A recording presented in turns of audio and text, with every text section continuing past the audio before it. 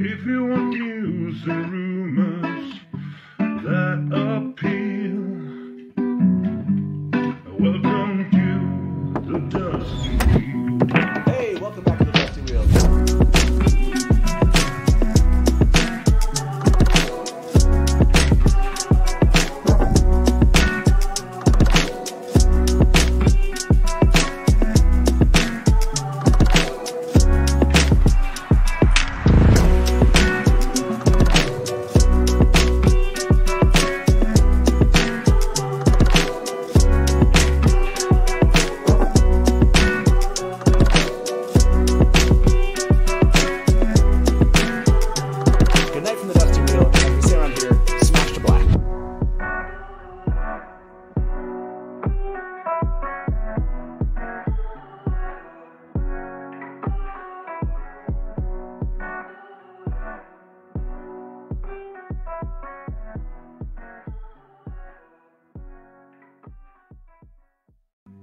If you want news and rumors that appeal, welcome to the Dusty Wheel. Hey, welcome back to the Dusty Wheel.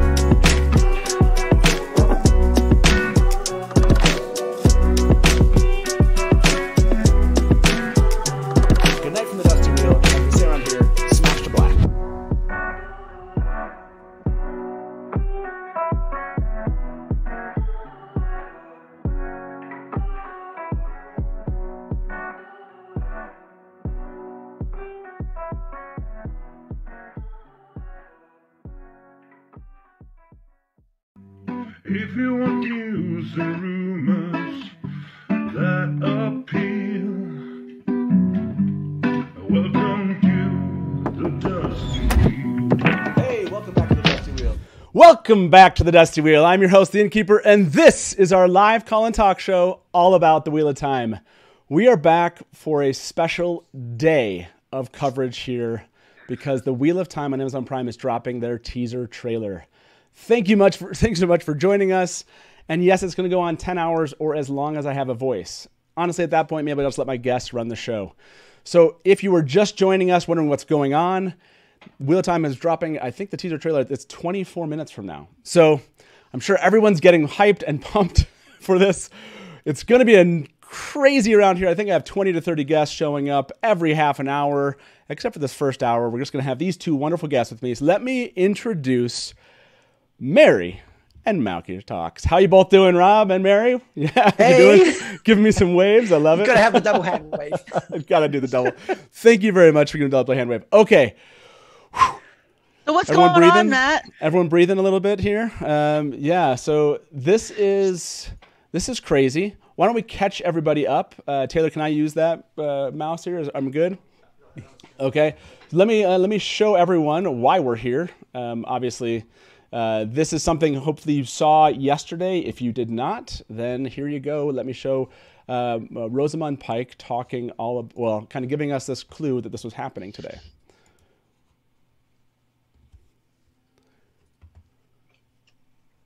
Oh, sorry. Let me unmute that for you, everybody. That would be nice. The dog one is waking, and we can't keep it secret any longer. The Wheel of Time teaser drops tomorrow. The dog one is waking, and we can't keep it secret any longer. The Wheel of Time teaser drops tomorrow.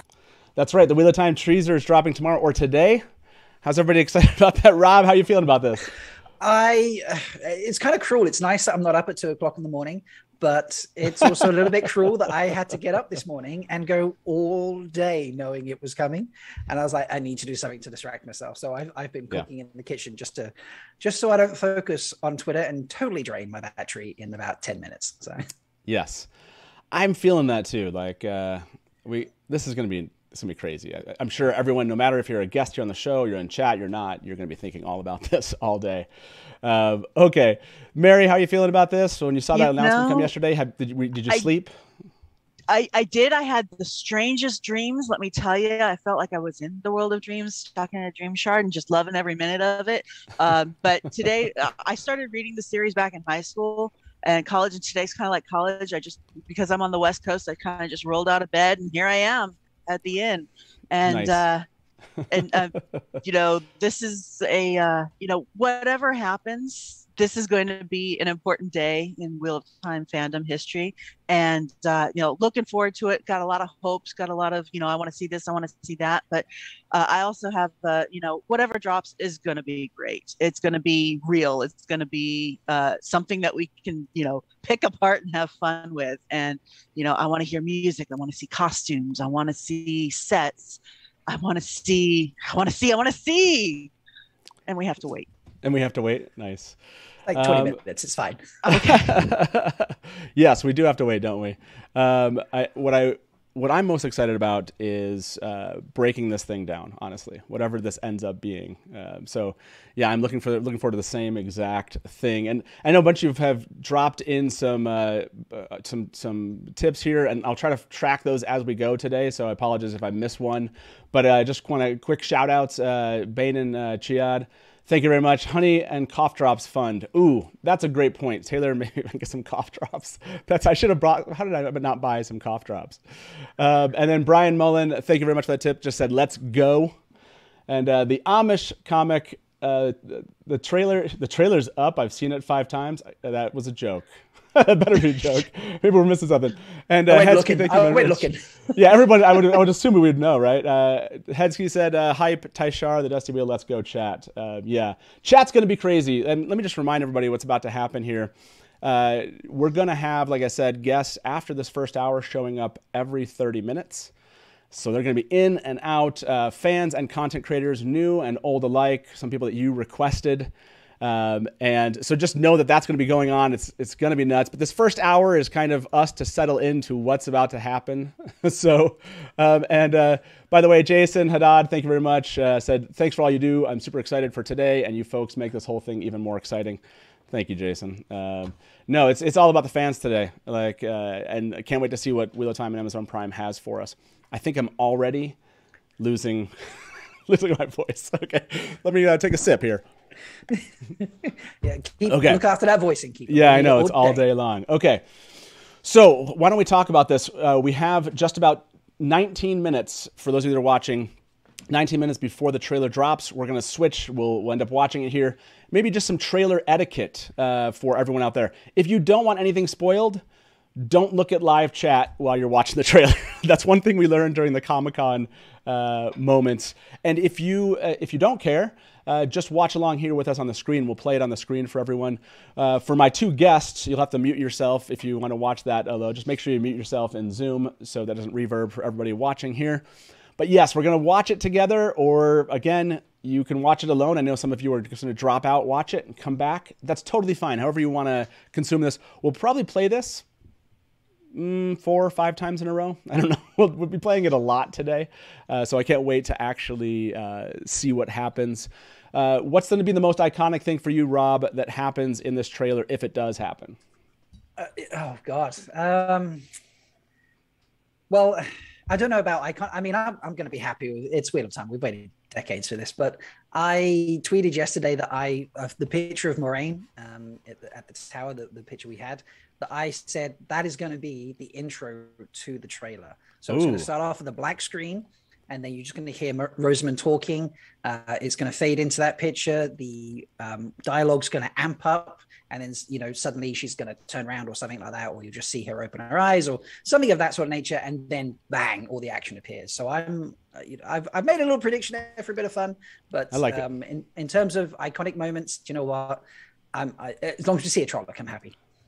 Is that your happiness moment too, Mary? Trollocs, or where's your happiness for this trailer? Kind of the button that's going to be pressed, and you're like, yes, it made it for me.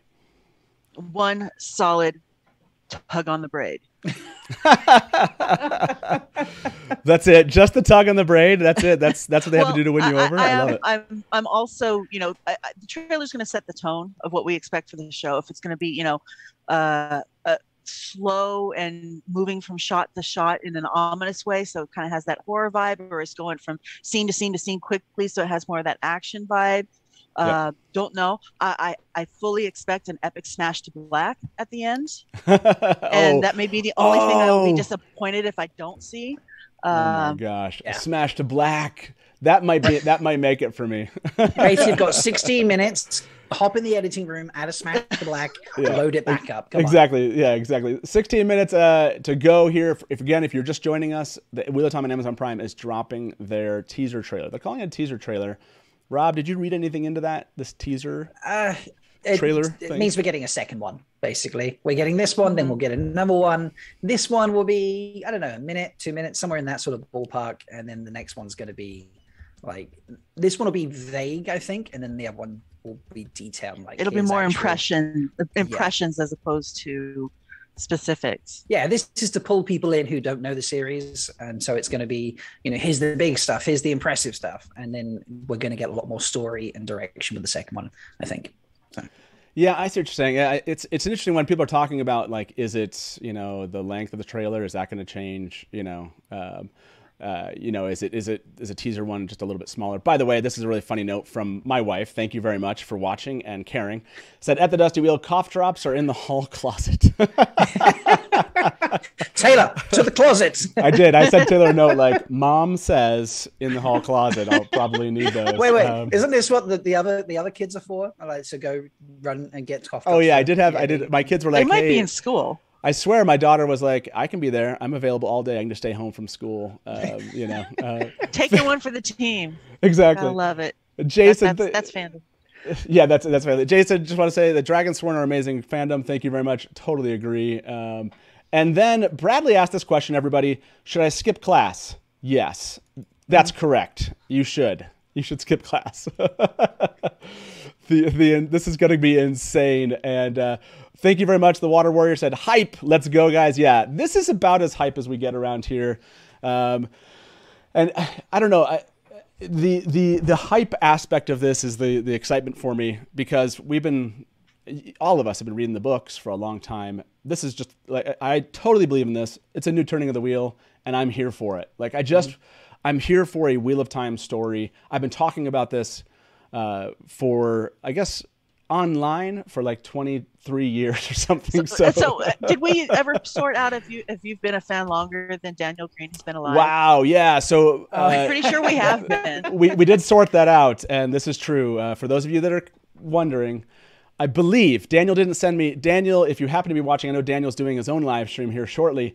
If you happen to be watching and hear this, you send me a text and let me know. I can't remember how old you are, but yes, I've been a fan. I've been reading the books for 31 years. 30 years, yeah. Yeah. So, but it doesn't matter. 28. Yes. It doesn't matter if you've been reading it for decades or you just picked it up a couple months ago. This is going to be great. Mm-hmm. Oh my gosh. Bard of the Red Hand just said that Daniel was born in 1993. That is when I graduated high school. So yeah, that's definitely the case. I've been reading these longer than Daniel's been alive. That's insane. And that doesn't mean anything other than I'm just really excited to finally see this show up on the screen. It just means I've been waiting for this moment a little bit longer, perhaps. Yeah. Kaz, shows the impact of the story. Yeah, the story has resonated for generations now. Absolutely. Kaz, thank you very much for this tip. Kaz is amazing. If you don't know Kaz Green, over on Facebook, doing the great work over there. Really appreciate all of the work that she does on Facebook with Wheel of Time fandom.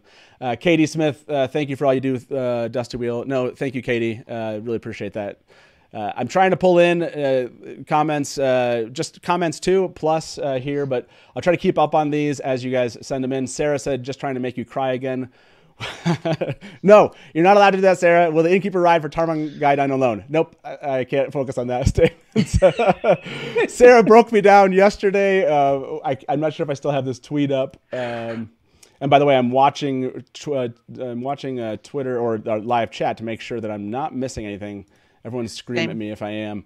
I don't think I have Sarah's tweet, but anyways, Sarah was wonderful and put out this tweet like, will the innkeeper ride alone to Trailer Gaidon? And literally broke me yesterday. I don't know, it just caught me off guard. So I told everybody like, no, I'm not going to think about that statement. So thank you all for being here. You're ridiculous, just like I am and my two guests are. Rob, what does this moment mean to you just personally? Like, we're finally getting a trailer and the show is obviously being released in November. How do you feel about that? It means that I can share this with everybody. Like, I talk about this more than most people would want me to, I feel, who aren't fans.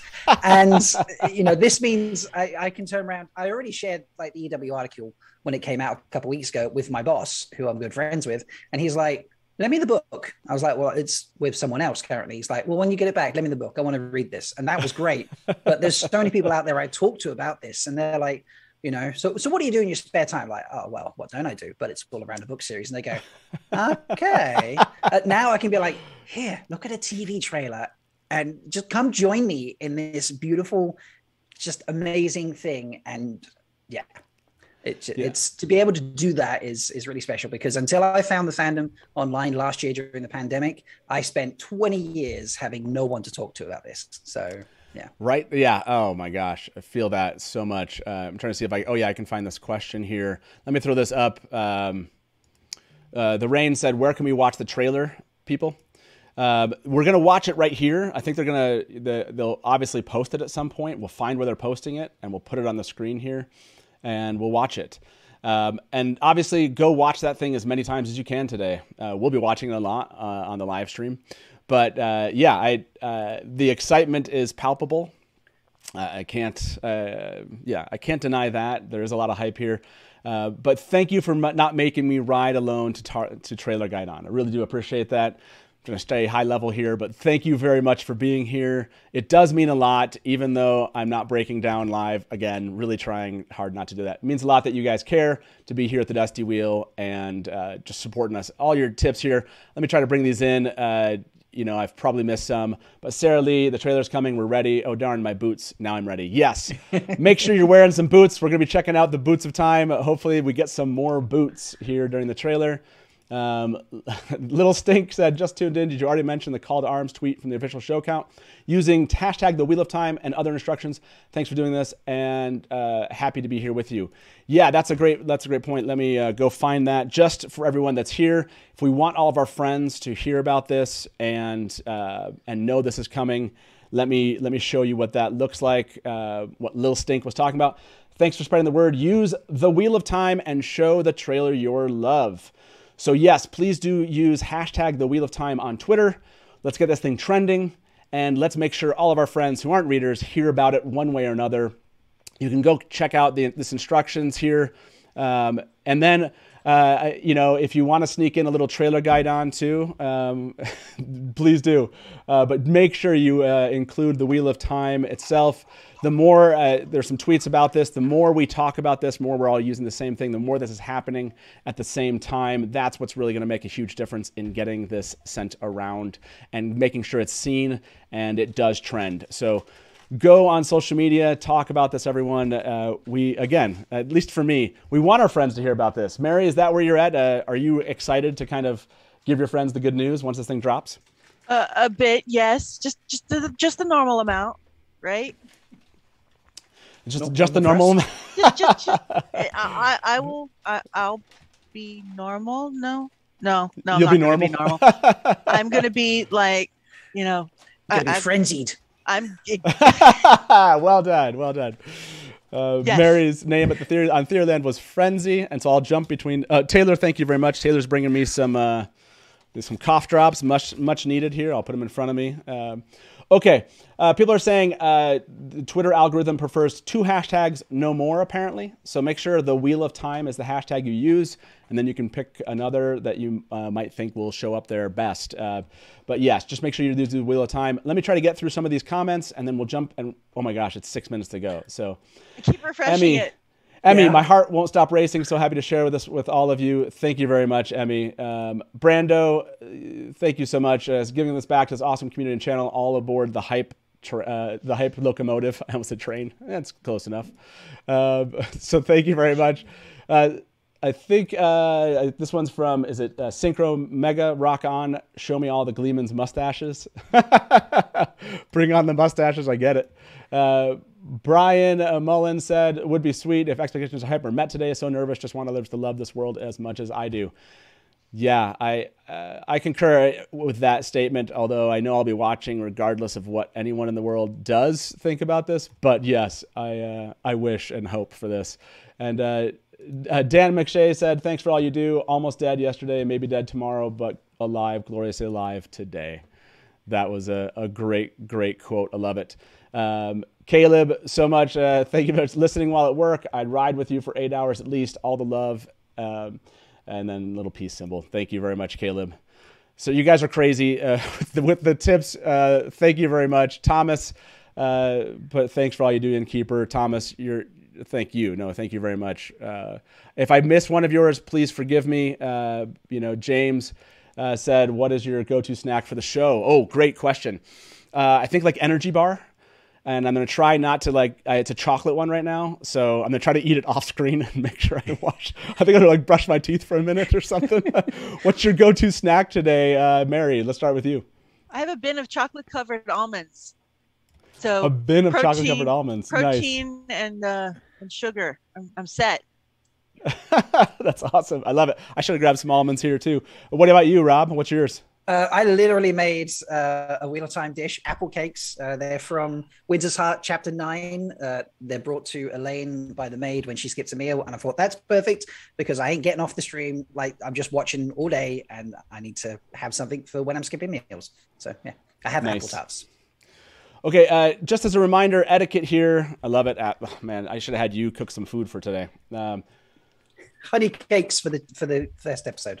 And by the way, Sarah Miller, thank you very much. Said thank you for 2 years of excellent shows. Looking forward to what comes next. Been waiting 2 decades for this. Yeah, with you there, Sarah. Thank you very much. Okay, here we go. We have 5 minutes to go. Let's just talk trailer etiquette one more time. We're gonna be watching. Everyone's gonna freak out here. We're gonna jump to wherever the trailer is. We'll watch for those posts. I'm assuming we'll get something out of the official Twitter account. They'll post it, post a link to where it's at. I'm assuming you all will send us links. That's all going to happen at the same time. We'll get a link up here. We'll watch it. If you want to watch it alone, go do that. Step away, watch it alone. You want to step away from this, jump back here. We're going to be covering this all day, literally like 10 plus hours, if I can make it, if my voice lasts. And then also, if you don't want anything spoiled, somebody jumps in and sees the trailer before we get it up here, don't watch live chat. Look away for it, minimize it or something. We can't control what it over almost, I guess, Malky just talked to said 1,800 people are doing. Yeah. So we can't. So we can't control that. Just know that if you don't want things spoiled, don't be watching live chat. But we will put it up on the screen as soon as we find it. We'll watch it, a lot. With that being said, this is a great jump over. Sarah Nakamura just said battle stations. Oh my gosh. Okay. If that's not a call to arms, I don't know what is. Oh gosh. Know, right? Okay. So I should be refreshing the Wheel of Time page, right? That's what I should be doing. Already but on I'm sure everyone's going to tell me. Okay, yes, and just a reminder for my 2 guests: make sure if you're going to watch the trailer, since you won't hear it through the live stream, if you're going to watch the trailer on your own, please do mute yourself on Zoom. That way, it won't kind of roll back. Okay, I'm going to see how annoying this is to be having a cough drop. It's probably gonna, it'll be in the side of my cheek. Let me know if it's too annoying, but whatever. Pace yourself, Innkeeper. Exactly. It's going to be a gloriously long day. We're so close to 2,000 viewers right now. Oh my gosh, battle stations is like the greatest thing that Sarah ever said. Did Sarah jump into chat too? Did I miss that? Oh man, people are at least atting her. I don't know if that's true. Okay, it's what we have 2 minutes. Yes, less. It's so funny. Like I'm dead. I'm like, what should I be saying? What should I be doing? Let me show this from Christopher Cottingham. Yeah, and then Mary. Thank you very much. Yeah. Chris said Taishar. Hatch, Theoryland, Dusty Wheel, also people at work trying to talk to me, and it's not okay. Yeah, it's not. It really isn't. Okay, Mary, what did you want to say? I was just going to say, I'm looking forward to the bottom of the hour, but as we know at Dusty Wheel, sometimes it takes a few minutes to make sure all the kinks are wrinkled out, so nobody panic if it takes a couple minutes for it to launch. Yes, exactly. No one panic, and no one panic if it takes us just a moment to get this up on the screen, okay? Give us a second. We'll figure this thing out. Okay. You know, just try to hanging out breathe at through the, the last, at the bar with I'm feeling 1,000 like- of our closest friends. It's I'm great. feeling. Well, I'm feeling what.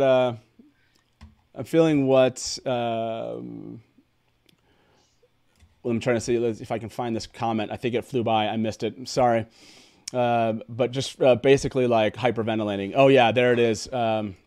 Jorge's comment here. I'm hyperventilating right now. Yeah, clearly we all are. We're there right with you. It's like a minute to go. I'm like, oh my God. Okay, here we go. Okay, we're just refreshing. How many times is this feed being refreshed? I couldn't imagine. Taylor, can I give you that answer later? Okay.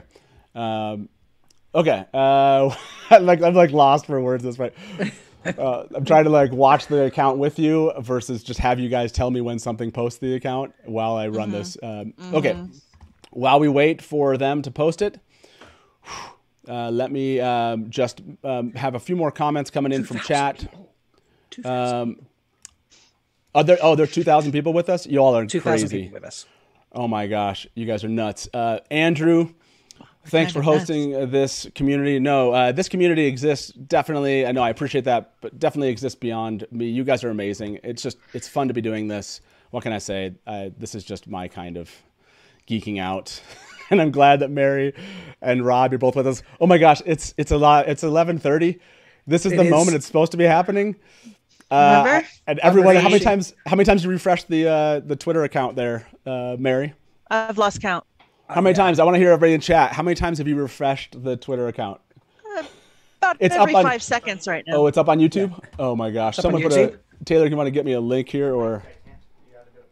Okay, everybody. Heading to YouTube. Well, let me be 2 places at once. Oh yeah, right. I'm going, guys. I'm going. All right, muting. I'm jumping to YouTube. There. Get me the link there, Taylor, if you can.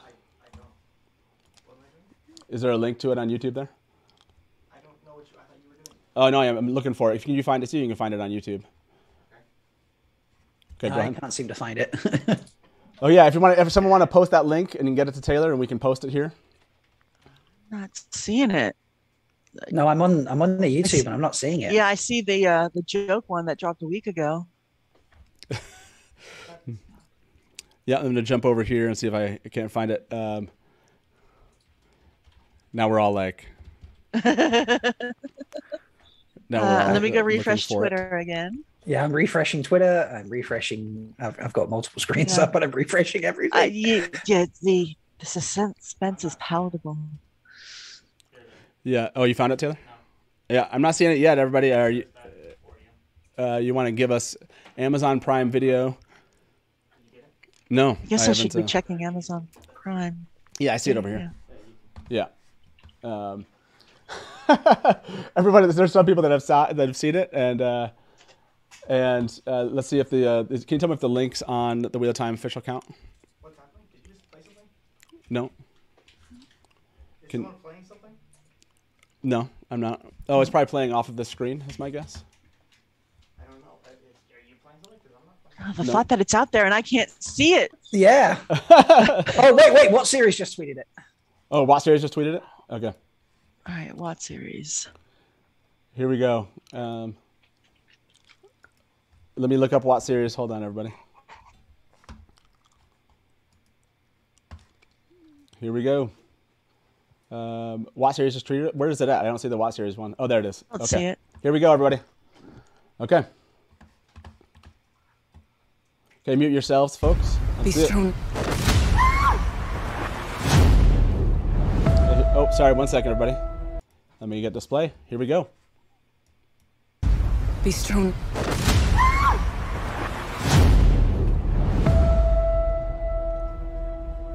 The wheel of time turns,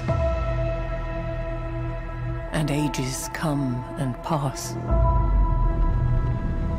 leaving memories that become legend.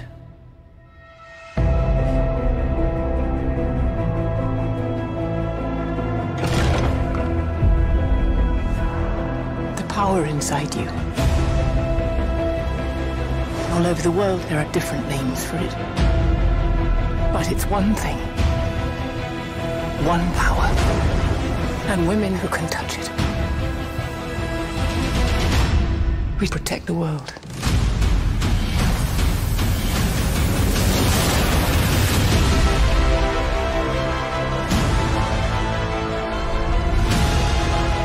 No matter what happens, what pain we face, what heartbreak, the wheel keeps turning. The Dark One is coming for your friends.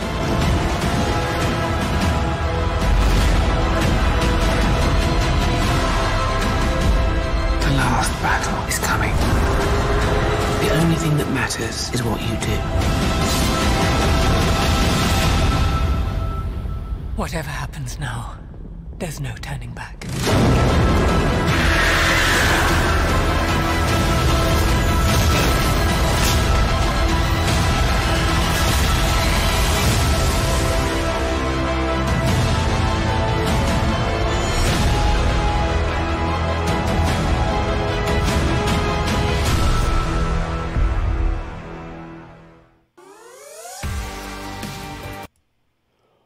Oh, I don't even know what to say at this point. I don't even know where to start with that. Okay. Wow. I'm seeing everyone. Okay. This has to be the first question for everyone in chat. And I want to know this answer. Did that, Rob, what's your reaction, man? Tell me. What's your reaction to this, Rob? I need to unmute. I just realized I was watching it a second time. Yeah. I'm stunned, but wow. Bloody hell! Oh my God. Like, Yeah, what's your Wow. reaction? that is so much more than I could ever have hoped for. That is stunning. Wow. Yeah, who's with us now? We just had a guest. Who just joined us? Yeah, introduce yourself to everybody in the audience. Oh, we can't hear you. You're muted. Yeah, Mary, what's your reaction? Holy crap. That was great. I was like, we saw boots. We saw that scene. We saw the merger off. We saw archery. Queen coming out of the river. Holy crap. We saw the Amaryllis Sea. We saw channeling. We saw Loki. We saw. Oh, and it was, Oh my gosh. I want to watch it again. Yeah. I want to watch it again. Yeah, we got to watch this again. Oh, we can't hear you just yet. Your audio is not working. So yeah, let's watch that again here. Just make sure you turn your audio off on Zoom. 1 second here. We'll just jump to display and we'll show that.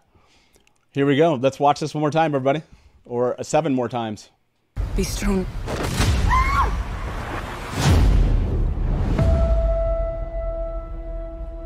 The wheel of time turns, and ages come and pass, leaving memories that become legend.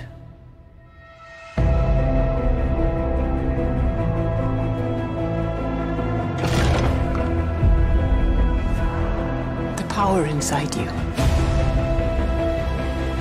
All over the world, there are different names for it. But it's one thing. One power. And women who can touch it. We protect the world.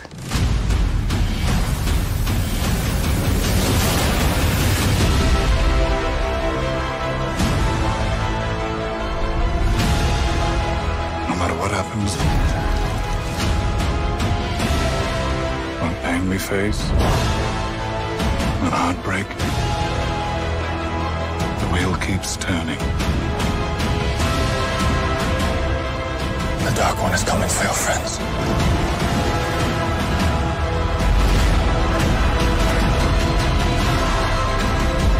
The last battle is coming. The only thing that matters is what you do. Whatever happens now, there's no turning back.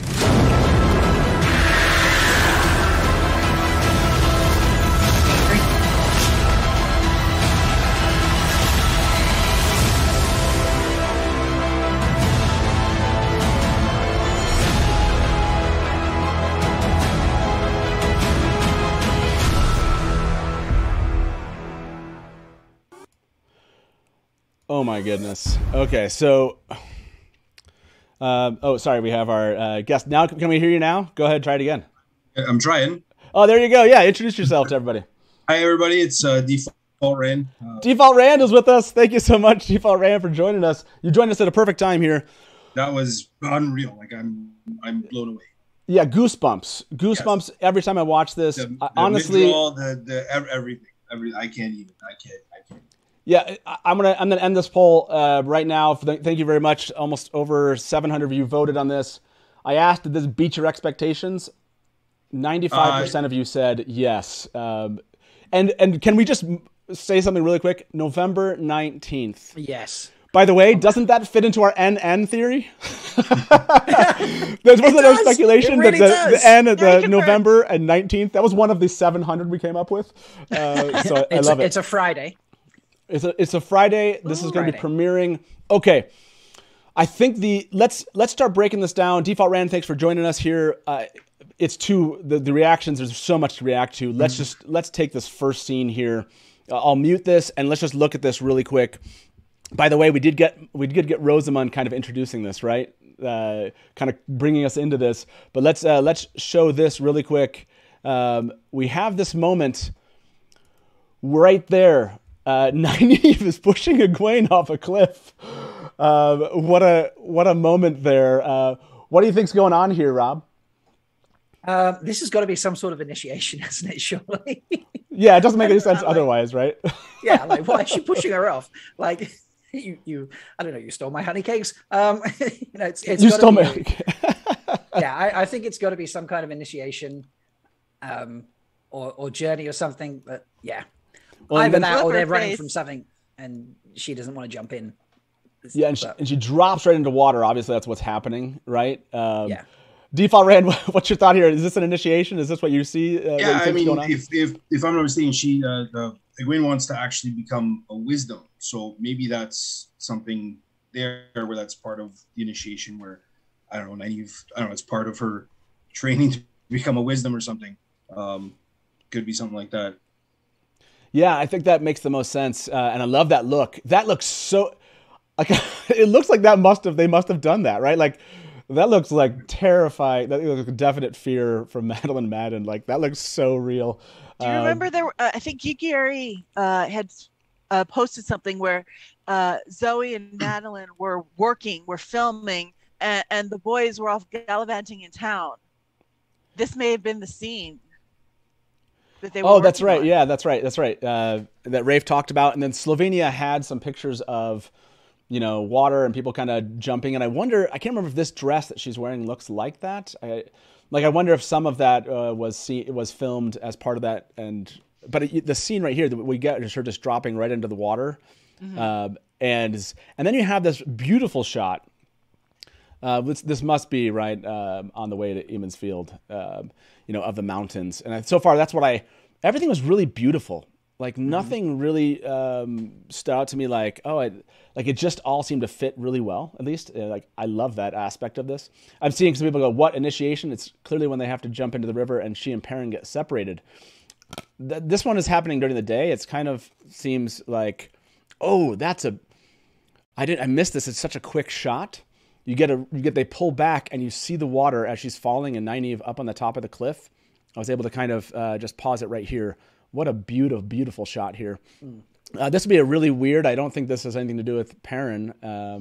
This definitely during the day, and it's just involving Egwene and Nynaeve. And Nynaeve's just standing up there like, like this was expected on her part, and maybe not so much on Egwene's part. Yeah, she looked very calm and collected, so it didn't seem like they were running from anything or such. So. Yeah. Anything interesting, Mary, stand out to you about this initial? They opened with this. Did that surprise you? Not at all. It almost sets the tone. We are going to be. If we don't dive right into this, we're going to get pushed. That's a great.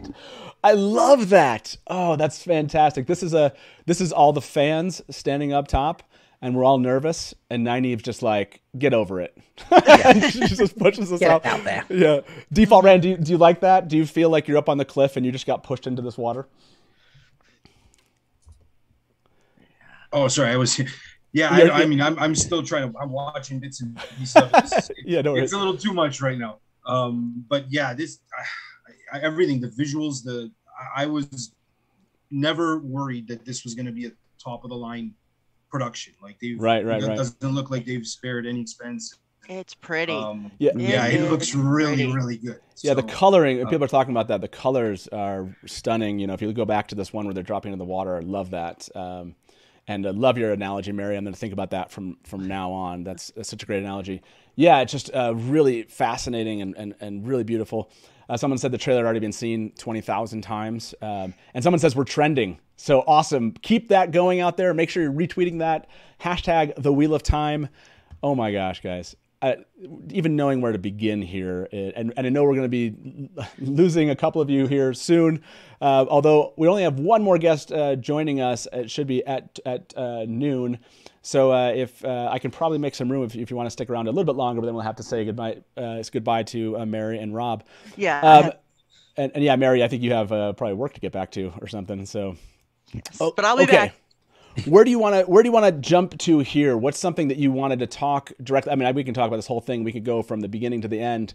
What is one thing that stuck out to you, Rob, before you leave us, that we want to kind of concentrate on? So who is this character? Just a little bit further on. So it's after we've got the scenes in the inn and the horses running across that giant landscape. There's a character like kissing a ring or something, or holding a piece of jewelry up to his mouth. It kind of looks like doesn't it look like Peter? Does it look like Peter Franzen? Yeah, that's who I was thinking. But Peter Franzen. Oh, and that is okay. This is a great one. Okay, so Peter Franzen is because look at what he has in his hands. Doesn't that look? That looks like the ring. Yeah. Of the Aes Sedai, right? That looks like at least. I can't tell if there's a jewel in it or not at the top there. Maybe that's just how it sets. But yes, we see a tear coming off of his face here. We see him holding this ring, and this looks like the warder. This is Karina's warder.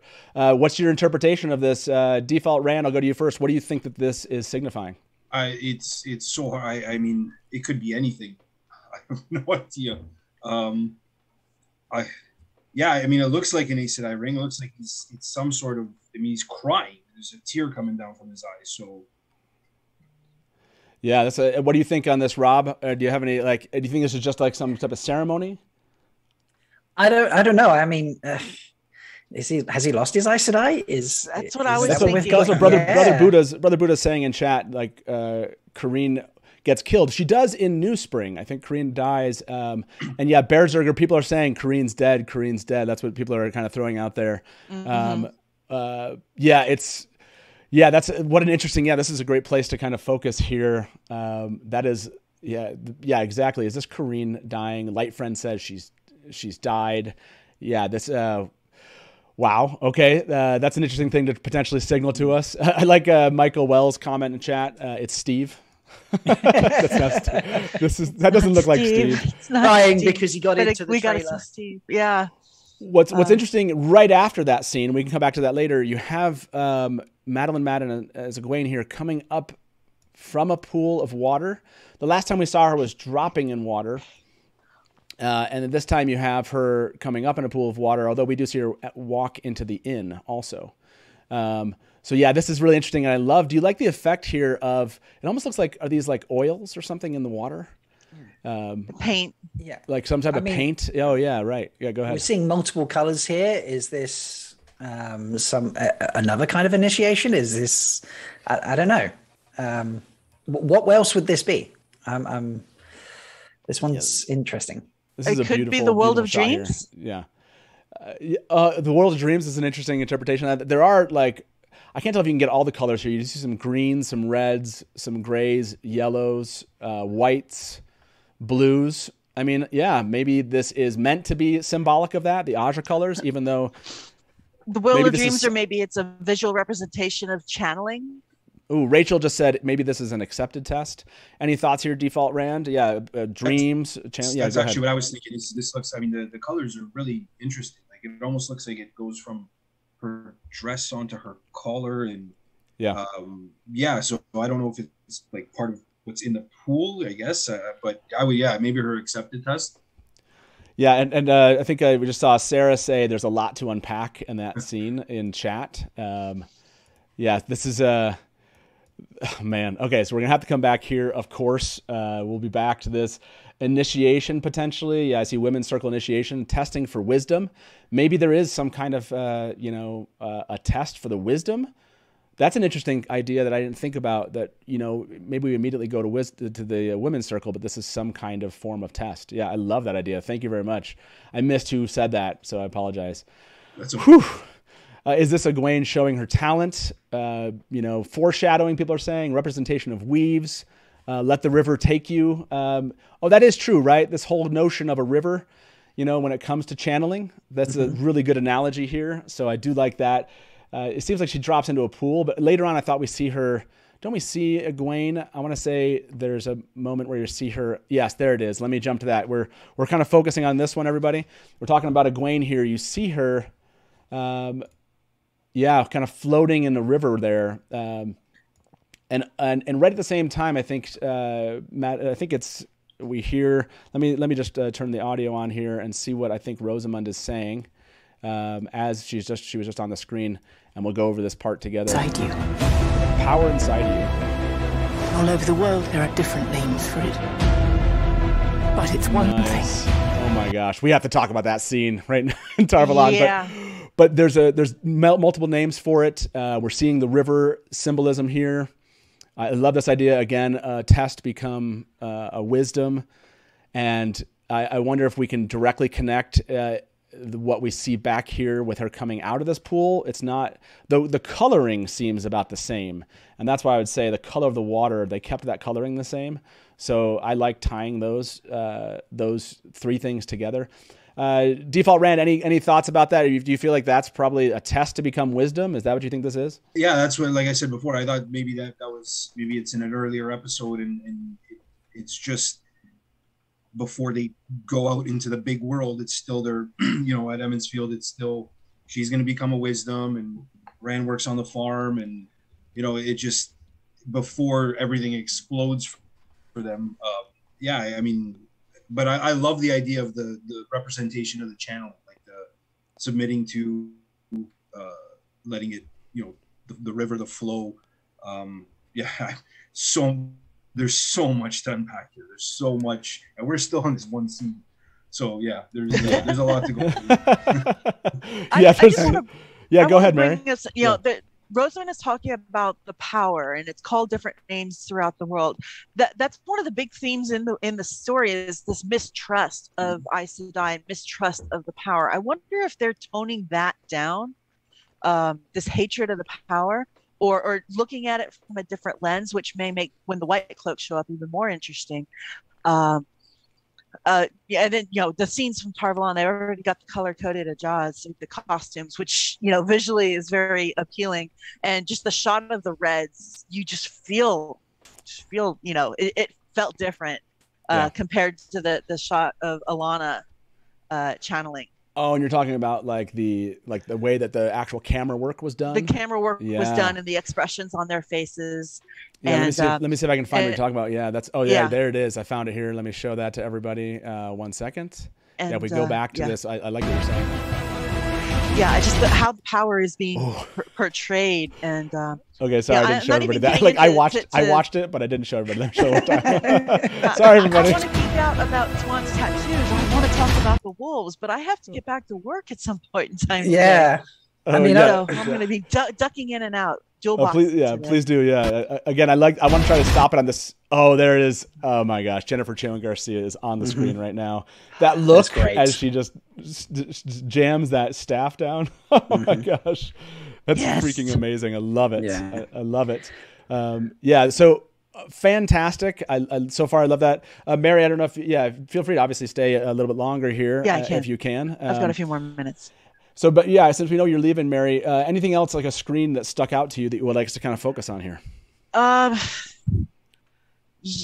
There's so many. I don't know. The shot of the Amyrlin seat. You can see her tattoo. She's got a tattoo. That's new. That's different. I like it. The wolves with Perrin.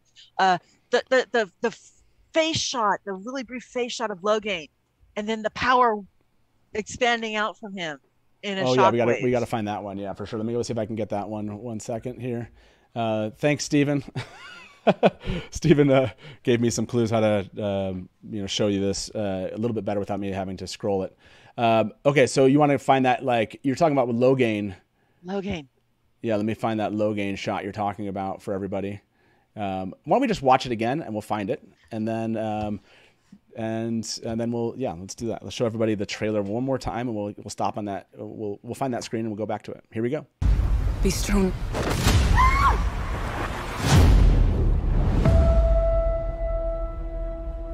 The wheel of time turns, and ages come and pass, leaving memories that become legend.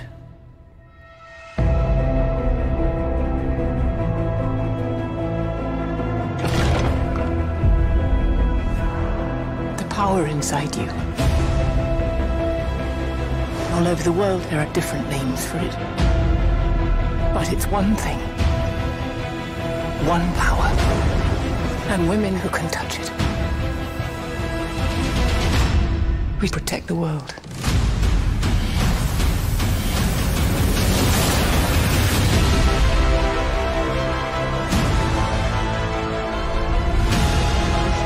No matter what happens, what pain we face, what heartbreak, the wheel keeps turning. The Dark One is coming for your friends.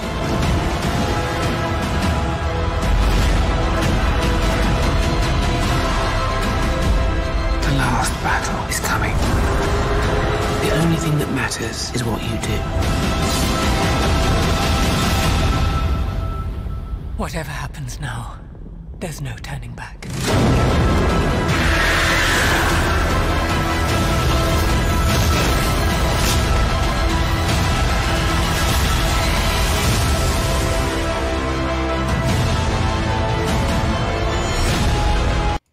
Yeah, that's such a.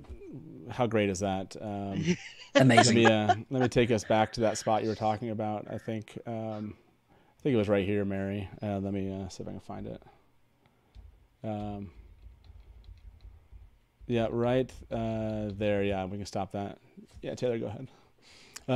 So yeah, this is that. Oh, sorry. Let me back up 1 second. Right there. Yeah, this I think was what you're talking about. Go ahead, Mary. You wanted to talk about this one where just the shot of Logain, and then the power expanding out from him, just knocking the Aes Sedai out of their chairs. That's somebody jumping in with 2 axes. Yeah, just seeing the we saw a couple shots of just the women, just the Aes Sedai just flying back from their chairs from the shockwave of the power. It's we know what that is, but somebody who's not familiar with the series wouldn't know. Is this the bad guy? Is this just a random happenstance? It must be important. It's in the trailer. We saw the Murdral, so obviously that's got to be a bad guy. right. And it's I'm almost speechless here. There's just so much here. There's plenty of material here to keep everybody talking for the next 10 hours. Keep those tea and cough drops handy, everybody. Yeah, Pace exactly. yourselves. Oh my gosh. Enjoy it. Enjoy it. Post it on your social medias. Let's get more people in. Let's make this successful. I'm optimistic. I was trying to keep my expectations under control, which has been difficult over the last 2 years. But I'm really optimistic. It was very visually stunning. It was, the soundtrack. You heard some of the themes that they had used in the previous, little teasers that they did, like for the dagger and for the Shadar Logoth scene and the guitar and whatnot. There's it's just all of it's coming together, and it looks like we're in for a ride. Yeah, for sure. I want to put this out. A couple of people are making comments, and then you can go ahead, Rob. Sorry, played that again. So let me quickly kind of bring up some comment here, which was someone thought that shot looked like a lot like Peter Franzen, And so I saw someone wonder if that's like, if Kareen dies and that's kind of like after that, or is that when is that? So yeah, someone kind of had some speculation there. Go ahead, Rob. You were going to say something. I feel like I have a Gertrude Loins moment that I feel like it's easy to overlook because there's so much going on. But about 40 seconds in, we see Moiraine being healed from something that seems fairly serious, in just below her neck, like a serious wound. Obviously she doesn't get injured in the eye of the world like that. She gets tired and such, but yeah, she's being healed by another Aes Sedai. So clearly something bad went down with Moiraine, and obviously that's not expected. So yeah, that's an interesting thing to point out too. Let me see if I can find us that shot that you're talking about. Yeah, it's at about 42 seconds. Yeah. Yep, this is the one you're talking about. Here you go. Okay, yeah, this is that's an interesting one right there. Yeah. Oh, what's interesting, I love how it flows actually from, it looks like, and someone was saying it looks like she was stabbed, but I love how the flowing of what looks to be channeling here is, and then it kind of flows right into like channeling that is going on. I'm assuming that's her there in Emond's Field. So yeah, what a great kind of mix of that shot. By the way, people are like leaving donations, big comment. Rajesh, I'm dead, crying. How are you keeping it together, Innkeeper? Just trying not let this all kind of fail on us. So yeah, this is crazy. I'll probably take that in later. Michael McClandon said, "Thank you very much." Said my takeaways: the music, channeling, and we protect the world. Chills. Yeah, absolutely. Mary, I know you got to leave us here. Yeah, did you want any final thoughts from you before we let you go? Yeah, just flabbergasted, just epically pleased.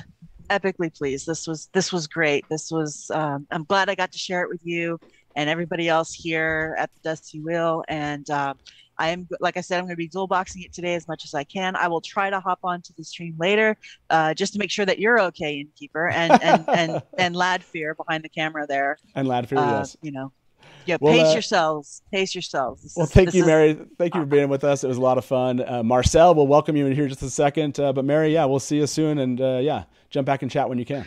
Taishar Trailer Guidance. Yeah, you too. Okay, we'll see you. Bye-bye. Okay, who's joined us now? Marcel, thank you very much for joining us. Thank you for being here.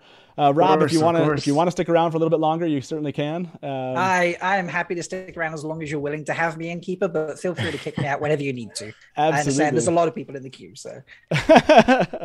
No, that's okay. We have them coming in every half an hour. If you're watching this right now, please go give all the views we can on YouTube to The Wheel of Time on Amazon Prime. Make sure you're tweeting about this, the hashtag The Wheel of Time.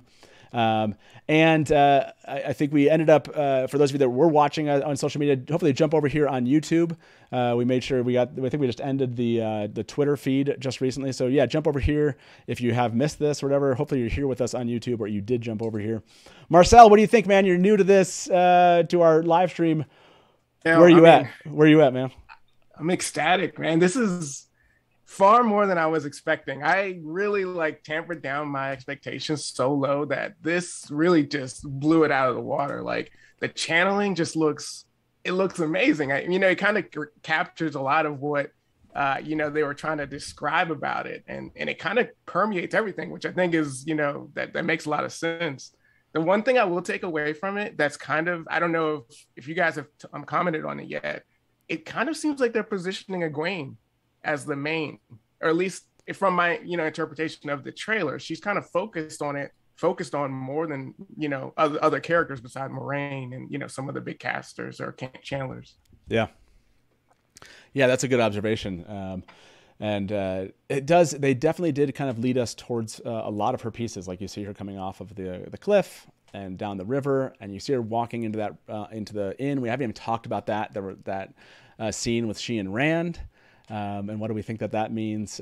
But yeah, just to remind everybody, right now is the time to go and take a break from live chat and go tweet and Facebook and everything about this.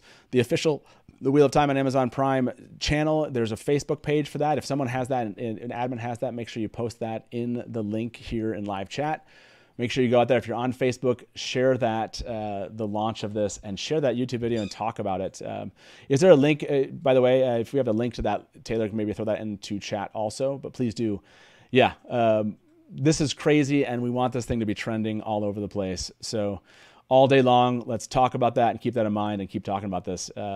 Okay. Let me jump back to you, Marcel. That Egwene side of that, maybe this is a good time to jump to that, the scene I was talking about on the trailer. Let me see if I can find it. You have Egwene. There's a really fun scene where you have the inn, and she kind of walks in. They get to, here we go. Let me show this. The wheel of time turns. They have the inn going here, and ages come, and Egwene walks in, and you see that look. You see that look from Nynaeve, and then you see, Rand kind of smile at Egwene, and then it does look Egwene's coming in, with her hands together, kind of entering. Oh, Nynaeve, right. I missed Nynaeve over on the side. What is this? How did you interpret this?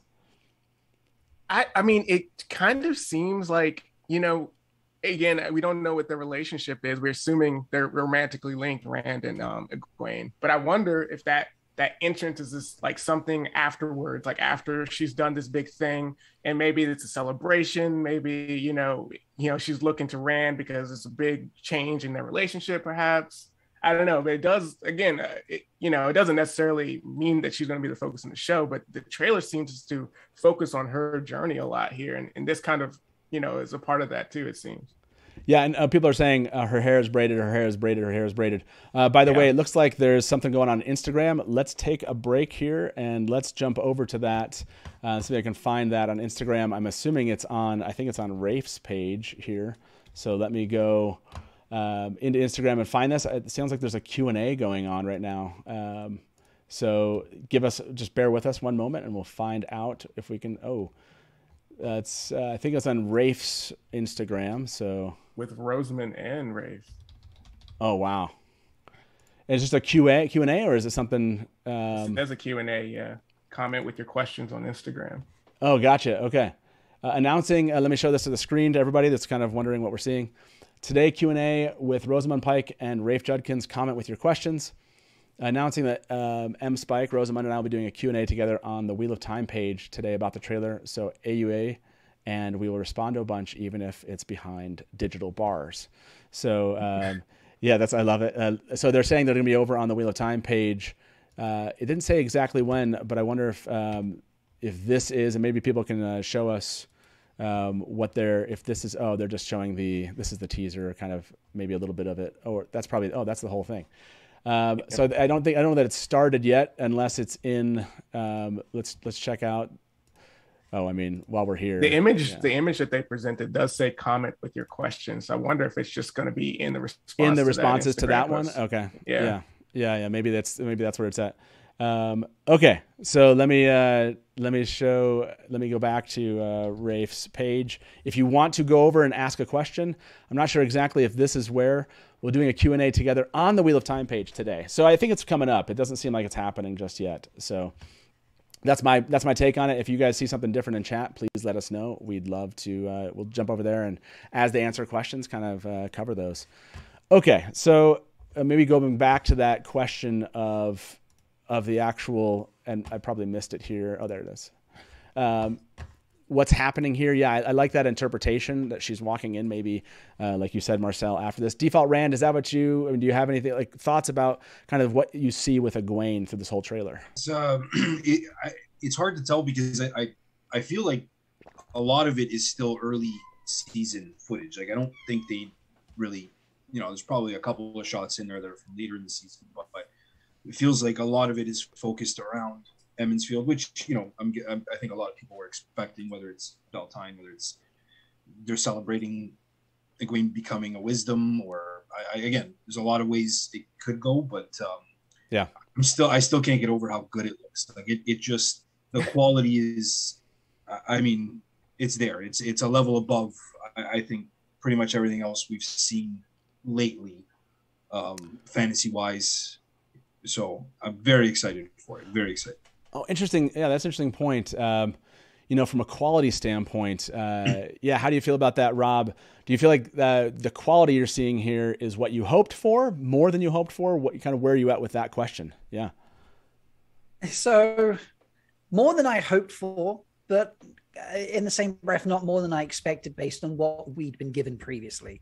So we were getting all those little teasers and snippets, and the quality was amazing. I mean, even that little piece we saw from the German Prime account that wasn't finished looked flaming awesome.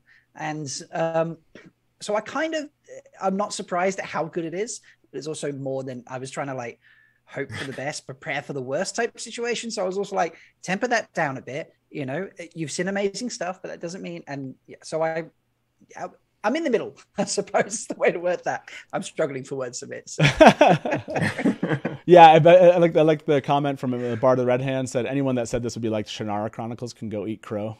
Yeah, they're clearly a dark friend in need of balefire. Yeah, exactly. No, I think the quality, I mean, just even in this shot, I think it's well done. And as you kind of, as we go on from this shot here, I love the shot of Yosha Stradowski looking up at Egwene. It almost reminds me of that still image that they actually put up of him looking at her. What a grin, hey? What a grin. Yeah, look at that grin. Oh gosh. That guy looks smitten. He looks smitten. Yes. He looks like he knows how to talk to a girl. You do see some, look at Nynaeve's. I can't tell if Nynaeve's looking at her, if this is the same shot, or if this is the shot her walking in. But there's almost like a little smile. Yeah, look at that smile, kind of creep up on her face. Yeah. I love it. Yeah, this particular scene. Oh my gosh, amazing. Yes, just another reminder, guys. It sounds like we're number 2 trending on Twitter. Let's make it number 1. Everybody get out there and keep talking about this. Keep posting about it. Let's make this the number 1 trending topic about the Wheel of Time. So, Bear fire the doubts. I love it. Okay. We've kind of covered and talked a little bit about Egwene. We can go back and unpack that thing as many times as we need to. We've talked a little bit about Art. Art just said, that's a smile of not a virgin. I don't know that that's true there. So let's, but that's an interesting shot. Let me see if we can find that one while we're talking about, does anybody remember where that shot is? There was like one with Rand and, that is Rand and Egwene, I thought. Yeah. So if we can, I'm trying to remember where that shot was. That is about there minute it is. 9. Yeah. Oh no, yeah. Minute 8. Yeah, minutes. Oh my gosh, there's so much as we like hit some of these shots. There's so much to talk about. It's ridiculous. Okay, let's talk about this. Here we are. Interesting. Look at the text. She says the heartbreak at the same time as this scene shows up. Oh man, that's oh gosh, that's good. Well timed. Yeah, this definitely looks like an intimate scene here. What do you think, Marcel? Do you think that this is something like this intimacy that already exists between these two? I think so. I think they're gonna play. I think they're gonna play that angle up a bit, which I think is a good idea because you never really got to see them be in a relationship. It was more like boyhood, like crush. They didn't really understand what it was either. The one thing I will notice in this shot with Rand and Egwene here is, doesn't it? I mean, and maybe I'm looking into this, but the walls, are they stone? Oh yeah, I'm great wondering. question. Yeah, I'm wondering if this is like somewhere outside of the Two Rivers or Emmett's Field, or is this, maybe their own place? I mean, the way they're together here, I would imagine they have some privacy, so this might be their own place. Maybe he doesn't live on the farm with his father, Tam. I don't know. By the way, I saw Sarah say, "Look at the craftsmanship on that door. Come on, guys, we ain't playing." Yeah, no, look at this scene and just look at the scene itself. This scene is, I love the lighting in the back, the fire coming out here, and then just kind of symbolic of maybe the heartbreak and the flames in this relationship. You can kind of see Egwene looking down here. Someone said shirtless Rand, wasn't expecting that. Yeah. All those flames he'll have to put all his feelings into when and then that little heartbreak comes. This is a really well crafted. If you notice, just take the mood from Egwene in this moment if you watch what happens immediately after this, you have Egwene kind of looking down, and then it goes right to Mat and Perrin sitting down and looking down also, so just like, it looks like everyone is feeling this. And I love how they paired these two scenes together. This is just well crafted from an emotional standpoint, if you will. So yeah. Does that scene with Perrin and Mat look like, I mean, the windows in that, does that look similar to the Shadow Logoth pieces we've seen? Oh my gosh. Yeah. Is it just the two of them lost in Shadow Logoth perhaps, and no Rand? Yeah, that's oh yeah. Oh, sorry. Is there somebody else here? Did we bring I think Cam on camera has arrived. Oh yes, Cam is here. Cameron's here. Welcome, Cameron, my co-host, my eyes and ears for the day. So Cameron's going to join us once an hour, that 15 minutes after the hour, and give us just a couple minute breakdown of what's happening out there. What have we missed? What's going on social media, Cameron? Hopefully you've been like keeping the pulse for us. Yeah. Okay, what have we missed? Yeah, so what's interesting? I've been following Daniel Green because he's also doing a breakdown of the trailer, and a lot of people have been, unfortunately, pretty negative of the CGI. But what people have to realize is, like, they're not done with everything. We still have, a couple months out, and they're going to touch up a lot of that stuff. And it didn't bother me, to be honest with you. Like, the CGI looks, it doesn't look terrible to me, in my opinion. I'm not like a visual effects person or anything, but yeah, we haven't actually kind of had that conversation yet, like talking about the CGI. It wasn't something that stuck out to me. I didn't. Maybe go to my guest here. Default Rand, did the CGI stick out to you as? Not really. It looked. I thought it was pretty good. Again, I'm no expert, but I've seen way worse. So yeah. No, I think that's a positive. Yes. We're asking the reverse here. Are you happy with the CGI? How about that? That's I'm kind of curious. I want to ask. I'm kind of wondering that definitely did not stick out to me. Not to me anywhere. As Unraveling the Pattern just jumped into chat here. At least I'm seeing it now, and he said that's the bad compression of the video. Yeah, I don't think you can. Like people were saying, it looks a little bit grittier. Yeah, like this is 1080p, but through YouTube. So yeah, that's a. It's kind of weird. So we have somebody in here. Hey, greetings from Daniel Stream. Gotta go back to the start, but had to show you some love too while you're still live. The trailer gave me some chills. My hands are pretty shaking. Thank you, Inca. Appreciate it. Appreciate the love. Nice. Yeah, I that didn't stand out to me. What else have you heard out there, Cameron? So I'm looking right now on Eyes and Ears right now, and someone said about 25 minutes ago, the Prophet said that's a dead Aiel at 104. Oh, really? Okay, here we go. With Mat in the frame, and at 104. At 104 in the trailer, that's the timestamp that they gave. Okay, it does look like an Aiel to me. It does. Let me see. I'm at 104 here. Let me show this. This is at 104. But maybe it's a. Yeah, this is 104. This looks like a wall. Yeah. Wait. Oh. Maybe it's 105. Maybe they meant because you see two people on this wall. We have to come back to this. Oh my gosh, this thing is gonna take. Breaking this down is gonna be ridiculous. I'm not seeing. Oh man, one of these wrong times. I think it's the wrong time. Okay, yes. If you can find out on that one, that'd be really interesting. If you dead Aiel, that's what an interesting question. I see. I did see it. Yeah, I think it. For me, it's showing up at 105. Is it at 105? Because I'm seeing. Let me. Yeah, it's Mat looking up, and there's a wall behind him. Oh, right there. Yep. Yeah. That. An Aiel in a cage. Yes. Yeah. And that got you. Oh my gosh. And this is all the man. I need to go back and watch just all the text that shows up with the images. All the pain we face. Oh man, and it's focused on Mat, but Mat's kind of blurred out there.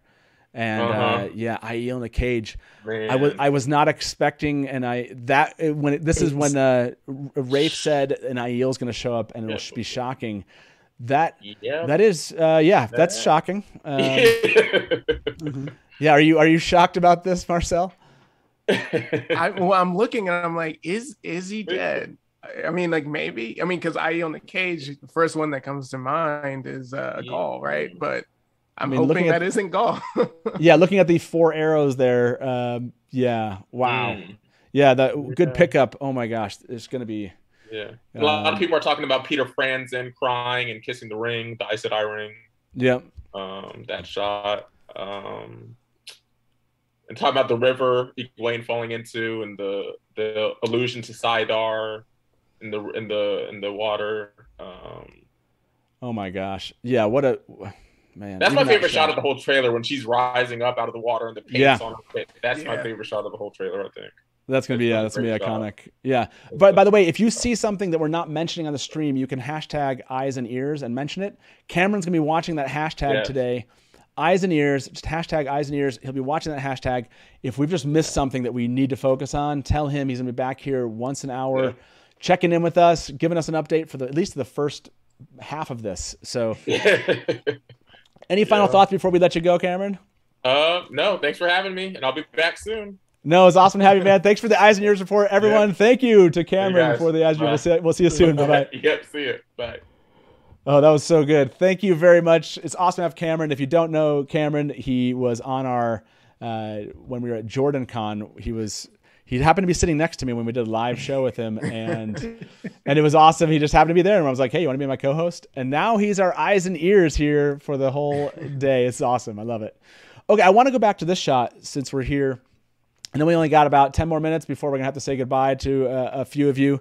As we have a couple more people come in. Rob, you got to stick around a little bit longer. Look at you, but we'll have to say goodbye. But I want to go to this one because this was at the kind of 104 moment, and it looks like a wall. And as I kind of go backward through this, that looks like, is that braid?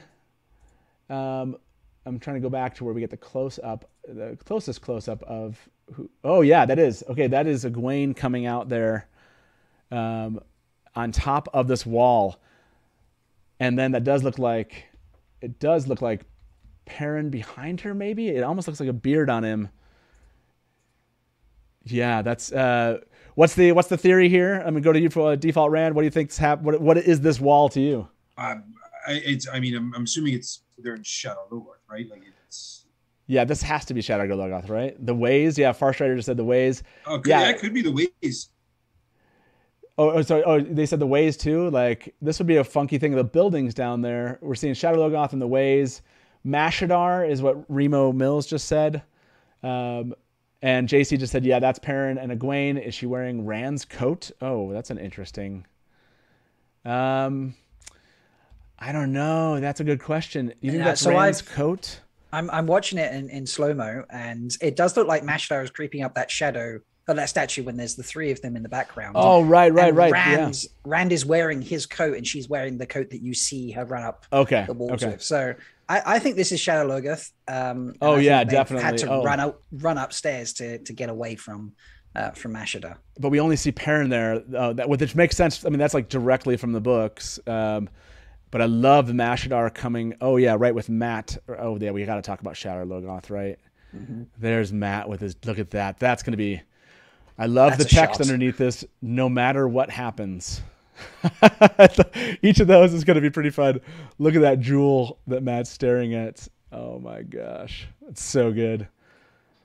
And then right to Mashadar showing up. We unblurred that script, and this. If the unblurring of the script was correct, then this is going to be the Mashadar is taking out a horse. that's what we know is happening here. Okay, that's awesome. Observations on the scenes from Mashadar, or what looks like to be Shadow Logoth here. Default Rand, thoughts about? I know we're gonna be losing you soon here. Thoughts about what we see from Shadow Logoth so far in the trailer. Well, I mean, it looks like they're. I don't know if they're necessarily separating them as much as they did in the books. I think that's probably to keep it a little tighter, the story a little tighter with less episodes and whatnot. But I mean this, I gotta watch this thing like 12 more times to even fathom what's happening throughout. There's so much, like there's parts later on in this trailer that I've only seen once. Like, and I'm losing my mind. So I'm definitely looking forward to taking a little bit more in, and hopefully I'll be back in the chat a little bit later and see what everybody's up to. So. Yeah, I mean, definitely feel free to stick around a little bit longer, just a couple more minutes. But yeah, I agree. Like, there's so many pieces of this. I just saw a note that the trailer's up on the main page of IMDb. Again, make sure you go out and share the trailer. This is gonna be a fun one to go over with my family. I can't wait to get their reactions. We'll get Taylor on screen here shortly and get his reactions of this. That has to happen. Nice. Yeah, and then the poll here. Thank you very much for the 1,000 of you that voted. Let's end this poll. Yeah, when it comes to the CGI, these people here, 91% of you at least are happy with the CGI so far that you see, either compressed here or whatever it is, happy with how this is looking. So, yeah, that I don't know. Again, I don't know how many of this poll was kind of run over Daniel's, if that would be any different. But it seems like most people are happy with what they're seeing here. So, yeah, I love it. They should be. Yeah. Anything final thing you want to call out, Rob, before we let you go? The trailer on YouTube just eclipsed 150,000 views, and it's been out That's less huge. than an hour. Yeah. That's pretty good. We're still number 2 on Twitter. Still number 2. Okay, let's get out there and tweet. So I can't do that right at this moment myself, but please do in my stead. Go out and tweet about the Wheel of Time. Hashtag the Wheel of Time. Make sure you're sharing that. Keep talking about it. Let's see if we can build a break and get the #1 trending topic here to be the Wheel of Time. But I'm not, number 2 is huge for the world. So Matthew just said you can see Rand and Matt look back at a giant circular. What is it? Sorry, let me move the screen over here. Giant circular city and Shadar Logoth, and that's at 56 and 57. Let's go look at that. Where is it at? 1 second. Let me show that on the screen. And then get us back to 50. Oh, yeah. Great question here and great call out. Oh, wow. There's a huge circular city. I mean, that's epic. What do we think that is? Well, I think based on the wall that we've just seen them all run up away from Ashadar, I think that's got to be Shadar Logoth, surely. Shadar Logoth. It did talk about walls in the books. Obviously, it was a walled city, so this looks very much like tucked away in the wilderness. It doesn't look like an island. Am I wrong in thinking that? And I don't see Dragon Mount. No, the river only seems to go around one side, the side closest to us. I can't see it go around the other side. Yeah, and it does look like in the back that there is, but people are saying Tar Valon. People are saying Shadar Logoth. Okay. That's why we have polls. Which city is this? We're going to say Tar Valon. And then we'll say Shadar Logoth or other. Yeah, that's we got to do this. Yeah, great call outs here. So, okay, we'll stare at this for a little bit longer. Rob, I'm going to let you go, man. I know we're going to have people jumping in here shortly. Make sure we have some space for them. Thank you very much for kicking off the show with us. It's been a pleasure. It's been a pleasure. Oh my gosh, there's so much to talk about. We got hours to go here. I will be in chat for the entire time. I have snacks. I have caf. Yeah. I don't need sleep. I will be here chatting in the chat and rewatching the trailer and all that sort of stuff. Thank you for having me. It's been a blast. And Taishar, Ladfair, Manfair, and the Wheel of Time. Thanks, man. I appreciate it. Yeah, we'll see you in chat. And again, if there's some empty space, if someone can't make it, stick around or reach out to me. Yeah, you know how to get back in here. So, hey, we'll see you, man. It's awesome to have you. Bye. See you. Bye-bye. So, yeah, this is what's happening in the poll here. 500 of you have voted. 73% think it's Shadar Logoth. Okay. And Dancing Samurai saying Shadar Logoth had a river. Remember, Perrin and Egwene swim across, and Rand and Matt Tom take a boat down. Right. So yeah, that does make sense that this is Shadar Logoth. Someone just brought up Faldara. I don't remember there being a river by Faldara, but I could be wrong. Do you gentlemen remember there being a river by Faldara? No, but I can't. It can't be Tar Valon. There's no tower. Right. Yeah. Oh, good point. Yeah. I feel like they would never risk a shot of Tar Valon without showing. Like, it's all especially a happening wide live, shot like and you're right, not Tar Valon. That is the on that poll, because that's definitely not Tar Valon. No tower. Let's see. I saw some comments come in here. Apologize if I missed. The chat's just flying by. Josh K says the walls are broken and uneven. Has to be Shatter Logoth. And then Fusion said the longbow does not live up to its name. Let's see if we can find a picture of the longbow that Rand has. I think it was right around that section with we were talking about when we were talking about Shatter Logoth. So let me. Maybe there's a better shot if someone has a better shot of the longbow, I can find it in the timestamp. So if someone in chat wants to tell me where to go, do either of you have a better shot of this? So this is the one I see. Isn't that's not a great shot of the bow itself. You can kind of see it right here, but you can't get a feel for maybe its complete size there.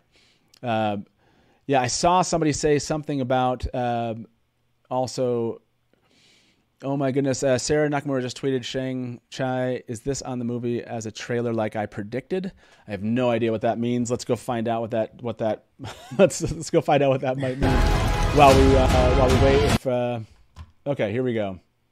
Let me see if I can find Sarah Nakamura's tweets, and we can show that what Miss Sarah James is talking about. Okay, so this is the tweet that Miss Sarah James is mentioning.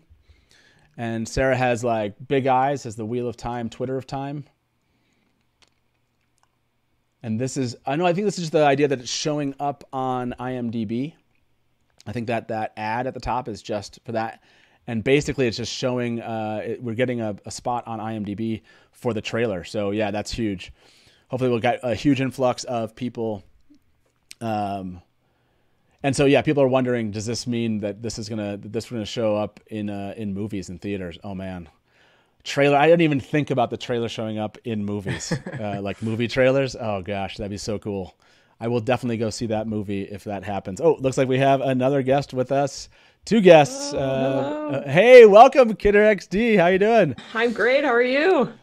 Thank you very much for joining us. Appreciate that. And I think Joe O'Hara is going to join us here shortly. We'll say goodbye to Default Rand. Default Rand, thank you very much for being here, man. Thank you so much for having me. It was a lot of fun. I'm going to watch the trailer like a billion. Yeah, go watch the trailer again. I'll catch you guys please. in chat later. Thanks. Sounds so good. Much. Have fun, yeah, guys. We'll see you. Bye-bye. Yeah, it was awesome to have Default Rand with us. A lot of you asked for some new blood among our guests here at the Dusty Wheel, and so it was awesome to have Default Rand with us for I think just the last 45 minutes. So, Critter XD, thank you very much for joining us. What are your thoughts about what we saw today? Like I need your reaction. I recorded it to share with Dragon Mount, so it's now gonna be here forever. I almost cried. I gasped. I was shocked. And sorry, I got mixed up. Literally, like the Rand and Egwene thing, I was literally like, and then whenever we saw the Murdral, which I think is a Murdral, some of us were saying it was a drag car, but I'm pretty sure it's a Murdral.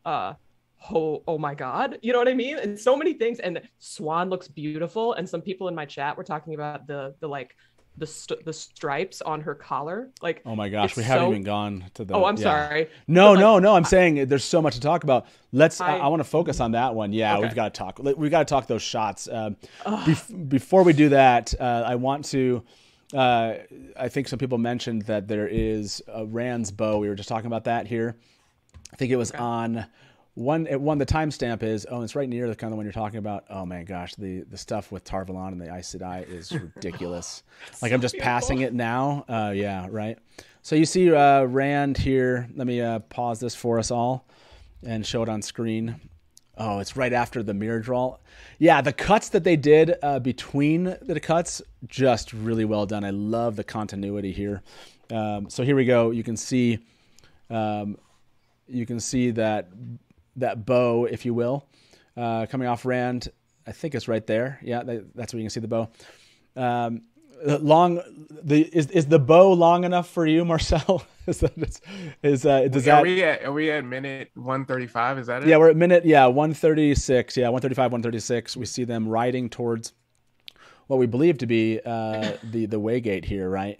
So, yeah, this one didn't stand out to me. Yeah, go ahead. I think it's big enough. I don't know how much. I mean, I know how they explain how long it is in the books, but can it feasibly be longer and make much more sense for a human to wield? I guess is kind of where I'm at. It looks good to me. But I do know it. I think they do describe it as something. I wouldn't think that the Shinarans would look at that and be like, that's an extremely long bow, but right. Yeah, no, that's I saw that comment come up. I want to bring it up. Okay, now I have to take us over to the Aes Sedai. Okay. Wait, before we leave there. Okay, yeah. Do you guys notice? I think Geekieri on Twitter said this. Is that Loyal in the background of that Waygate scene, or I was wondering that too, for sure. It's a person on a horse, right? Yeah, right. And it's hard to tell. That's for sure. I have to get a screenshot of that. And actually, is Loyal? Hedsky asked the same thing. Is Loyal standing between the horses near the Waygate? Oh, let me see if we see some. I'm trying to back up because it seems like I see two people on. Seems like two people on horses. Is that no? Is that person to the left on a horse? That's what I'm wondering. Like that person to the left. There's one clearly on a horse, but the left person doesn't. You can't tell. It seems like I feel like I can see. I know this doesn't sound ridiculous. It feels like I can see the ears of the horse, kind of almost like there's some shit. But I don't know. I might be seeing things.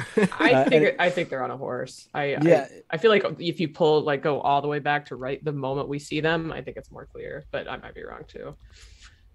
Yeah. Oh, and there's another person over there. There's another person on a horse. So we have three people waiting for them. Oh, but there is obviously someone standing at what looks like a white horse. I mean, I guess that's Aldib. That must be. Yeah. That's got to be Moraine, right? I think so. So you have four people waiting for. And sorry, let's see if I can catch anybody in chat. Needs to. There's four people waiting. I can't verify that that's Loyal. Yeah. Great question. I don't know. The Wheel of Time apparently just tweeted. Let me go there and see what we see. Let's give a second, everybody. And it's about the Q&A. Looks like. Oh, is it? Okay. Yeah. I'm like jumping between. I know you'd think I would have this screen just open for us. They're still encouraging us to use the hashtag the Wheel of Time hashtag, and that's how we're supposed to give them questions. Oh, gotcha. Okay, so yeah, here it is. Let me show this on screen. A Wheel of Time Q&A with Rosamund Pike and Rafe Judkins. Yep, give us your questions using hashtag the Wheel of Time. Yeah, so I'm assuming that is right here. It's already. Let's tweet that out while we're sitting here, right? I just might as well. Make sure you go do that, everyone. Again, keep talking about this. The more we talk about it, the more our friends are likely to hear about it through other media itself. So, yeah, this is. I think this is happening over on Instagram. I'm sure somebody in the chat will give us a heads up when it's there. So, that's. Thank you very much for pointing that out. And let me see if I'm going to look around here, see if I'm missing anything. There's, how many people. Okay. Let's see. No, I don't see. Okay, yeah, we'll just wait to see if Joe gets on with us here. Somebody in the chat says the Q&A is up. On Instagram? The Q&A is up? Okay. Let's go check it out. And wow. I have audio. Whoops. Let's see if we can find the Instagram here, everybody. Rafe said we'll be on the Wheel of Time page doing a Q&A. I don't see anything there yet on the Wheel of Time page for the Q&A. If you guys see it, it's so it's on their stories. You can ask questions on the stories directly. Oh, got you. There. Okay. Yeah. So it's on like Rafe's story itself. Is that what you're saying? No, the Wheel of Time story. Sorry. Oh, it's on the Wheel of Time story. Okay. Yeah. When I click, it's weird. I can't click on the Wheel of Time story for some strange reason right now. I don't know why.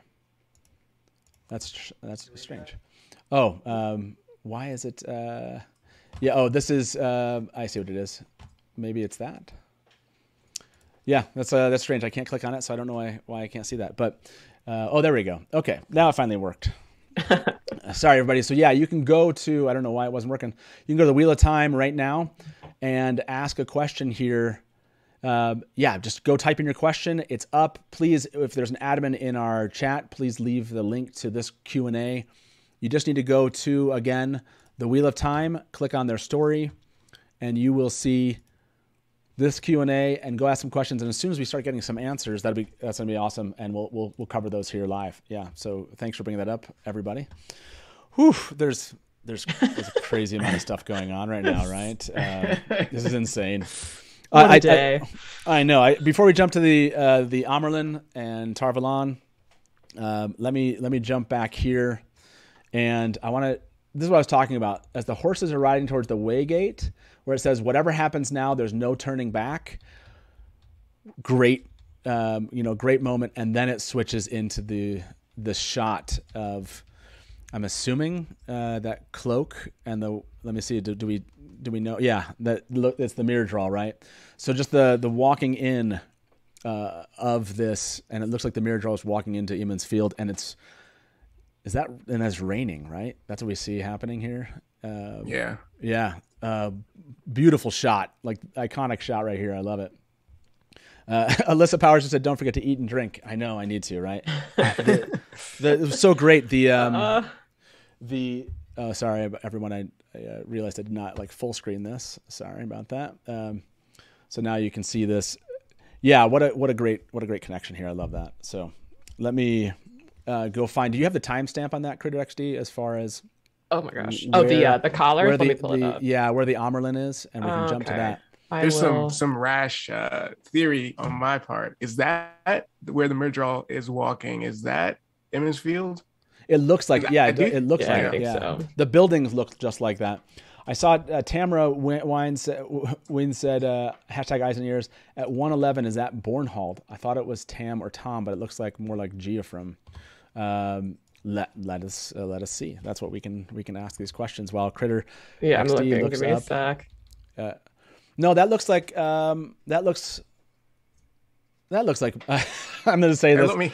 Those ears, like Tam. Those ears look a lot like Michael McElhatton.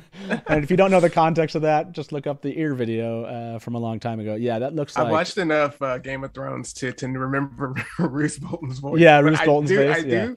I do think I totally forgot about that until just now. I mean, he definitely sounded more, approachable and a good kind of fatherly figure in this. So, yeah, I gotta say that's Tam. Yeah. Okay. Oh wow. Okay, so this is some interesting news too. Let me jump out of here. I saw that Christopher Cottingham just reported in chat that Dragonmount tweeted. Where's it at? Oh, there it is. Thank you, Chris. Hopefully I can find your tweet here. It's at 39:40 seconds. The swan outfit, by the way. Whenever we get to it. Yep, let's jump there in just a second here. Anyways, Chris said, oh, there you go. I found it finally. Christopher Cottingham in chat said that the Dragonmount tweeted the first 3 episodes will premiere on November 19th. Oh my goodness. First 3? First 3 episodes will premiere on November 19th. Reaction to that, Marcel? How do you feel about that? I'm happy about that. I think I was hopeful they didn't release it all in once, but I do like the idea of giving 3 episodes to get you into it, and then hopefully, I'm assuming we get 1 episode a week until the finale. Yeah. That's what I love. That 3 episodes on the 19th is going to be nuts. That's going to be crazy. Oh my gosh! I don't even know how to. I don't know how to feel about that. But, How are you going to do the live stream for that? I don't know. That's ridiculous. Okay, so while we're waiting and the Dragonmount article is up, Katie Sedai says, so we'll cover that shortly. But Critter XD, you were saying at 40. What's the timestamp on that? It's like 39 seconds, 40 seconds. We've got just a beautiful shot of Swan. Yeah. Okay. Yes. This is amazing. Yeah.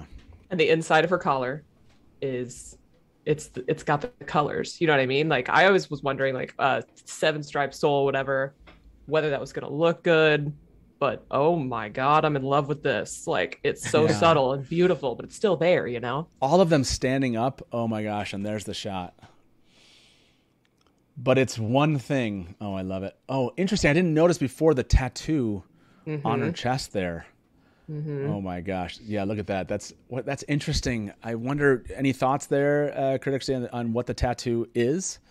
My guess is it's just like where she's from, and like a traditional thing. You know what I mean? Like certain cultures have certain like tattoos are sort of ingrained in their culture, and I'm wondering if like Tarians are like that. Maybe I don't know. Yeah, great question. I love this. Look at this shot. It's just beautiful. Yes. And as she opens her eyes there, I love the tower shots. And then there's a tower shot later. That stole, yeah. What do you think about the stole, Marcel? I love this. I really like it really gives a sort of like queenly but like otherworldly sort of vibe to it that, you know, the characters in the book always kind of like, especially in the beginning, are like gawking at her like, oh my God, it's, you know, it's her, like, my God. But she just, I love this look for her, and I think it definitely commands the scene here. I also like in here, I was wondering if all the Ajahs will be included. Or do you guys notice all of, I mean, I don't know if they're all represented here, but I do see some of the Ajahs. You see white, gray, blue, green, yellow, brown, red. 1, 2, 3, 4, 5, 6, 7. Am I missing one there? I think that's it. Yeah. So it does seem like they're in there. I love the detail. It's very unique. Again, not following maybe some traditional patterns of stoles that have been created, you know, over the years by fans, and but I like that people don't like this, but I do, which is I like that it's iconic for the show, and it's not just a rehash of styles that we've all seen. And I saw a comment here. Oh shoot, I think I lost it. I'm kind of bummed. There was something about how this tattoo was indicative of there's like a Croatian, if whoever wrote that comments, I wish I could find it again. Oh yeah, Kate F, thank you. The tattoos are inspired by traditional Croatian tattoo. The symbol on top is the earth goddess. Oh, that's awesome. Yeah, and I like how Chad said just above that, tattoo indicative of a Terran culture. So I wonder if, you know, they're kind of connecting that. Clint Colbert said fisherman's tattoo. And a Terran tattoo. Yeah, I love Tylen's toy. Yeah, Tylen's toy will be with us later. Yeah, so yeah, it almost looks like there's a fish, right? Like in the little. Maybe I'm stretching because it's swan, but like in the little diamond in the middle of her chest, there's like a little thing. You know, it looks like it's got like a head. Oh yeah, and a tail. You know what I mean? It does. Yeah, that's true. Which is perfect because it's swan. Yeah. How many silver pike moment. I love it. How many? I'm going to ask a question to chat. How many of you plan to get tattoos? How about this? Inspired by the Wheel of Time TV show. There we go. We'll send this poll off to everybody. Kind of curious. Yeah. Stunning look here for beautiful. Sophie Okonedo here. How great. So beautiful. So I'm going to go ahead and vote yes, because I've been talking about getting a Wheel of Time tattoo for so long. Like I've got a whole chain of different TikToks on my TikTok about it, and I just don't know what I want yet. So I love Rajesh's comment. Is it November 19th yet? And Clint Colbert said, I actually have a tattoo. I should have said, do you already have one? The ring. So Subwoofer said the ring rules them all. I wasn't sure that I missed the Amerlin ring here. I'm not sure if I missed something there. There was another shot of them walking into the, I think it's into the hall maybe. And I'm trying to figure out where that shot is at. Does anyone recall what the timestamp was? I think, is it when they show the red Aja here? Shoot. Yeah, I'm not sure exactly where that is. I just love how fierce Jennifer Cheon Garcia's face is when she's, putting the or hitting the staff onto there. Yeah, that's so great.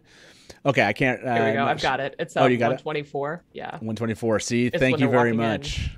Oh yeah, there we go. Okay. I love the shot of Nynaeve right before this, but yeah, let's jump to this. Here we go. We got to talk about this Nynaeve shot and what it portends to. So yeah, there it is. Check this thing out.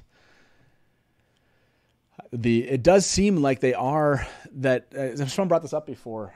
Staying pretty connected to color equals Aja here, and as though maybe that the politics and the political divide has kind of been amped up already in the books, and maybe that's indicative of that beyond just making it easy for viewers to know. Right, that was always the question, Marcel. Did you kind of wonder, like when you finally started seeing some of the first look images? Do you think that's a good decision to make to kind of signal Aja color that way to viewers of the show? Yeah, I think similarly to the Aes Sedai ring, I think it makes sense to kind of make it stand out a bit because, I think the shawls are one thing, but I think they did make a point in the books, they didn't always wear the shawls. And so you wouldn't necessarily know what Aja, and, people are always talking about in the books, which Aja. I think in a visual medium like this, I think it just makes way more sense to actually put the color up front and just have it be, these people are clearly Aes Sedai. You don't see the ageless face, but you see the color, coordination. You see the ring that's, I think we did notice there's a gem, at least inside of one of the rings. I think I saw a green one. Alana, so, I mean, yeah. I think they're really just stepping that part of it up, which makes sense to me because no one's going to want to try and figure out which Aja it is, if they're not trying to hide it, right? Well, the Geopine mentioned the books always tell you what color the Aja of the Aes Sedai are, right? And we don't want people like having to speak that way about the books. That would be weird. By the way, this scene, I love Berserker said, Moraine being summoned to the hall. This scene is freaking like watching all the Aes Sedai turn as this door opens up is just so cool. And I love that it's paired with Nynaeve. Oh, again, I love the pairings here. So whoever put this together, just amazing. Nynaeve being concerned in this moment, right? Staring at the screen. You don't know what she's looking at, but you can tell that she's concerned. And the next scene you see is Moraine walking into the hall. I love amping up that relationship between the two of them. And Moraine, here's her Kisiera, as all the fans were kind of wondering if we'd ever see it. And I love how all the Aes Sedai just turn, and under it we get the text, "The last battle is coming." It's so good. Is that the brown Aja behind her, just staring out the window? Yeah. My question is, do you guys? I think there was some question as when she released the photo of her in the because I think we can tell now, at least from the I think the magazine shot we saw, the front of her her outfit that she's wearing in Emond's Field. Versus this is clearly a different outfit, but the same shoulder pads. Do you guys, I guess what I'm getting at is, do you think this is a flashback, or do you get in the sense that this is more in the timeline of the show? Oh, she is using that same. Yeah, that's a great question. Like this same dress showing back up. I don't know. What do you think, Critter? I was kind of speculating about whether all these like tower shots are sort of like, because we see Moraine in some of the clips with the people who are clearly hunting Logain. So I'm wondering if this is some kind of like call to action, like, okay, team, we're gonna get going. Or I guess it could be like they went and got him, something went wrong, I don't know, whatever, and they come back and then Moraine gets sent out on her own, to go do other things that we all know about. And we have Swan here clearly informally dressed. So either that's prequel territory or that's like a private moment between the two of them where they're discussing what Moraine needs to do and what they both know Moraine needs to do. So it's just my guess. Yep. Yeah. That's a good question. And I love, and someone brought this up in chat, the different styles of the dresses people are pulling in from different cultures. John Talbot just said fashions are representative of cultures here. So I like that you can tell just looking at the diversity of the fashion.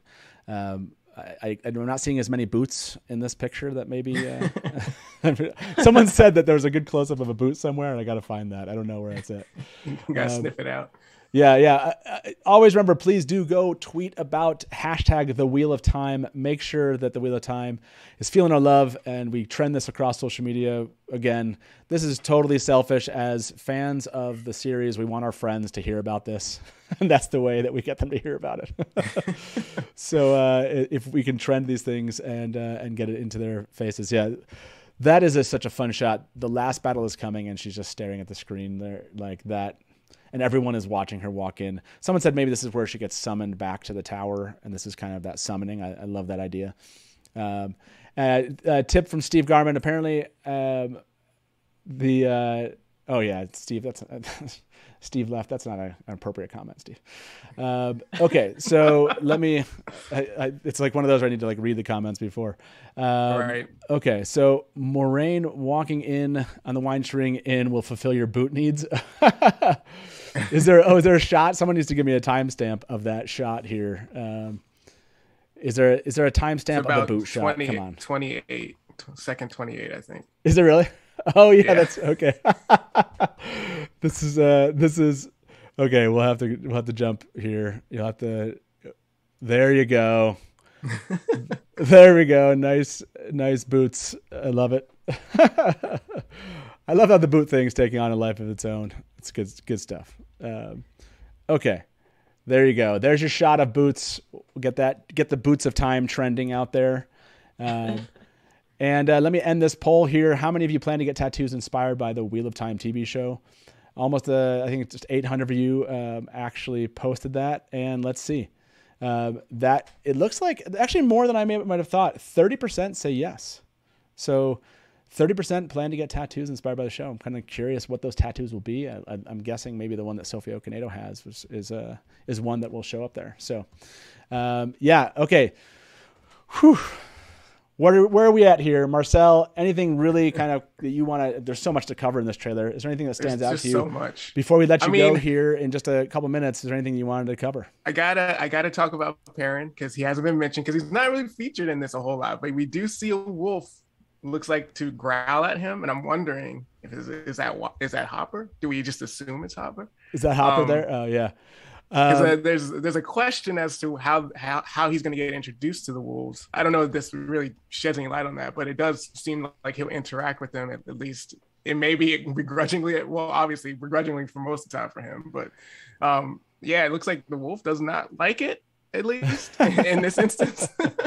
Okay, so we're gonna have to cover that. I feel bad, Marcel. We have to let you go now. But where's that shot? Do you have the timestamp when we cover that? Tom, awesome to see you here, man. It's at 106. Hey, how's it going? And Joe also, it's at 106. Okay, that'll be our last shot here. We'll get you guys introduced in just a second at 106. Oh, that is a great shot here. Yeah, great question, Marcel. Thank you for having me. I will continue to freak out here alone. Well, I'm not sure you guys. Well, with you guys, but alone. Look at that. Yeah, this moment with Perrin and that wolf, so good. And what does it portend? But yeah, it's interesting. Perrin just stands up right in front of it. He was sitting down at that moment, and that wolf comes in. Yeah, Marcel, awesome to have you, man. Thank you for being with us. Appreciate that, and we'll talk to you soon. Okay. Bye-bye. See you guys. Okay, so I think we're back. Thank you very much. It looks like we have 4 of you with us. Oh, I yes, Sharnice is here. Yeah, Critter. Okay. Thank you very much for being here, Critter. We'll thank you very much for being part of this, and hopefully we'll see you back here at the Dusty Wheel again. See you, Critter. Bye-bye. Bye. And Joe and Sharnice and Tom, welcome to the show here. I know Critter's just leaving us, and we'll get you back on the scene. How you doing, Tom? You joined us first. What's your feeling at this point, man? All right, I think my hands stopped shaking about 2 minutes ago. I'm not 100% on that. They may actually still be shaking. I am unbelievably stoked. This was amazing.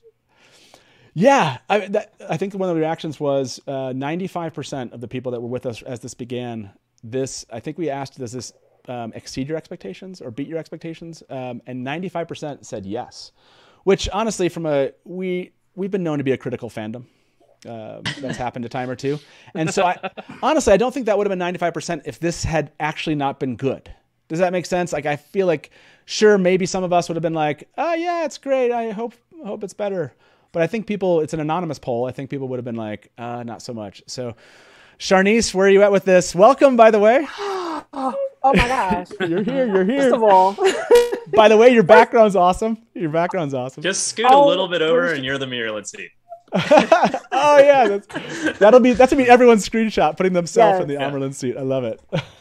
So first of all, shout out to the Bard of the Red Hand for requesting that regular folks, non-content creators, just regular schmegular, regular fans like myself be included with this. I feel like this is like Christmas and I don't even celebrate it.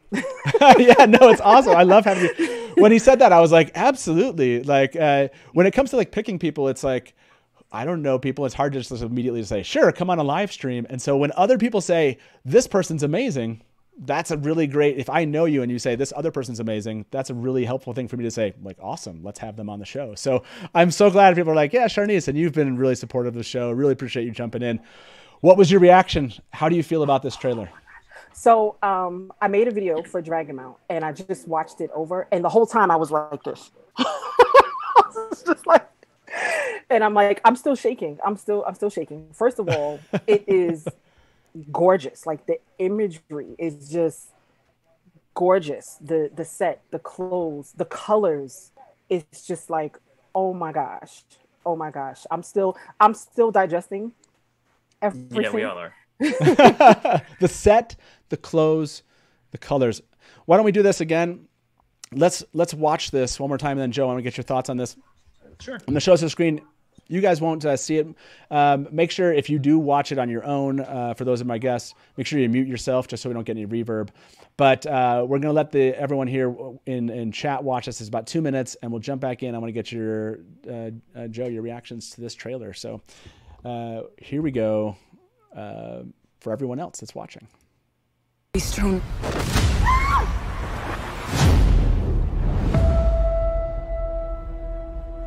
The wheel of time turns, and ages come and pass, leaving memories that become legend.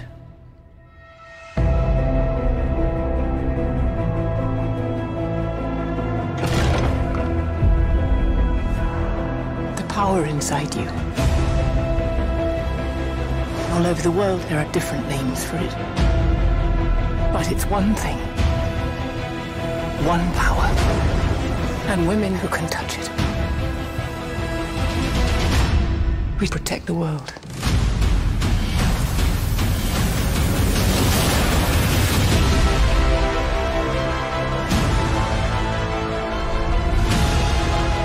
No matter what happens, what pain we face, what heartbreak, the wheel keeps turning.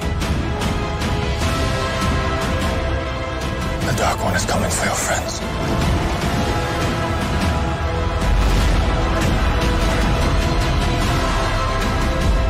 The last battle is coming. The only thing that matters is what you do. Whatever happens now, there's no turning back.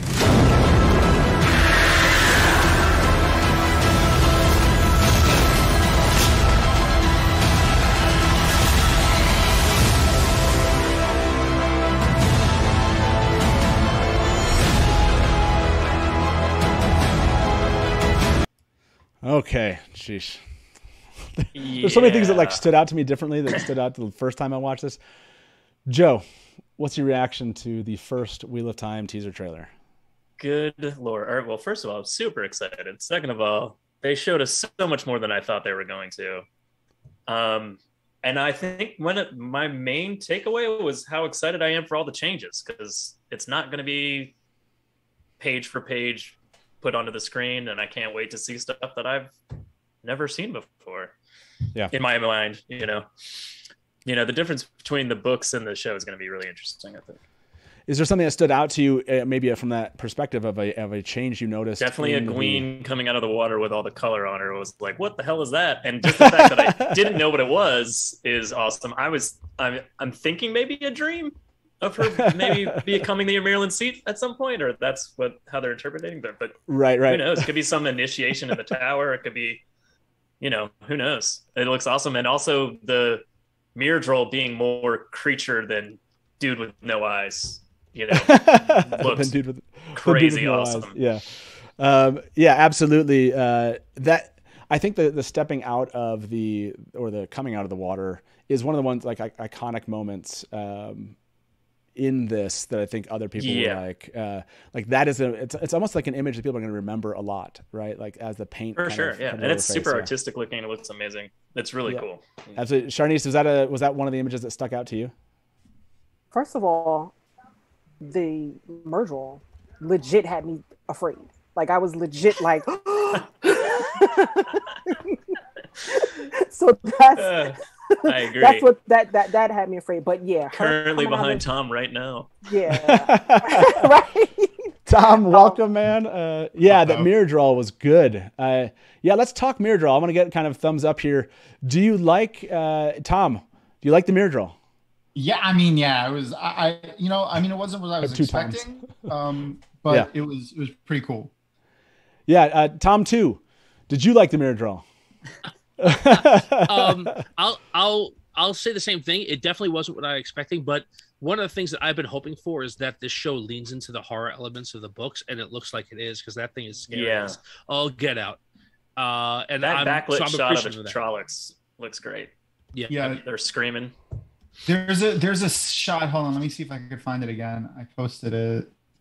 There's a shot of the Trolloc that you get of like the Myrddraal on horseback walking through like the band of Trollocs. Oh yeah, right. I'm trying to think about the timestamp. It's kind of close to the. Yeah, if you can find the timestamp of that. I thought it was closer to the end, maybe. Oh my gosh, and we haven't even talked Trollocs yet. That's how ridiculous this is. It's like a split second at like 1:17 or something like that. 1:17. Okay, that's fine. Yeah, it's like a split set. 1:16, 1:17. Oh, gotcha. Okay, yeah, the Myrddraal, and there's Trollocs there, right, too? Okay, yeah. You could see Trollocs in the background. You could definitely see a boar Trolloc for sure, right at the Myrddraal's like right flank of the horse. Yeah, down kind of in the middle on the right. Is it 1:17? Oh yeah, that shot is fantastic. Yeah, they're covered. And then immediately next to it's like a writhing with Trollocs around him. Yeah. Oh, and I love it. Again, the text that goes along with the dark one is coming for your friends. Oh man, look at that. That's, the Myrddraal. I mean, the Trollocs. Yeah, I see what you're saying. Just writhing around him. Oh yeah, you can see that. That's so cool. Yeah, we can kind of go backwards and forward here. Look at, and I love it. Right then, you have Rand and Mat running. Again, I'm gonna say this all the time. Whoever pieced this trailer together, I love the transitions. Fantastic. Amazing. Yeah, the transitions are just freaking great. I love it. That's a great call. Yeah. What do you think? Maybe let me go to that. Back to you, Sharnice, and then to you, Joe. Trollocs. How do you feel about your first view of Trollocs in this trailer? Well, I was looking forward to. Well, hopefully we'll see Narg maybe in the extended trailer. Maybe, I don't know, but just to see the crowd of them, is that what I'm seeing? Is that like a crowd? It's hard for me to see. And what? Trollocs? Yeah, is it the one with the Myrddraal or the one that like when they're going to the Two Rivers? I think it's the one with the Myrddraal.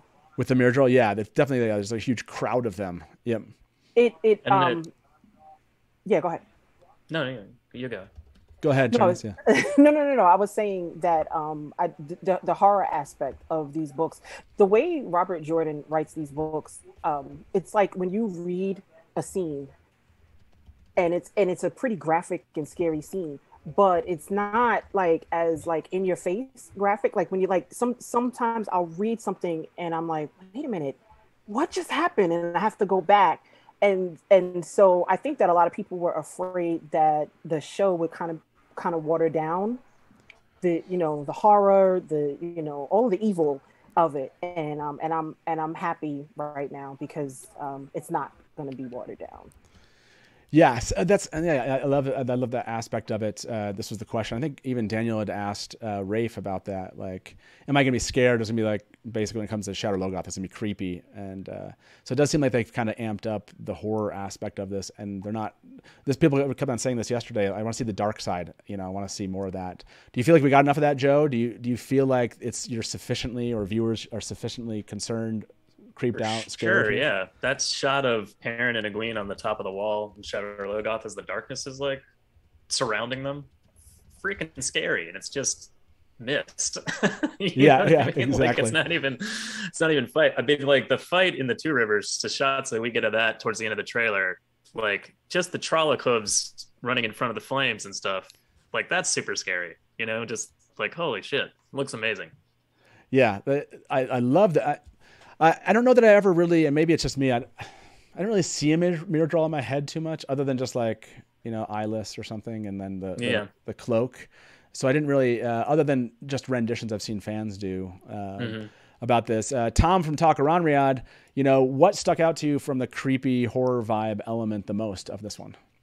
Well, I'll say it's a few things. I think that obviously the merge roll in front of behind other Tom is scary as anything. Yeah, I think that you get a couple of quick shots of Trollocs throughout, you know, the back half of the trailer, and like the more you see them, the more horrific I think that they are, and the more like you get a sense of like what like they could possibly be if you get a full shot of them. The other thing I think is that one of the things that I liked is that the horror is not just a supernatural horror. You see, you know, I don't know, like, I guess it's Logain. I'm not 100%.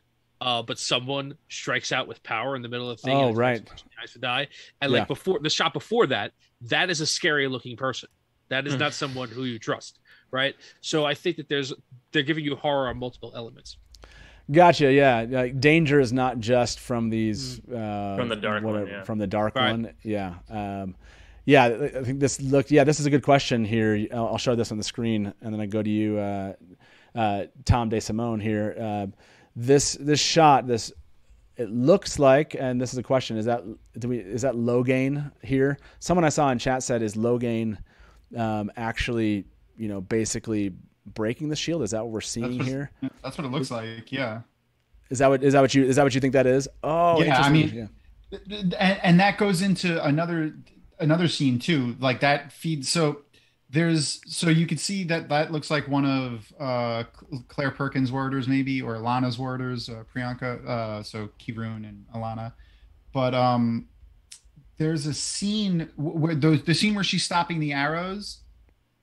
Oh, right, yeah. They're fighting other humans. Yeah. So Logain's guys probably. Like, yeah, that it could be Dragonsworn. So like Dragonsworn are coming to free Logain. Like that's weird. Oh yeah. Like okay. Yeah. Yeah, it's definitely the cage that's in that still photo we got in the Entertainment Weekly thing too. So it's got to be Logain. Yeah, unless it's Nazrim Tame. So yeah, Dragonsworn coming. Yeah, that's a great point. The only other thing that I could think it could be is White Cloaks attacking them. Oh, the White Cloaks instead. Yeah, that could be. Although they're not wearing their White Cloak stuff, but I mean, they also did just drop White Cloak news on Twitter. So, yeah, interesting. I don't know. Yeah. I love that shot. Yeah, like you said, just kind of multiple dangers, right? Whether or not it's maybe Dragonsworn here, and also you have obviously the Dark One if themselves, and then you have the Logain himself as a channeler. Yeah, no, I like that idea that this is kind of a multifaceted, set of, maybe, I don't know what the word would be, but just danger element. Yeah, I like it. Yeah. Is that? Yeah. Go ahead. No, go ahead. Is that Logain actually breaking his shield, or is that us seeing the shield appears being to be held? Yeah, where is that? Because there's a moment where you see like if looks like he blasts outwards with air and knocks them back. It's 121. 121. Oh yeah, right there. Okay, let's show that. Oh yeah, you definitely see Logain here. Yeah, it looks like the power's coming out of him and then like going out into the room. So I would think that it's him Oh, either yeah. the act of the shield actual breaking And that green Aes Sedai is definitely dead. Oh my gosh, yeah. Her head smashes into that column. I don't think there's healing from that. Oh yeah, right there. But Death isn't that cannot be Yeah, healed. it's crazy. Her head, like she's flying towards that thing. Not much hope for her, I don't think. Yeah, that's how this is really a nice shot of the shield breaking.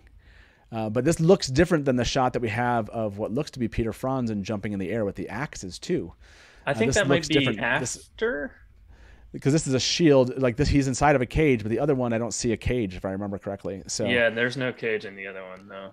By the way, thank you very much for the tip from Matt. Matt said the trailer did a great job of hiding the importance of other characters. Trailer makes it seem like it's just focused on Aes Sedai. Will be a nice surprise for those who haven't read the books. Yeah, great. Yeah, point. I agree with that. That's a great point, because if we ever get to see some Ashaman, oh boy. Yeah, Roan. Yeah, eventually, right? Like this is just Logain. Matt added on to that as a second part. I think those who haven't read the books will have a different impression of what this show will be all about, and they're in for a treat. Yeah, great. Yeah, but looking, people mentioned this, just the look on his face. That, oh yeah, that is trippy. Let me. Do you see this? Do you think that they're trying to indicate just the taint here? Is that what we're seeing on his face? Let me ask you, Joe.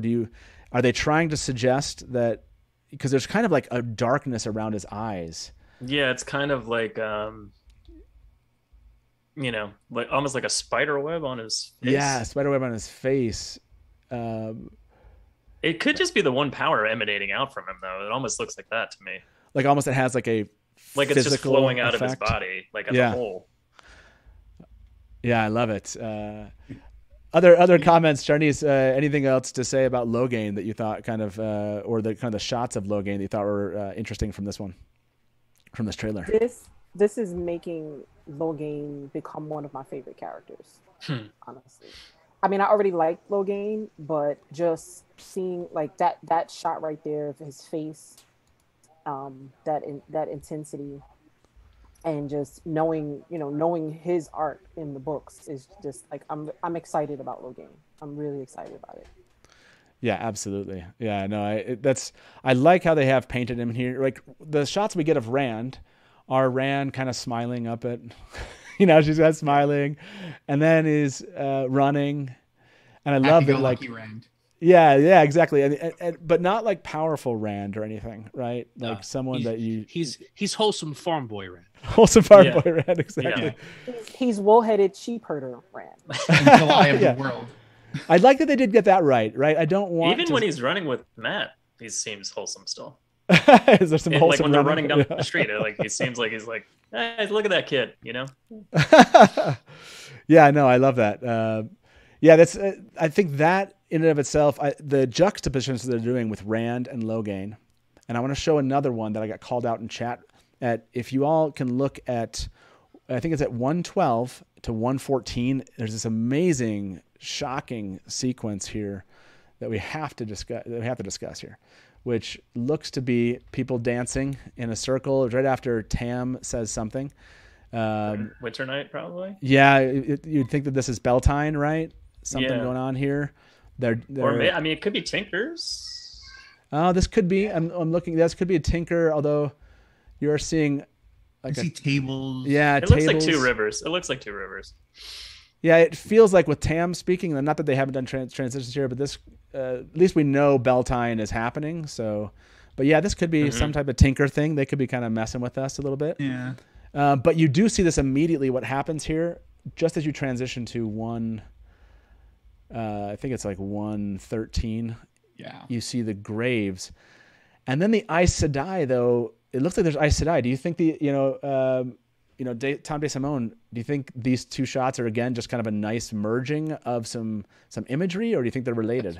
I don't think they're related. I think it's just a merging of imagery. It's beautiful. Like, I mean, don't get me wrong. It's horrible, but they did a really good job. I think that this is some sort of battle, like with the Aes Sedai. Like, I think those are all dead, either warders or Aes Sedai. Yeah. Oh, or both. I think this is post the battle with Logan's people probably. Yeah. Oh wow. Yeah, people are saying that. Yeah. There's a Go ahead. scene right at the beginning of the trailer that I think is tied with this one too. There's a person Where he's crying. Yeah. Yeah, the crying warder kissing the ring. It's at 18 seconds. Which I'm pretty sure is the same dude jumping through the air with the axes, if I'm not mistaken.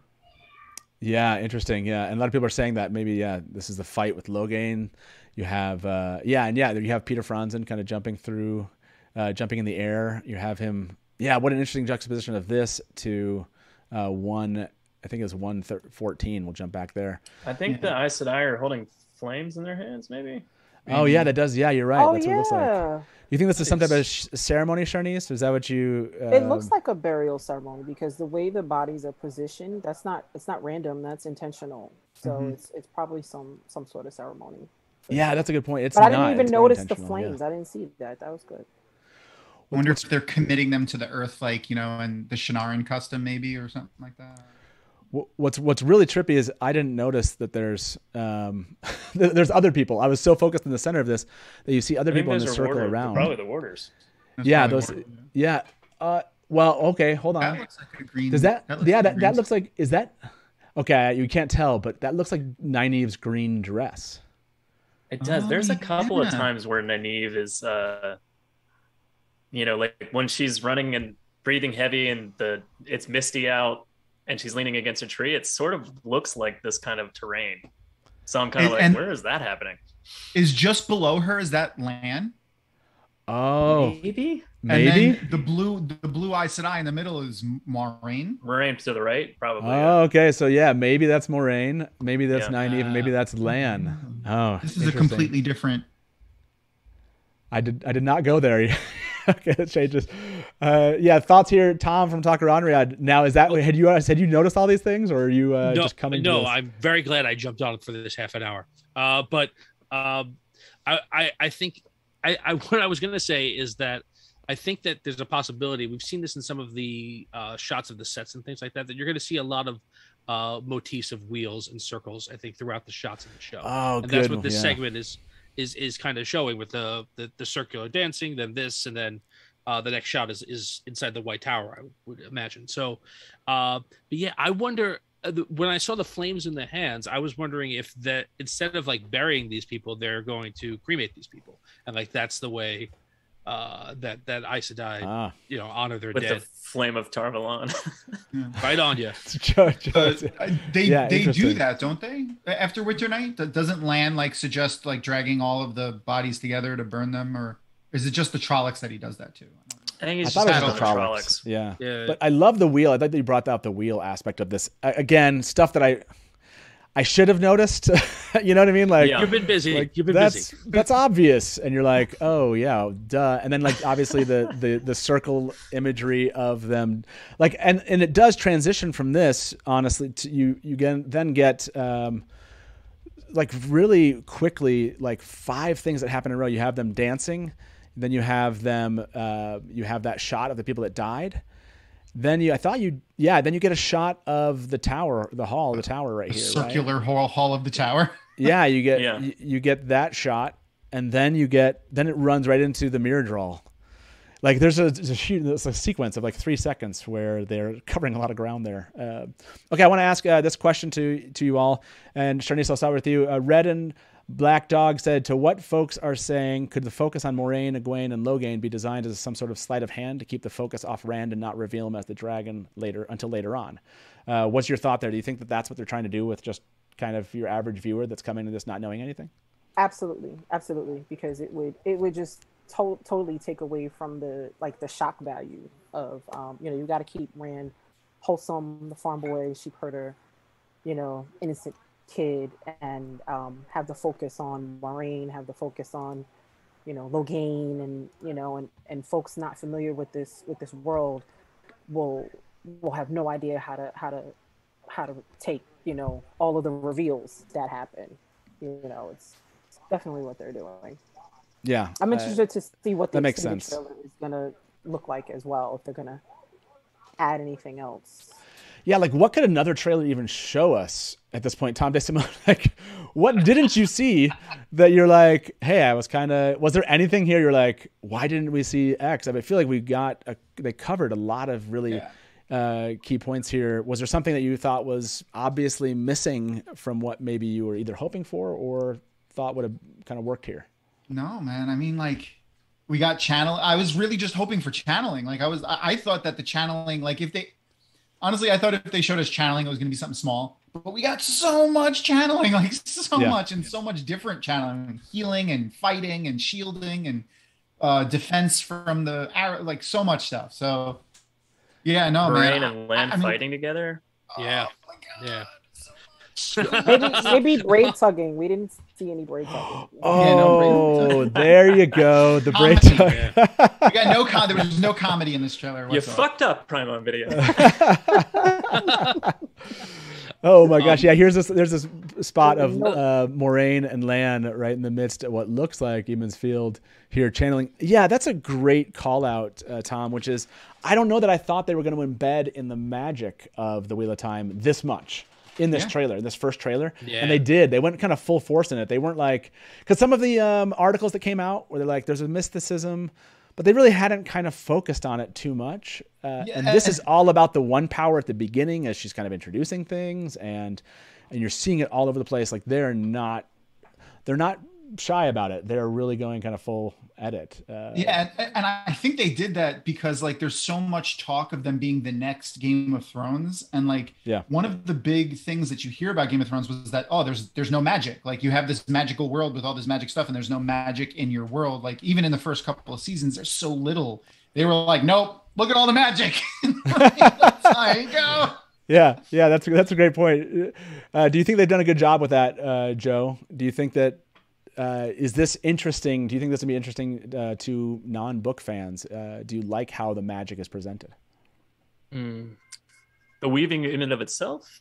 Sure. Yeah. I think it's a little generic looking to be intriguing if you don't really know what it is. Like it's just a bunch of swirling, like, you know, like there's not a whole lot going on there. Like there's not myriads of colors weaving into itself. You know, like it's interesting looking and I like how they did it. It's just, I don't know if it's that in and of itself is going to bring people in.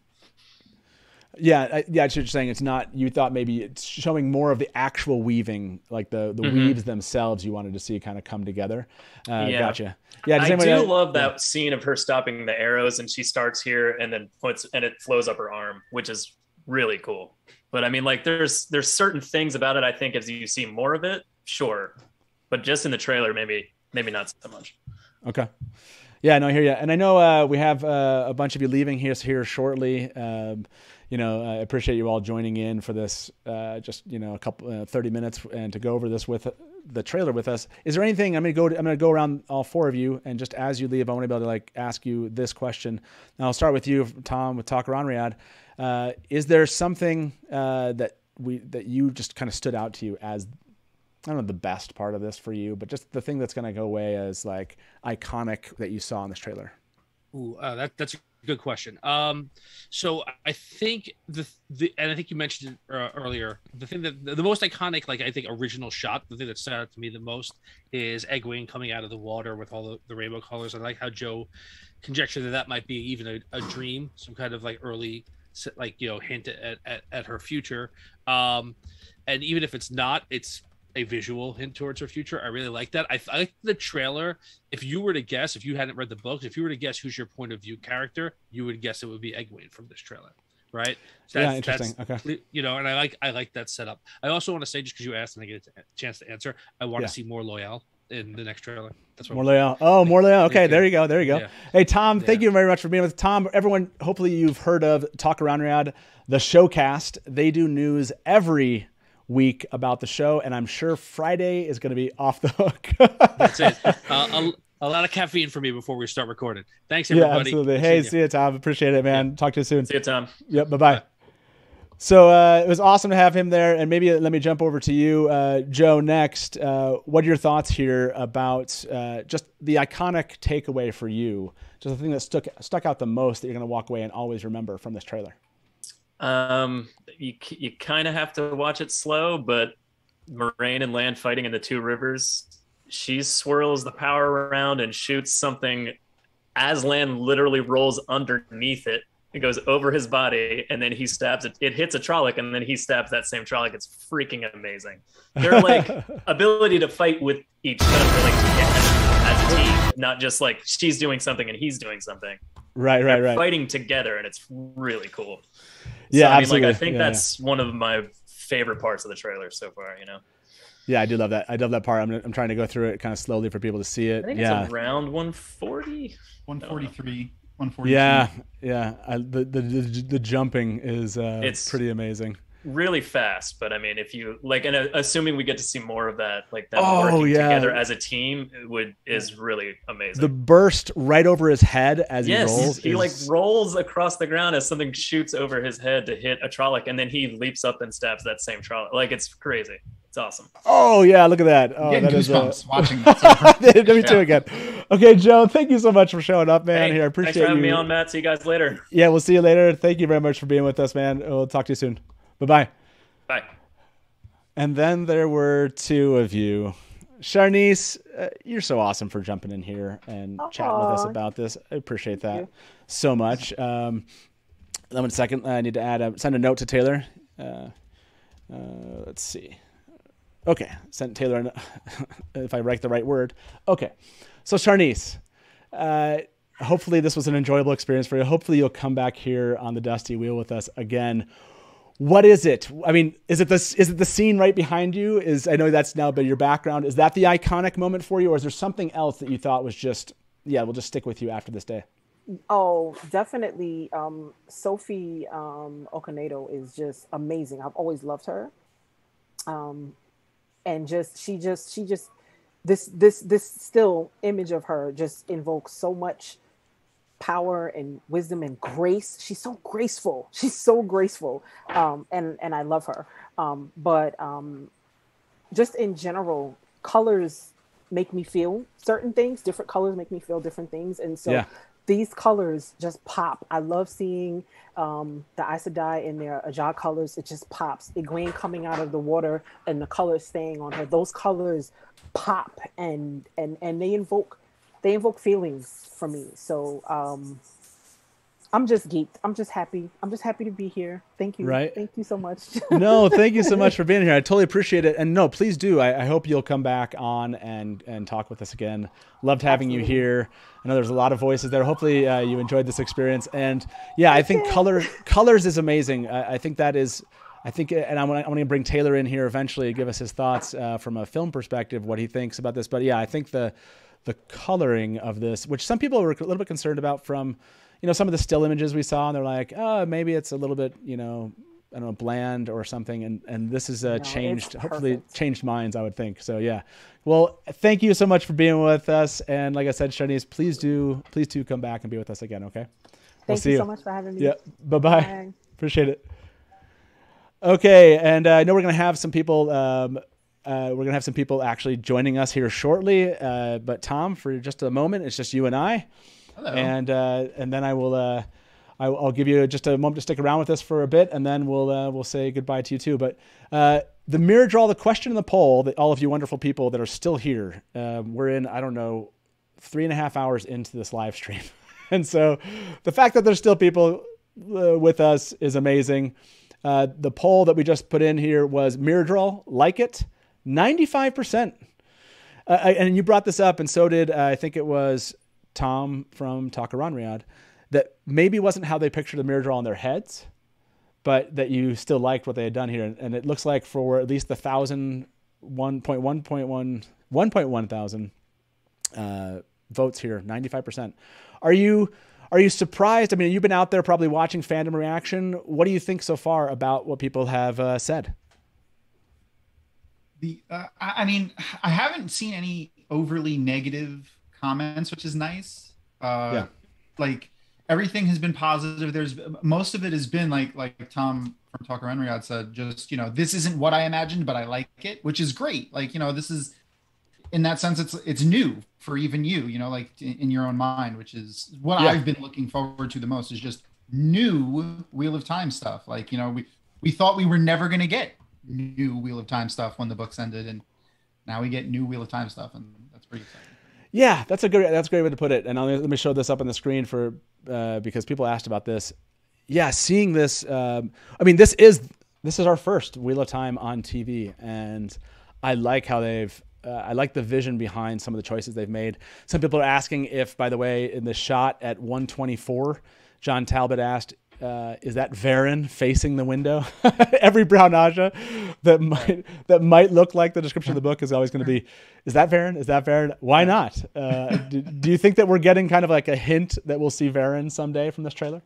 Yeah, definitely. She's definitely going to appear in season 1. I mean, she's such an iconic character, and like they're playing up the Aes Sedai so much. Like we're getting shots in Tar Valon, which like doesn't happen for an entire book. So there's, I definitely think we're going to meet some of the more iconic Aes Sedai more early on than we did in the books. So for sure. Yeah, and what do you think about this choice to focus on the White Tower? It looks like, and to take us to the White Tower with Aes Sedai. Do you like that?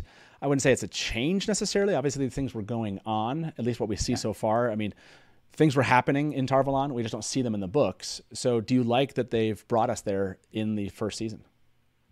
Personally, yes, I do. I mean, like from a fan perspective, like just wanting to see it, I love it. Like, I think it'll make things in the book matter more to people. I mean, in the show matter more to people who don't necessarily know what's going on. Like they'll show the stuff that's going on with the focus of the show, the characters, and then they could show juxtaposition with that with stuff that's going on in the tower or stuff that they had revealed at some point, and then that'll give you a little bit more meaning to what's happening in the show, to where you didn't really understand some of the things that they were saying or the words they were using, and then you see like the Amyrlin cares about this. This person who's sitting on a throne is in charge of the Aes Sedai cares about something that's going on over here. So it'll give more meaning to it. And then from like a marketing perspective, it makes perfect sense to highlight the Aes Sedai. Right. Yeah, no, that's very true. I think we have another guest. Who is this? Sarah Nakamura has joined us. For those of you that are watching, this is Sarah Nakamura, Watt book nerd or the Watt TV consultant. And if you want to let fans know Sarah's around, if they want to hear what some of the comments that she has, please go let people know on Twitter. Hopefully you're all tweeting # the Wheel of Time. I would feel bad that I'm telling everybody to do that and I'm not doing it. So please do it for me. Do it 100 times out there. Let's make sure this continues to trend. Make sure you're watching that video. I don't know. I haven't heard a number like what the update is on how this is. Oh, I see number 6 trending worldwide at the moment. Keep this trending all day. Go watch that video on YouTube 1,000 times. I can't remember how many times you probably watched it. Shang-Chi. Okay, Sarah, you're here. Just briefly. How do you feel? How's this day been for you? What's your reaction? Yeah, I'm always surprised at my reaction every single time. But like this time I was like full blown shaking. Like my hands were trembling. I was I think that I'm gonna be fine, and then I'm not, and I just kind of burst into tears. My husband filmed the whole thing, which was funny, and I had to tell him to stop. So I was like, "Stop filming me! I can't talk anymore." Okay, so the bursting into tears, is that just relief? Is it joy? Is it just maybe describe a little bit more, kind of like what is it that you're feeling inside in this particular moment? Relief and joy, but like really it's finally kind of getting to share my excitement with everybody, and everybody getting to sort of begin to understand what this is and what it's going to be. And so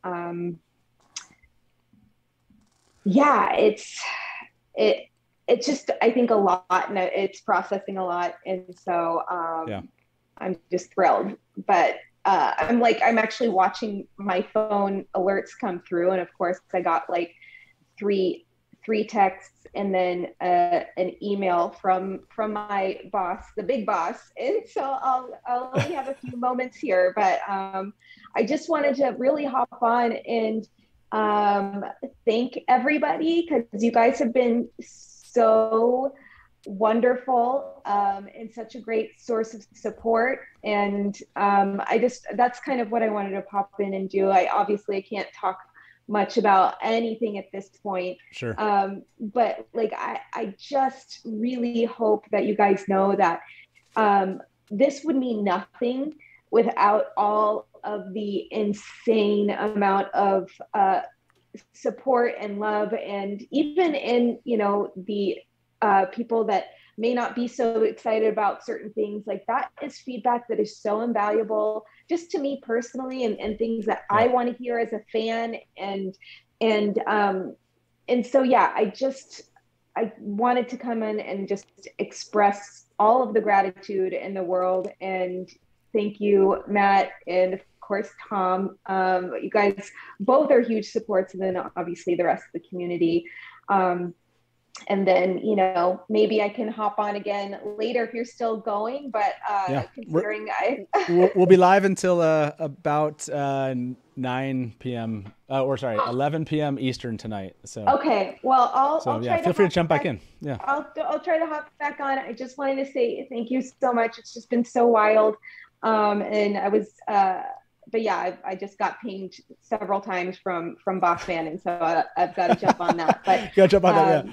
Well, no, thank you. And I want to leave you with this. We asked everyone specific to this trailer.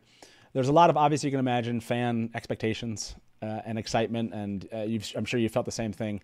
Maybe we're too hyped. I think last night when we were live, people voted 44% that they felt too hyped about this. And so today, once the trailer came out and they watched it, we asked them, did this beat their expectations? 95% said yes. It's somewhere in the 90%. And so to think that there were almost half of fans that at least were watching us here last night that thought they were too hyped, and to know that 95% or somewhere around there felt like this actually beat their expectations. I mean, you know how notoriously picky Wheel of Time fans are. I'm one of those people that it beat my expectations. Definitely one of those. Well, and I love that. Like, I've been the biggest supporter of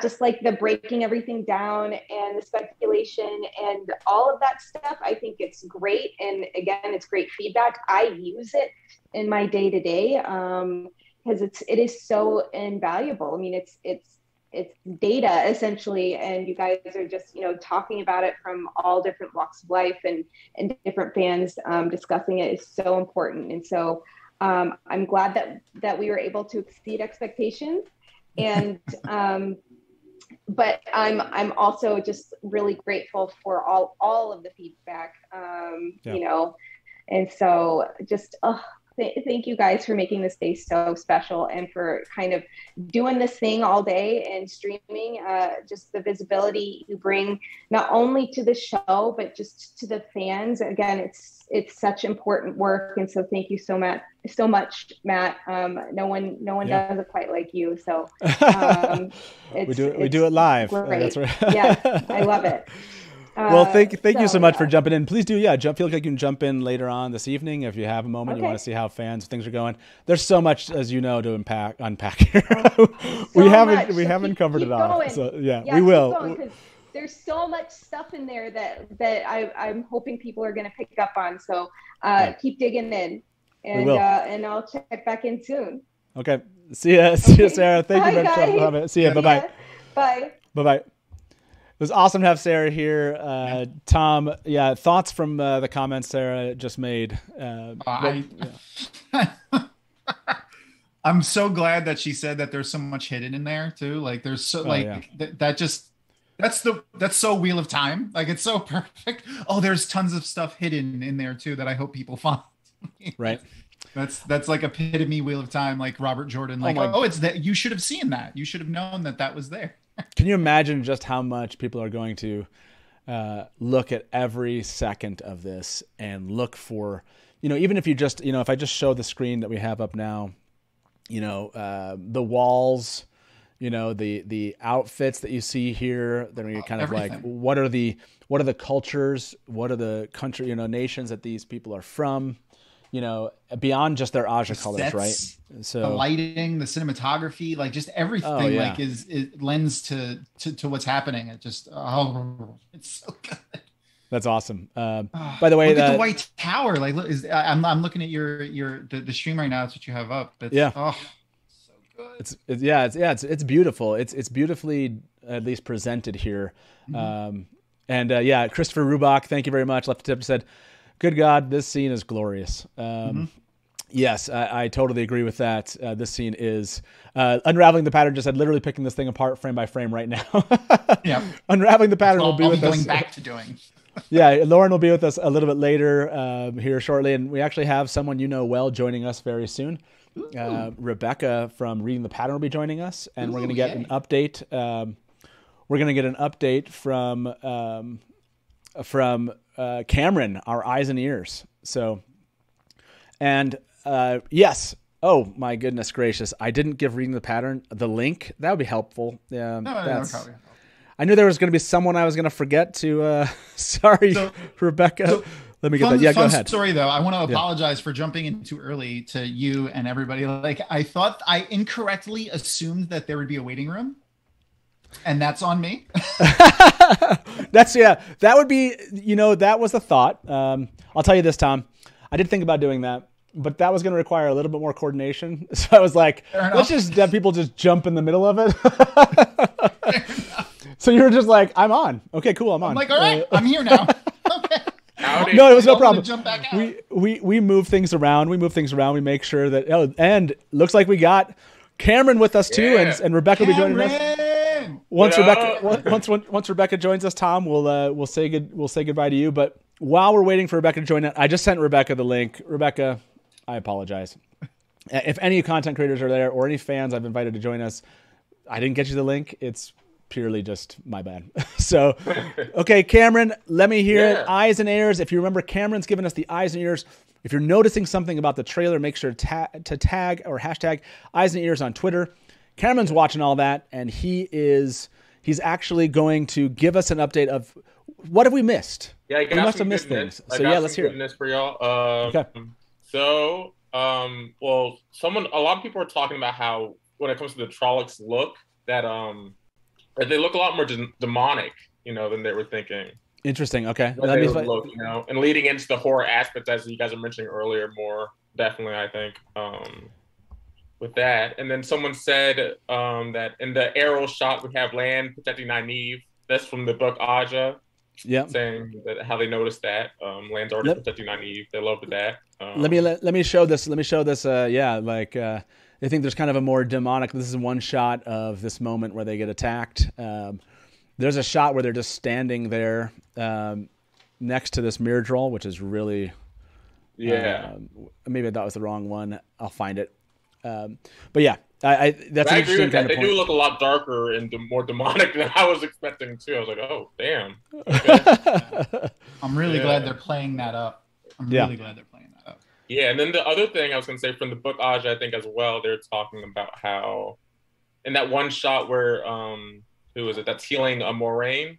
In that one shot, we get a great look at the Great Serpent Ring, like a close-up shot of it.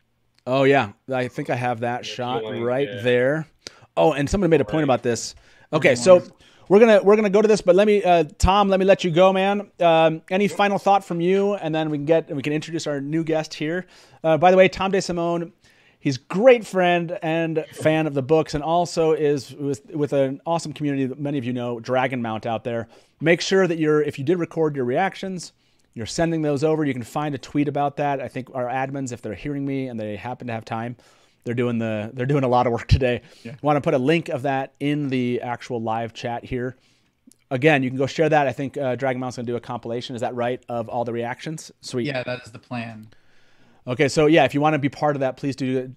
So Tom, leave us with kind of your favorite moment, just a favorite moment, iconic moment from this. You're going to walk away from this trailer always remembering.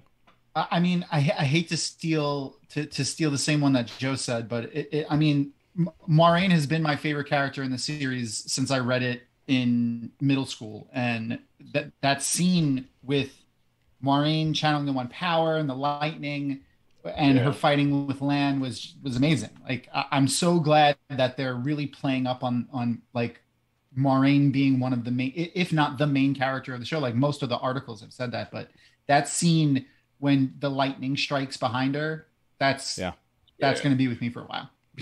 Yeah, no, it's great, and I can't wait to actually see it happen in the show. And people have pointed out, you know, without the compression of a YouTube video here, I get to see it in its full glory.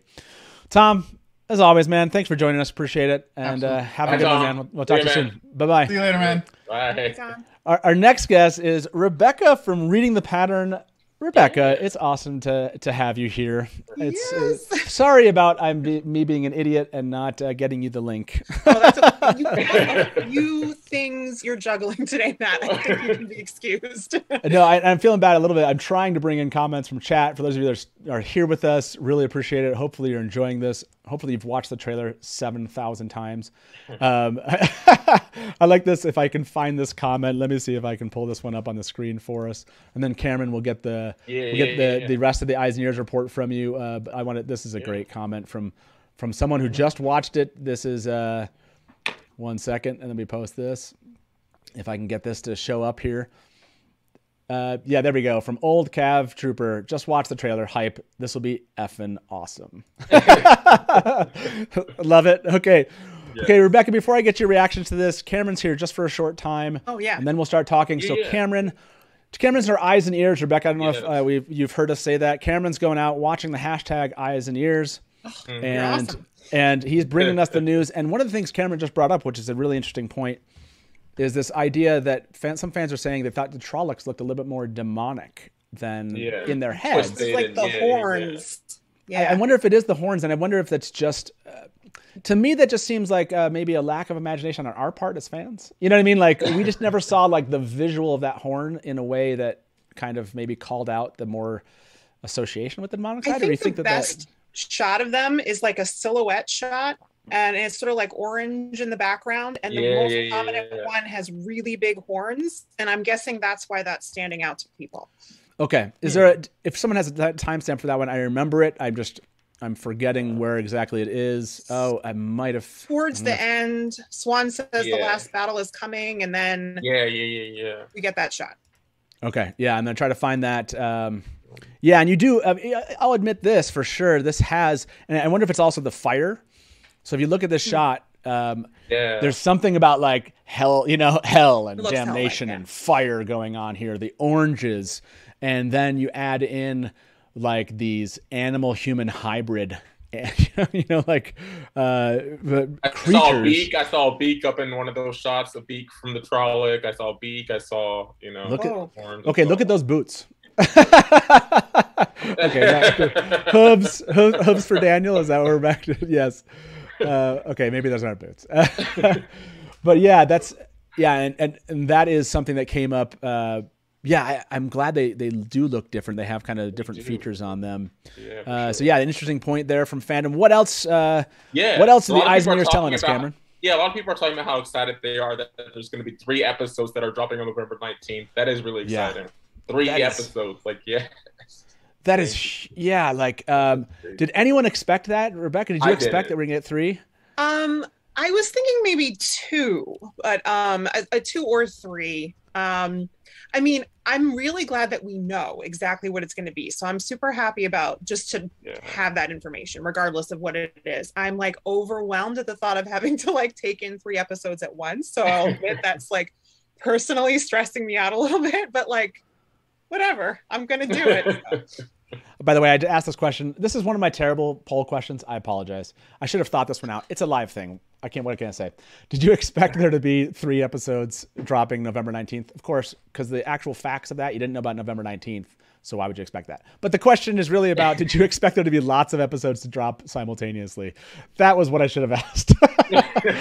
Look, I whatever. It just happened. Matt, one more interesting thing that someone posted from Rob Covington. They're saying that it's amazing to see the battle coordination that when Moiraine's using at the end of the trailer, her one power, like the battle coordination with the weaves, and then it looks like she's pushing Lan forward into battle. They said. Oh, interesting. I didn't even think about that. Like that she was actually. That's what it does kind of look that way. That's an Look like interesting. that. I think That's they're working yeah. together.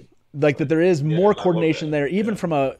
I guess maybe I've never thought about that that aspect of this, and I'll show this on the screen.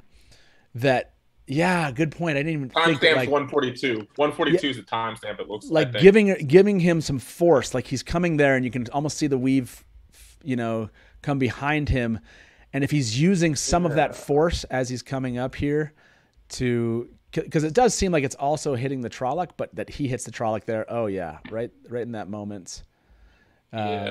Yeah, that's interesting. I love that. Great detail. I love the fans digging into this thing. Anything else, Cameron, stand out to them before we let you go, man? One more thing. A lot of people also are talking about the shirtless shot of Rand with Egwene. Shirtless Rand. A lot of that. Shirtless Rand definitely came up this morning. We actually talked about Rand and Egwene a lot, which makes sense. They're right at the beginning of the trailer. But I yeah, actually like that they're pushing more into the romantic aspect of that. I do. I think that's necessary. I think they need to, honestly, personally. So yeah, this doesn't. I'm sure it will bother some. This was something that I wanted a believable. This shot to me is believable. I want a. It doesn't feel forced to me. No, and when we actually see this, hopefully it feels that way when we actually watch the show. But I wanted there to be a believable relationship here. And Rafe already said they aged up the characters a bit, so it couldn't feel like they were just like saw each other at high school and somebody kind of walked by and they were like, oh, he's cute or she's cute or something. Like I wanted so adding a kind of a more younger adult feel to this. I think in this case, as in like this is more of an adult relationship. How do you feel about that, Rebecca? Are you glad that we're seeing this be the case? That was a moment in the trailer that made me scream because it was just like I wasn't expecting to see that exactly. Right. Like I was expecting something like that in the show. I was not expecting it to show up in the trailer, so it made me scream. And the thing that where do you guys think that is? I'm just curious, like what your impression of where that was. Yeah, that's a good question because someone else, I can't remember, maybe it was Marcel that brought up like the stone in here. Well, here's the in my head, it seems like they are still having, this is a relationship that still looks like it's viable. So this suggests to me that it's probably earlier on than later on. And this was a comment that was just made by Persephone. And this is a great question. Let me see if I can pull this comment up for us on the screen. But while I do, go ahead and answer that question. Cameron, where do you think this is happening at? Yeah, early on too, I agree. Because like you said, it doesn't seem like they're on the outs yet, from that. It seems like they're still, in like honeymoon territory, if you will. Yeah, this still feels like that. Yeah, so there's still some smiling going on, like we saw in. I think kind maybe of like second episode, second episode. Okay, I can see it like in one of those 2 episodes. Yeah, that makes sense. Okay, well, Cameron, thank you very much for being eyes and ears, man. Plan on coming back. I would say maybe let's go for that. We can try that 12, whatever. Sorry, I'm trying to think of Eastern time. 2:45. 2:45? Yeah, let's think about that. I'll send you a note on Twitter. We'll stay in contact. I'm sure I'll have plenty of time to remember that. But yeah, let's say 2:45 if I forget. Okay, man. Thank you very much for tracking eyes and ears. Again, if you want to have a note, send it to Cameron here. Yes. He will be tracking eyes and ears. What haven't we talked about? What haven't we noticed? What did you notice? Make sure to hashtag that. And make sure to be out there tweeting the Wheel of Time. Hashtag the Wheel of Time. Let's keep that trending across the U.S. So thank you very much, Cameron. And over to you, Rebecca. I know we're going to have 1 or 2 people joining us here shortly. One of them already joined us. Look at that. Good timing there. Brian, welcome. Well, how's it going? You're like, I'm here. I'm in. I'm here. So, oh my gosh. Rebecca, let me ask you. I haven't had the chance to ask you this question yet. What's your reaction to the trailer today? Like, what was the moment for you? Was it pure just joy? Yeah. Tears? What was it like? Tons of joy. I was just so excited, I think, to see a lot of things that I like. It was more than I had even thought we might see. And so just super grateful for all of that. And I wanted to be surprised by some things in the trailer, which I absolutely was. And so it kind of blew me away in that regard. And I think just like the overall feeling of it, like there's so much tension in so many different ways, like the score and just the way it's all stitched together. I saw some like awesome, like just, you know, sort of details that they like as I'm going through. This whole time since I was on like the Dragonmount Zoom call when it came out, and then after I've done with that, I've just been going through it like frame by frame and like writing notes and stuff. And there's just so much there. There's so much there. Yeah, and that's something that Sarah Nakamura was just on here just a bit ago, and she said basically she's looking forward to seeing us see the little things. Basically, that was like the summary of that. Like, there's so much to dig into, and we're just kind of like we're taking kind of like the main things that we're seeing, and I imagine over the coming weeks there'll be so many things that we're all like, how did I miss this? Like for example, I missed that it looks like you can see Nynaeve in that circle when it has all the bodies that are in the ground. It looks like you see Nynaeve, and someone pointed out Moraine and Lan. Okay. And fits then. I didn't make that out because I should go back and look at that, but I'm sure that makes sense. That's kind of fitting with what I thought had happened there. I think you can actually piece together like some really interesting things that we might, not have been expecting exactly from this trailer. So that's really cool. Yeah, absolutely. Yeah, there's gonna be so many theories that come out of this. So maybe confirming some thoughts that people had, wondering, still opening up new lines of speculation. I did want to add this, show this comment from Charnice. Charnice was on the show with us. She said, "Thank you for creating the space for us to geek out. Love you also so much. By the way, I too graduated from high school in 1993. Now I feel especially old every time I see Daniel Green. Thanks a lot." You're welcome, Charnice. And Persephone Samuels said, "Conspiracy theory. I think the shots in the trailer are only from the first 3 episodes." So Brian, welcome. I want to ask you, man, let's immediately jump into this question. Do you think that everything we saw here, I want you to answer the conspiracy theory. Do you think everything in this trailer is from the first 3 episodes? Or do you think that we're seeing I stuff can buy later? that. I can buy that. There doesn't seem to be anything much past Tar-Valon, or even like much past Tar-Valon. It all seems like it's Emond's Field, the Shadar Logoth, the Waygate, Tar-Valon. All that stuff is pretty early on in the first book, so I think it's all pretty much in the first 3 episodes. So yeah, Okay. totally. Yeah, I was wondering if we would get the one thing that stands out to me though. We know we have the Flame of Tar-Valon as like episode 6, Yeah. and we do see Tar-Valon here, and I'm wondering, do we see Tar-Valon early, and then we come back to Tar-Valon later on, which it totally could be. So that's the one thing where I stand out with that theory. I'm like, I don't know. I don't know if they've gonna give us this that Moraine shows up maybe that's like before she leaves, or maybe they get there that soon in episode 3. That's the one that kind of stands out. Maybe I'm not totally convinced. But while I have you asking Brian this question, what was your reaction to the trailer too? I mean, it's incredible. Like, I was just like grinning like this for 10 minutes. I was late to a meeting at work because I was too busy watching it like 5 times in a row. I just think it's incredible. It's one of those it's one of those things. Have you ever been in have you ever tried to tell a story to somebody about something that happened and it's really funny and interesting, and then they just look at you like you're crazy, and then you kind of lamely say you had to be there? That's what we've been doing for the last 20 years, 25 years. Like, that's what we've been doing. We've been telling our friends about this amazing story, and then we kind of go, well, I guess you have to read the books. And this right here has me so excited, because this is the opportunity for everybody else to see what we've been talking about this whole time, and for them to get into it, and then them to see what we saw in our heads. I just cannot be more excited about this. Like, this is validation of our fandom and our friendship and our talking about this for half our lives. Is I don't know. I mean, I'm just so excited about this. This whole thing is incredible. I love it. Yes, that's a great point. Rebecca, for you, is this the same thing where it's like, I never have to tell another person to read, they have to read the books to know? In other words, you can read the books, but you can also watch the TV show. Are you excited about that? Definitely, yeah, because I have a couple people in my life who have kind of been like, yeah, I'm interested in reading the books, but they haven't either of them like pulled the trigger on doing it yet. So, but I think it's an easier sell in a way to get people to check out the TV show. So definitely excited for that. Yeah, for sure. And people had mentioned, by the way, the Waygate.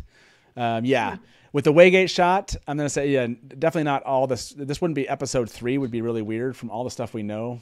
It's gotta be later episodes. I think that's episode 6. Yeah. Yeah, that would be the episode 5-6 range for sure. So from all the data that we've had out there, and someone mentioned the metadata did say that Loial, I think, was at the Waygate, if I remember correctly. Oh, That's what I saw in chat. But he's supposed to be there. Somebody in chat pointed out that you can see Loial in the background of the Waygate shot, like standing by the Waygate. So I didn't think it was Loial, but you don't when think I was, so? because I did not think so. Like I looked at it and I thought Perrin and Egwene were standing near Moraine.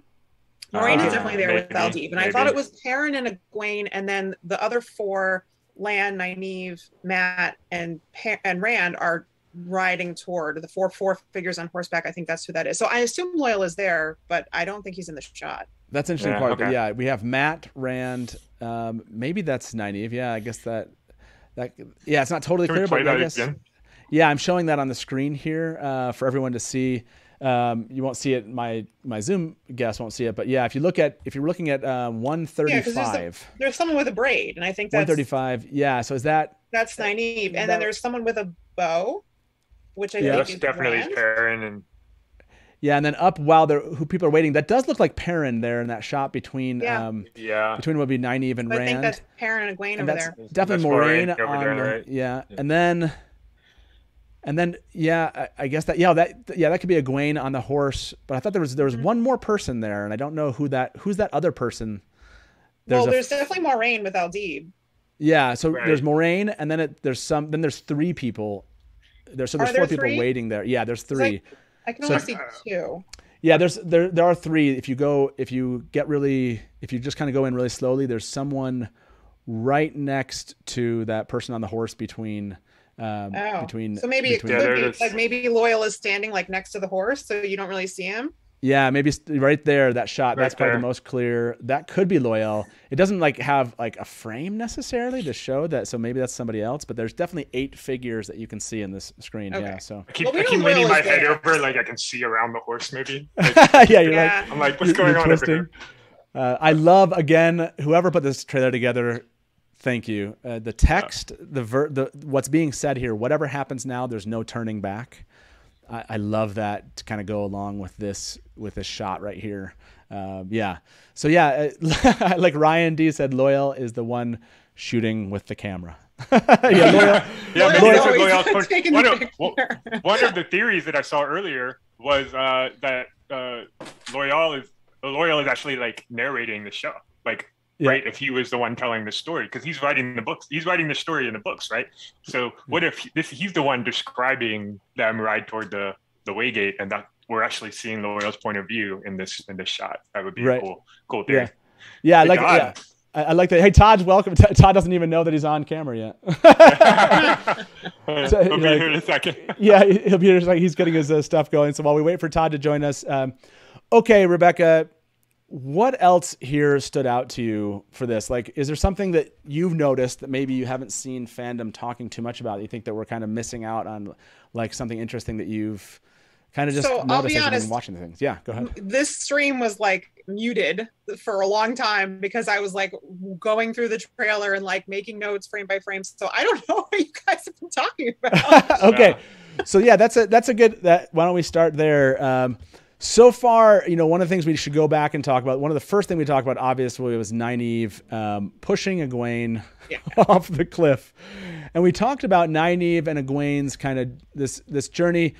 People are talking about this as like potential initiation, right? Either, maybe even becoming a wisdom was what somebody brought up because of that. And part of that being from the factor of that you see her come up in that pool. And maybe that there's some kind of pool there where that's, and as you have the kind of the paint that shows up here, maybe this is symbolic of something. Do you have any theories there, Rebecca? Do you think that this is some kind of wisdom initiation, or do you think it's just women's circle? What do you think is going on here? I mean, I'm guessing it's more wisdom related since we see Nynaeve. We don't see any other women. I mean, they could be there off camera, but we didn't see any other women. We just saw Nynaeve with her. So I'm guessing maybe it's like to become her apprentice. There's a ritual associated with it. And then, you know, what was interesting to me about that is the paint, because there's the 7 Aja colors. Like, to me, it's very clearly the 7 Aja colors that are there in the pool when she's coming up. So I'm assuming that's part of the ritual. Has anybody speculated as to whether that's one of Egwene's dreams? Yeah, I think I've seen people suggesting that maybe is not like that. It's a dream, a foretelling, a vision. That it's not part of it. And I suppose it could be, but it's definitely tied into that ritual because she's wearing the same. I don't know if it's a dress or if it's like an undergarment or whatever, but whatever it is she's wearing is the same thing when she surfaces in the pool as when Nynaeve pushes her off the cliff. Yeah, that's an interesting question. And I think this will be one of those things that's kind of ripe for speculation of what's going on here and what all this is going to mean. We probably won't find out more details until the actual show, or maybe another trailer kind of leads us to kind of down a road of believing this. But I just like that the way they've presented it is interesting, and it does make someone that's watching this ask a question. And so I like that there are lots of questions being asked in this trailer. So I appreciate that It's idea. an image that will definitely like stick. I mean, I think of like of an image that like stands out. That's definitely one of them, like Egwene coming up in the pool and the color on her face and all that. Yeah. I will say this. I didn't notice it before. Again, whoever put the trailer together, nice job. Look at the text. We won't have to spoil this for anybody, but look at the text that's on the screen on this image with Egwene says that become legend. Exactly. I love it. I noticed that too. Well done. Oh man, there's been so many of those moments that I love connecting these to the text. I'm assuming you guys talked about the image of the guy who's like crying over the ring. Yeah. Yep. We tackled that one for sure. Let me quickly jump to Todd. Can you hear us? Are you here with us? Yes. Todd. I'm trying to ignore what y'all are saying because I have to admit that I have not had time to watch the trailer. All right, we need to watch the trailer right now. What do you mean you haven't watched the trailer? Give Todd, okay. the opportunity to watch. I literally walked in from work and ran upstairs and jumped on here. Okay, so Todd, do me a favor. Okay, you'll reverb into the show if you do this. Somebody put the link to the trailer from YouTube in. So Todd, do you have? Because I'm assuming you don't have the link then for this. I have my iPad, so I can get to it. Okay, so make sure you do that. Make sure you mute yourself for that, and then I'll show the trailer to everybody else. Again, if my guests end up watching it on their own machines, then the reverb in there. So mute yourself if you're going to watch it again while I show this to the viewers. But yeah, this is a good rehash for everyone. No name calling in chat, Casey. Okay, so here we go. Let me show this, and then we're going to show this one more time. And then, like I said, Todd, just make sure you mute yourselves. Taylor will be listening in and let you guys know if you're not. I'm going to take a quick break. That's right. I'm going to take a quick break during this thankfully long 2-minute trailer. So here we go. And one more time, enjoy this. Be strong.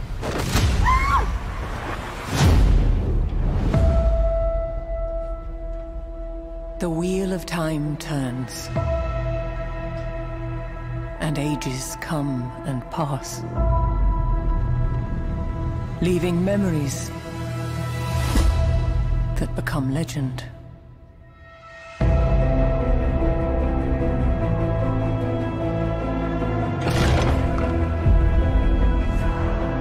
Power inside you. All over the world, there are different names for it. But it's one thing. One power. And women who can touch it. We protect the world.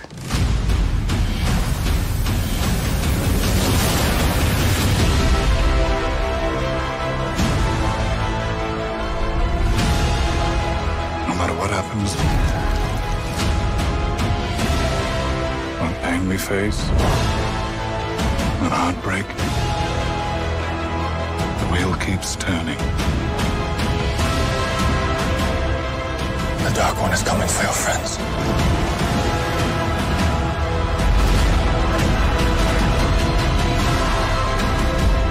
The last battle is coming. The only thing that matters is what you do. Whatever happens now, There's no turning back.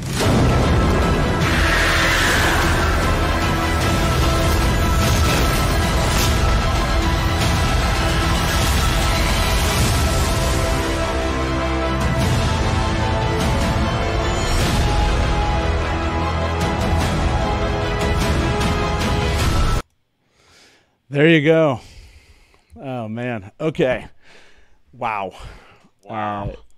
All right, yeah, Todd, what's your reaction, buddy? Yeah. What's your reaction? First reaction, man.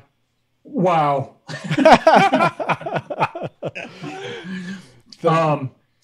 Yeah, I'm gonna have to sit and watch it and figure out who a lot of these people are because I don't know who they are. We'll tell you off the top of my head. So, yeah. So did it exceed your expectations? You know what you were hoping for? Yes, it did. We got to see a lot that I wanted to see. Mirror draw, a little bit of Trolloc-y kind of stuff. We got to see the one power, and I hope that that's the way they carry it all the way through because that was I like the way it looks. Yeah, got to see Rand, got to see Matt, got to see Perrin, got to see God, everything. It was great. So, awesome. On the Barside Chats podcast, which you should all subscribe to if you haven't already. Yes, exactly. Last week we put out an episode where Todd, Matt, and our friend Tyler discussed the photos from the Entertainment Weekly magazine. And Todd, you said you were kind of like not super happy with the photos because you thought the quality looked like not up to standards. Did this video like change your mind? Did it make you feel better with this trailer?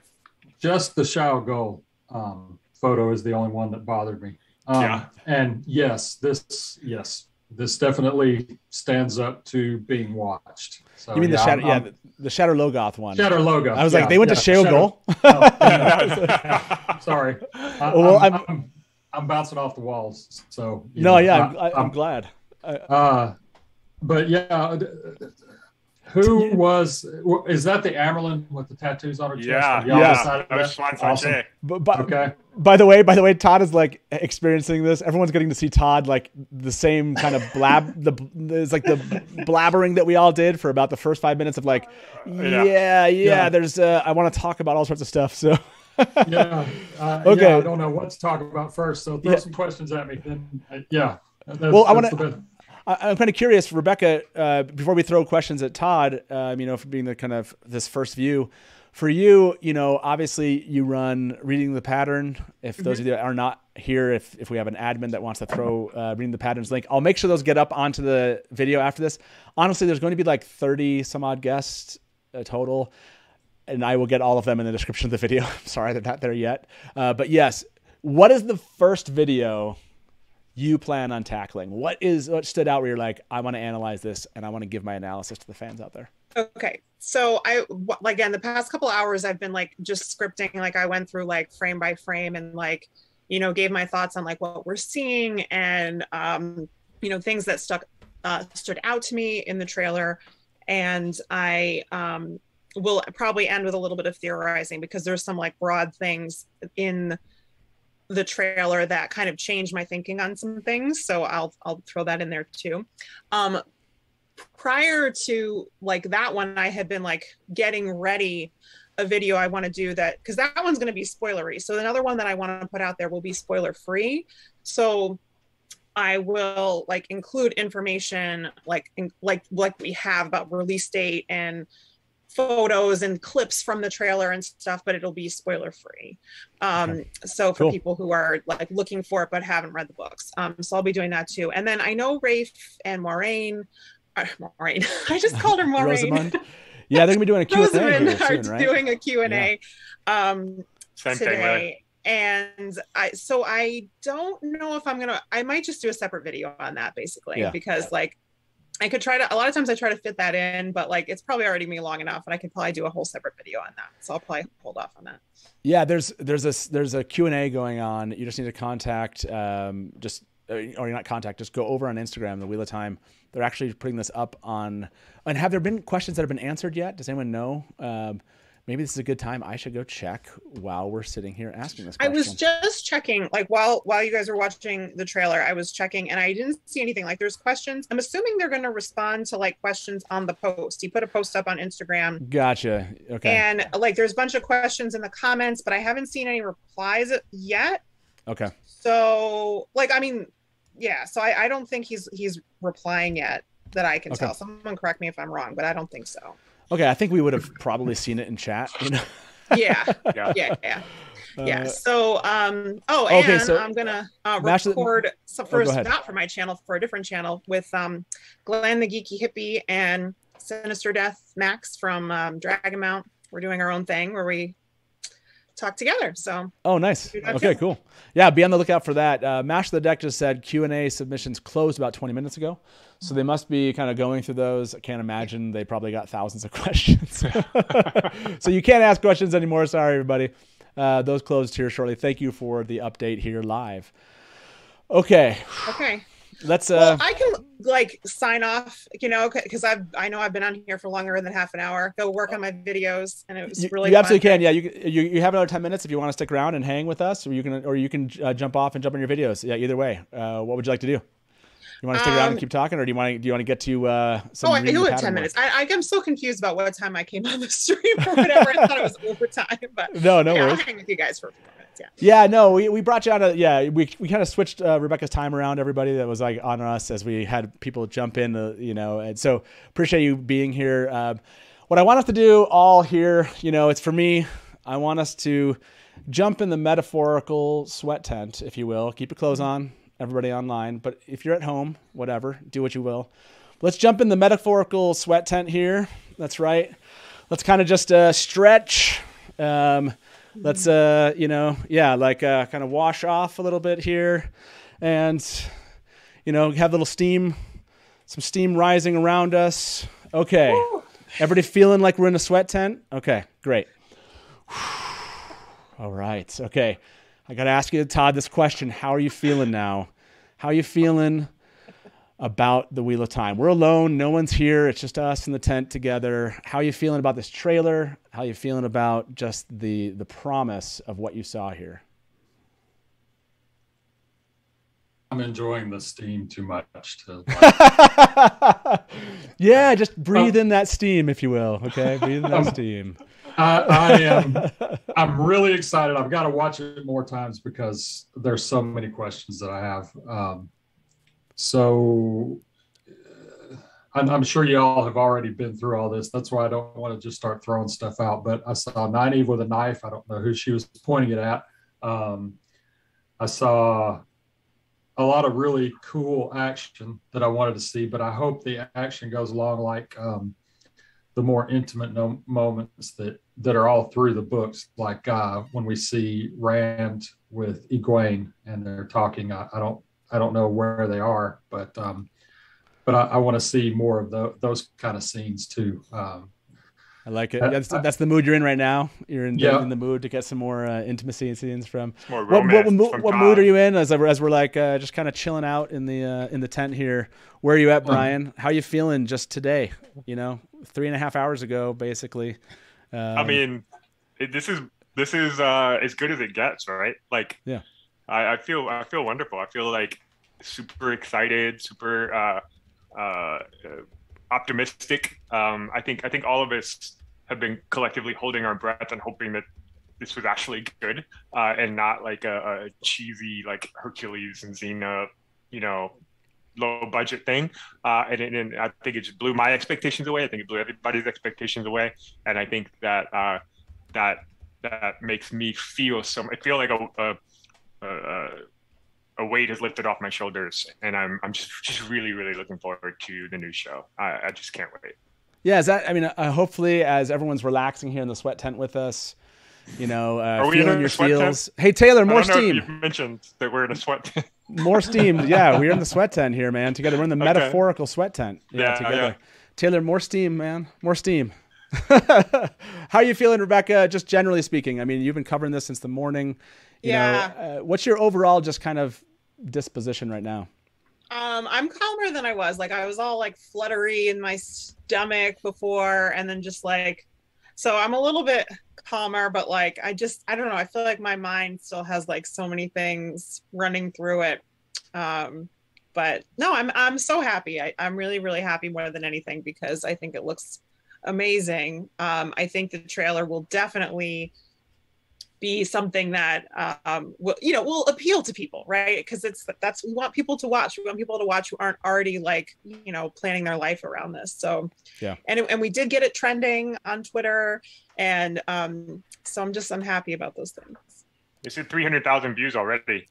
And like the trailer is in the first 3 hours. Yeah, I don't even know like what to think of, like how much is good, but the more the merrier. I mean, again, just as a point to everybody, please do go out, hashtag the Wheel of Time. Let's keep it trending all day. I think we saw that keep we it were trending. Yeah, I think we saw it up like to number 2 that I saw, but then it's down at like 5 now. So like keep it going. Keep absolutely keep it going. Please go in that video again. If we have a link here in the chat to the YouTube video, make sure that you go and watch that as many times. I think somebody said, at least 1,000 of those were someone's. Yeah, hopefully that is the case here. Rebecca, thank you for being with us today. I really appreciate you joining in. And I, again, appreciate the work you keep doing. Everyone talks about Rebecca's analysis and how much they love it. So yeah, make sure you check out Reading the Pattern on YouTube. Again, we'll put the link in the video after this. But yes, thank you for any final thought, iconic moment for you before we let you go, the walk away moment for the teaser trailer. It's just one image, one moment. What does it have to be for you? I know we talked about some of them like already. And we briefly talked about this one, but I feel like we kind of glossed over it. So I'll just mention it again. But like the shot of like Swan looking just, I just like blown away by how she looks, like Sophie Okonedo all in her get up. It was just and then I'm trying to get there. I think that's this. Oh no, maybe that's the wrong spot for that. Shoot. Now I found the one where she's talking. It looks like she's talking to them. Let me see if I can get this. No, it's just the one transition. I can't remember where Moraine walks in. I think it's before that. So can't remember the timestamp on they that. mixed that all up. But anyway, like, it's just where you see her like in her whole, like where you see the chest tattoo and you see, I don't know. So but we mentioned some of the other ones too, like Egwene coming out of the pool there. That's another one. There's a lot. A lot that made me scream as I was watching it. So like I said, I was on the like a Zoom call with Dragon Mount. We were all like a bunch of us like live reacting to it together, so that'll be part of their video. So you guys definitely want to check that out because that's going to be hilarious if you really want to see a lot of grown people like screaming and that's the one. Yes, be on the lookout for that. I did show this on the screen. Yeah, the Sophie Okonedo moment, it's amazing. I absolutely agree. And that tattoo, someone came in earlier and said that the tattoo was it was like the Earth Goddess or something. It was a Croatian related tattoo. Croatian Earth Goddess, yeah. Yeah, Croatian Earth Goddess. So very cool. Yeah. Well, Rebecca, thank you so much for being here. Thank you for everything that you're doing, for making this whole event. It's just amazing. So thank you. Oh yeah, no, this is pure joy, as you can see with the sweat tent effects that we had. Like when Taylor showed me the sweat tent effects, I was like, oh yeah, we've got to use the steam thing. We'll make it better. Like next time we'll have like steam noises, and we'll actually have kind of like a truth telling. I'll get one of those like what are those scraping things, Yeah, get a guy Shane in the background too. Can you get one? Yeah, exactly. I need somebody in the back.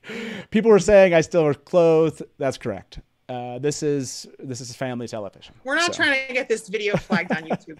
Exactly. Well, thank you so much. We'll see you soon, I'm sure. Have a good one. Enjoy the rest of the afternoon. You'll be, I'm sure, I'll digging probably in. be back in chat at some point. So have fun, guys. Yeah. Okay, you too. Bye-bye. Bye, Rebecca. Bye. There we go. Everyone, hope you're feeling this. I like Taylor. Yeah. Taylor, more steam. More steam.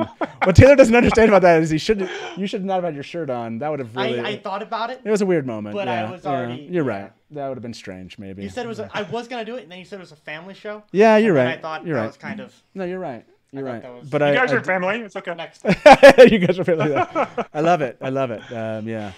This is where you can kind of like take all the world out and just kind of like tell it as it is with everyone in the sweat tent here. So yeah, thanks for being here. Yeah. So Taylor, while I have you here and while we have Brian and Todd with us, move over just a little bit so people can see us both other way.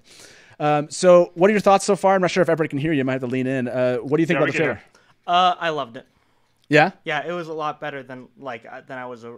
Is it better than reading it? Because I haven't read the books. I don't. Is it? Yeah. I was you want wondering to hear what Todd and Brian were saying? Is it better than reading? Oh yes, much better. That was like a minute, right? Bam. Yeah. Yeah. So you're not gonna redo this one, right? You're just gonna. No, this one's pretty good. Okay. I don't think I'll put my own spin on it. Passes the Taylor test. Yeah, that's right. Cool. Seal of approval. Great. Yeah, I'm excited that you were. I know because Taylor and I had talked about this, and he had gone and seen some of the trailers and some of the work that like Game of Thrones had done and stuff, and he's like, "Oh man, like I'm hoping it's something of that kind of category." Do you think this is Game of Thrones-esque from what you've seen from the trailer? Yeah. Like as far as quality, because you seem to believe that the Game of Thrones was pretty high quality. So. Yeah, that and I just watched Lord of the Rings. Oh, gotcha. Is, Lord of the Rings. It's just Lord of the Rings. Yeah. I was starting to get like where is it gonna lie on the meter? Yeah. Even though Lord of the Rings is like 3 movies, obviously. Yeah. But still, just like kind of what quality were they going to bring? And it looks fantastic. Okay. I think the all professional the test. scenes. That's yes, my professional. The professional opinion is that it's awesome. There you go. Nice. You have the Amazon Wheel of Time and Amazon Prime has the Taylor approval. Yeah. Tank Top Taylor approval. Tank Top Taylor approval. If you missed Tank Top Taylor last night, you can go check him out. It's on the channel. Yes, Tank Top Taylor approval. So thank you very much. Yeah. Thank you very much for the for working on the sweat tent stuff. That was good. Taylor, we have more to come. Yeah, Stay tuned. there's a lot more. Taylor did a lot of work while I was gone on vacation, and this was one of the things that he showed me when I got back. It was like 3:00 in the morning when he showed this thing to me. I was like, "We're definitely using the smoke machine when we do this." So, well, thank you, man. And then when's it coming out? When's the show? November 19th. Yeah, for those of you that don't remember this, November 19th, and it's being reported that their first 3 episodes are coming out that day. First 3 episodes. Really? So, Nice. Yeah. How long? How long are the episodes each? Or how long is our show going to be? I don't know. How long each episode? I have no idea how long the show is. There's been more coming out here. Yeah, Takaranriad. We haven't even talked about Teleconriad. There we go. Takaranriad, Teleconriad. We haven't even talked about Teleconriad. We should talk about that next. But yeah, let me get back to these gentlemen. Where are we at right now? Yeah, get out of here, Taylor. We're at 3.5 hours in. All right. 3.5? Yeah. Dang. So now Have we there's like, decided? 6 more? Yeah, there's just 6 more. Or is it 9 more? Oh, it looks like we actually have someone else coming in too. Let's see. Who do we have joining us right now? Malkir's King. Malkir's King is joining us. What's up? Good afternoon, people. Well, yes, I will. See ya. I'll leave. See you, Taylor. Wait. All right, Matt. Taylor's going to leave us. Thanks, Taylor's going to leave us with a little bit more steam. Kind of keep us relaxed, keep us healthy while we're sitting here talking about the Wheel of Time together. So, how do you feel this? I mean, do you guys feeling this through hopefully the viewers are feeling this kind of just some steam? Totally. My pores are opening. Yes. Your pores are opening. Yeah. I can feel my sinuses draining. Your sinuses are draining. Sinuses are draining. Good. Yeah. Let's just kind of embed in this. Malkir's King, welcome to the show, sir. Oh, and we have one more with us. Andrew. Yeah. Andrew the Bard is here. Yeah. We got the Golden God of Time. Hello. Okay, gentlemen. Give me a reaction. Malkir's King, what was something that stood out to you? I can put it on the screen for people that are watching. What happened to you this morning when you watched this? This was a lot more emotional than I had anticipated. As you may have guessed, I am not an overly emotionally expressive person. Sure. But this one really hit me in the feels.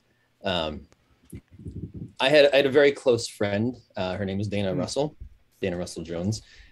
She was my Wheel of Time friend for since 1999 when we first started doing those role-playing websites together. Yeah. And she was the person. She was like my Sarah because she knew everything. she had read the series so many times. She knew all the details. She knew all the references. She had a really deep insight into everything. And then on September 22nd in 2017, she had a heart attack. Oh, wow. And she's no longer with us. And this is something that she would have been all over. She would have been analyzing every little detail. And so it was emotional. Oh, yeah, I bet. But in a very good way. What was great what tribute to your friend. Yeah, appreciate that. What was there a moment in the trailer where that really hit, where you thought that your friend would be like, "Oh wow, this would have been the moment for this person"? I don't know if they had a favorite character. Was there just a moment where that kind of converged for you? So, she really liked the warder characters. The roles she always played was a female warder. Okay. So that moment where the group is standing and you see the arrows coming down and Alana, uses that weave of air to just stop them, but you see everyone standing. I'm assuming half of them are warders. I only zoomed in like 5 or 6 times, but that was that moment that I was like, oh crap, she would have flipped to see that. Yeah, that's really cool. Yeah, I appreciate that. Appreciate you sharing that moment with us. Andrew the Bard, thank you very much for being here, sir. Thank you for inviting me. I'm assuming you've seen the trailer. Is that correct?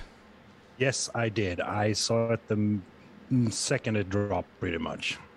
And excellent. What's your reaction? Oh gosh, I cried like a baby. It was so purifying. I don't know. It was insane. I had such a rush of emotion just watching this, and I was so happy with what I saw. And that was just my first viewing of it, and then I had to watch it again and again and again. Sure. Yeah. I mean, how many times would you say you've watched it? Oh, probably only 10, because I have been working on a song all night as well. So, is that the one that you sent us? Should we play that for everybody? Is that yes, okay. I did. So Taylor, do you want to throw a screen up for me and we can play this for everybody? Let's Andrew the Bard.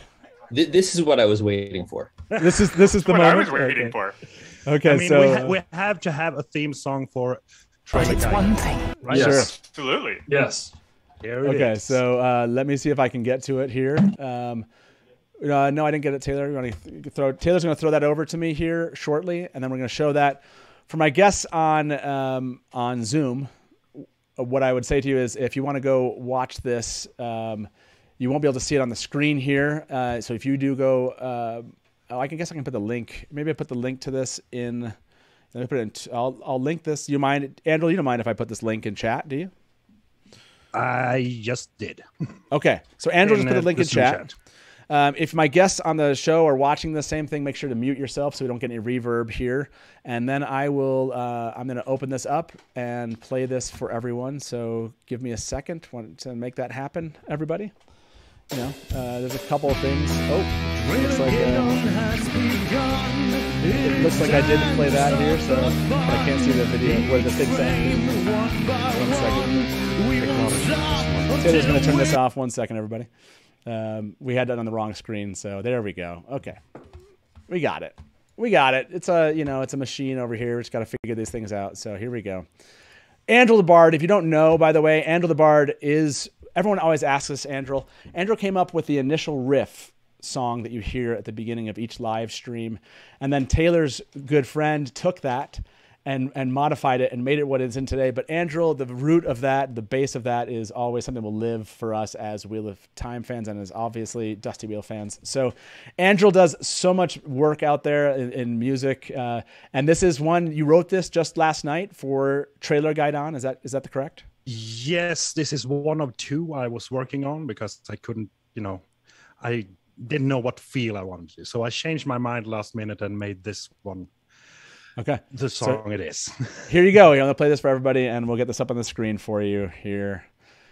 Enjoy. This is Andrew Labar's take on Trailer Gaidon. Trailer Gaidon has begun, and it's time to start the fun. Each frame, one by one, we won't stop until we're done. It's time to knit big boots and head up to the roots.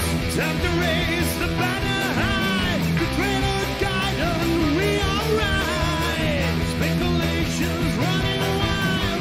All our thoughts will be compiled. Finally, the day is here. Will we end the seam and fear? Can you feel it? It begins. Trailer Gaidon. Everyone wins.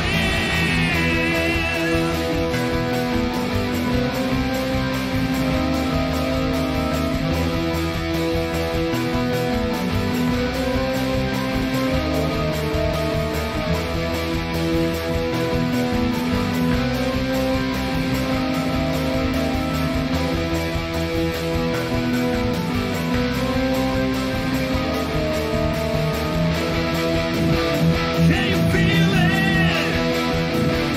It begins. Trailer Gaidon. Everyone wins.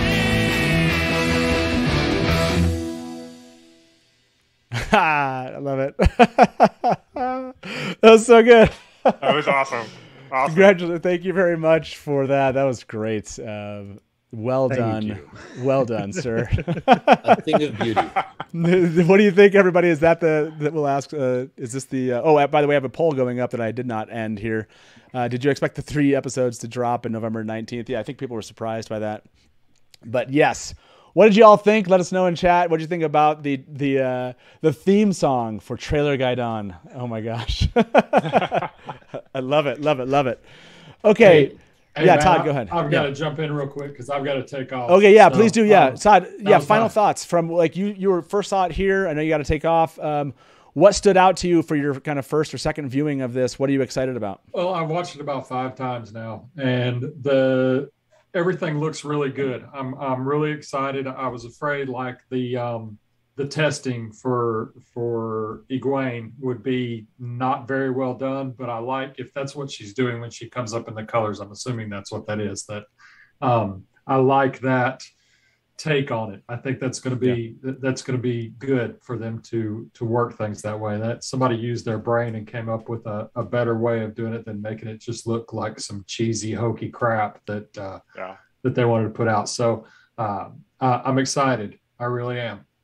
Yeah, it's good to hear because I know like Brian had said in our episode, you were a little more skeptical from what you had seen so far. So Yep. it's great to hear that they won you over. As far as being excited about and maybe hyped for what's coming in November. It definitely exceeded my expectations. So Sweet. yes.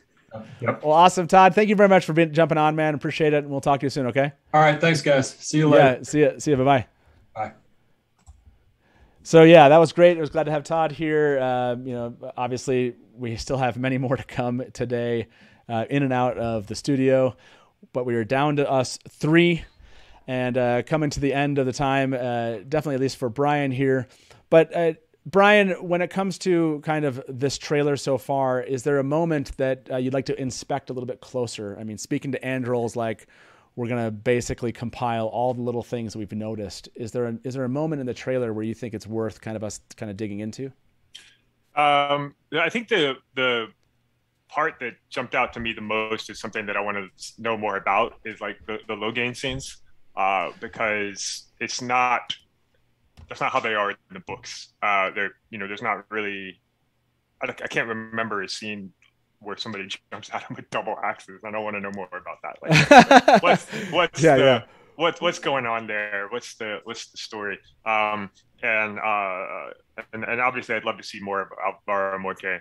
and his role. So that's probably a scene that I would like to dig in more about, because I don't know much about what's going on in that scene. Yeah, that's an interesting one, and I want to kind of talk through that one. I'm trying to find it here. If you have the timestamp for it, I will show everybody what I'm talking about. How dare you not have the timestamp, Brian? Well, you spun the question on me at the last second. I don't know. Okay, so for those who are watching, if you have the timestamp of the double acts, we can talk about that. I think But yeah, it's I want to. 140.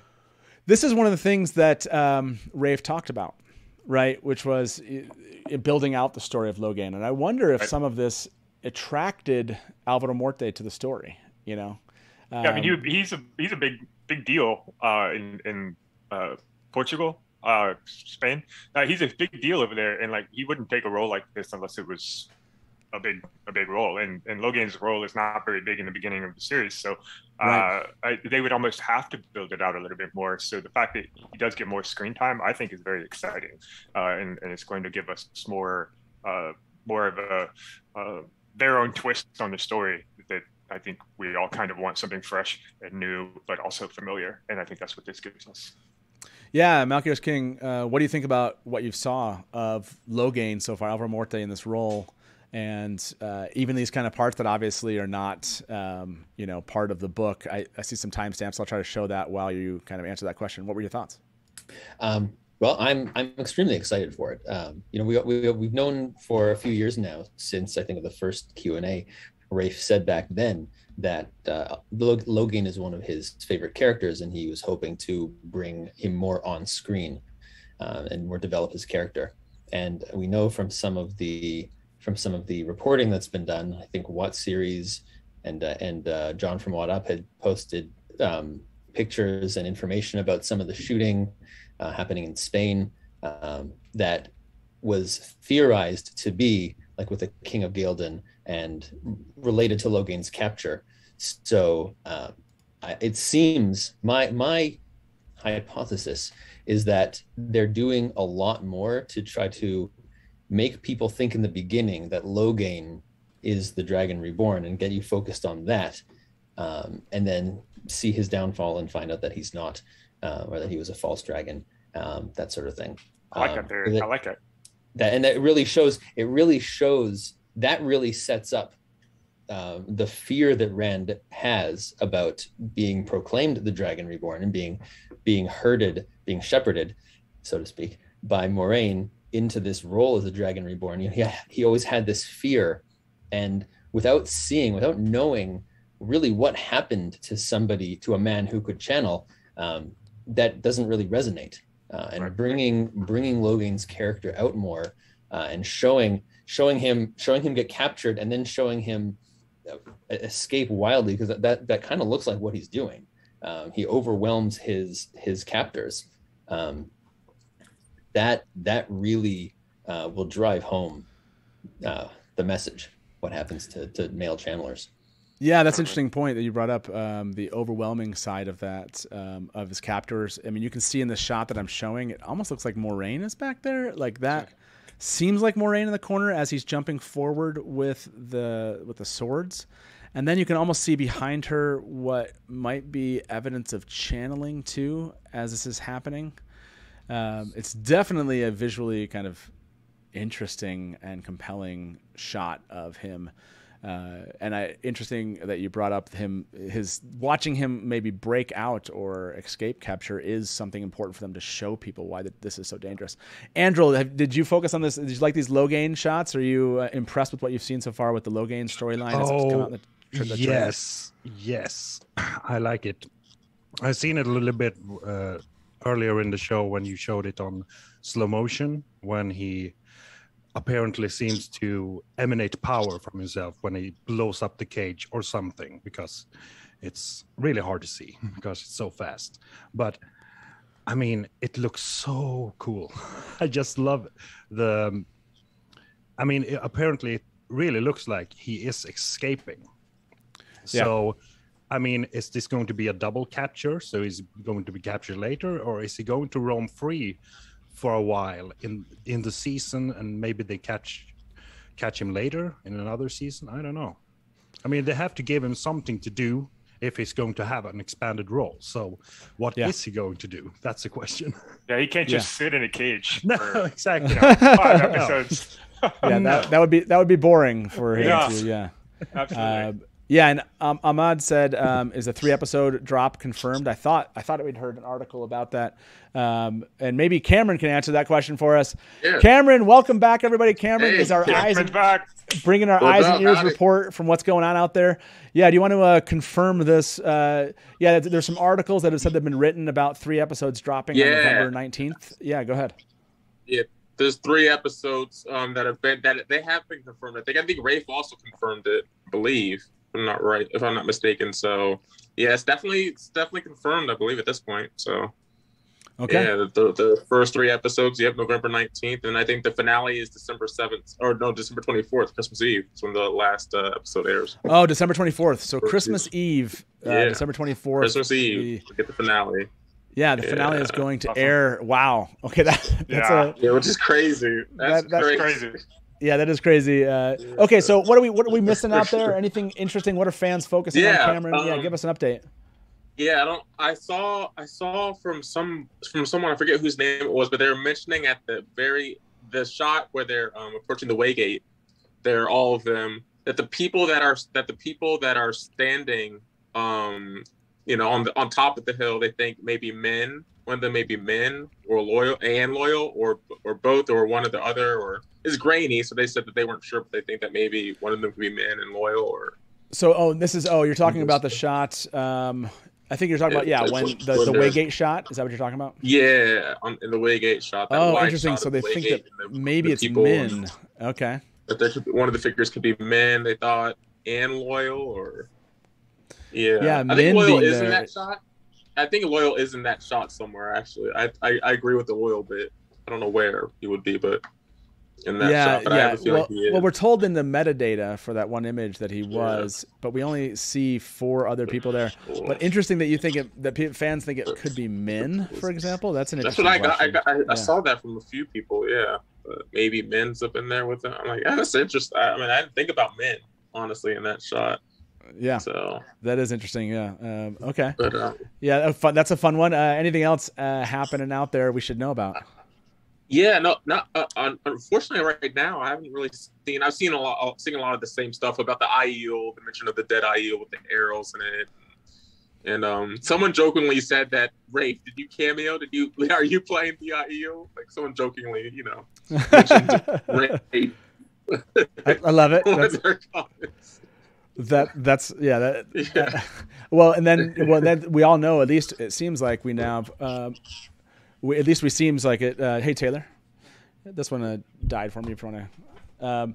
So yeah, that's a great question about the Aiel itself, because that was one thing that fans did notice, was the Aiel in a cage was one of the things that came out. So and it definitely has red hair poking out, like someone zoomed in really close on the face, and there's definitely red hair. It's a ginger head, so it's it's definitely seeming that way, pointing that way. So okay, so that's been confirmed. I like and I did see that everyone's talking about this. If you didn't see this on I think it's the Wheel of Time on Amazon Prime. If you go look this up, you can actually see the Wheel of Time and get a first look at this. So. And it actually has a play button for watch bonus content. And I don't know if that's just like a trailer or something like that. But if you want to go follow this. Sorry, go ahead. I was just saying, I didn't. No, go ahead. Gotcha. I was going to say, and Rajesh pointed this out also, and I'll try to get to this here shortly, which is there's a TV-14 rating on it. So let me see if I can find that for us here, everyone. I'm going to go look this up on Amazon Prime Video. See if I can find this online. Why not? I mean, we're all here. Amazon Prime Video and The Wheel of Time. What do you think about that, Malkir's King? About this idea of TV-14, if that's what this show ends up being? I'm not 100% sure what that exactly entails. I do have to say, I was pleasantly surprised at the tone of the trailer. Okay. If you look at some of the other Amazon trailers, like some of the other Amazon shows are extremely gory. Like The Boys, I love it, but my wife will never watch it because it's just blood splattering everywhere. Right. Every other scene is just it's gratuitous blood and guts and body parts exploding. And you can tell that from the trailer. You did not get the sense from the Wheel of Time trailer that it is gory in any way. And Gotcha. and I don't mean gore. I don't even necessarily mean gory like as extreme as The Boys is. But like The Witcher has its share of goriness. And this does not seem to have that level of goriness. I know that way back, Rafe had said that he wanted this to be accessible in terms of having the right tone, but also being available for families to watch. So obviously he didn't want it to be like, you know, young adult kind of thing, but he wanted it to be something that you wouldn't need to be worried about having your kids watch kind of thing. Yeah, I mean, that's a good point. There wasn't really gory. There was only like that one maybe blood splatter moment with when Lan kills a Trolloc. But there wasn't a goriness, at least that we've seen so far. And Mash of the Deck did point this out. Mash of the Deck pointed out in chat that apparently, let me just quote this, said, for perspective, the first season of Game of Thrones is also rated TV 14 on Amazon. Okay. I would not have thought that was going to be the case. No. Well, let's dig into that a little bit more here. Cameron, thank you very much. Anything else from the eyes and ears, man? Like anything else that you've No, I'm noticed looking or want to still. bring That's up? why I'm looking. It's not a lot of repeat stuff that I've already mentioned. You know, again about the Aiel, about Egwene and Rand, about Dragon Mount, seeing Dragon Mount in the background. So we haven't focused on that. No, nothing new yet. Where's that timestamp for Dragon Mount in the background? We haven't really focused on that in today's stream.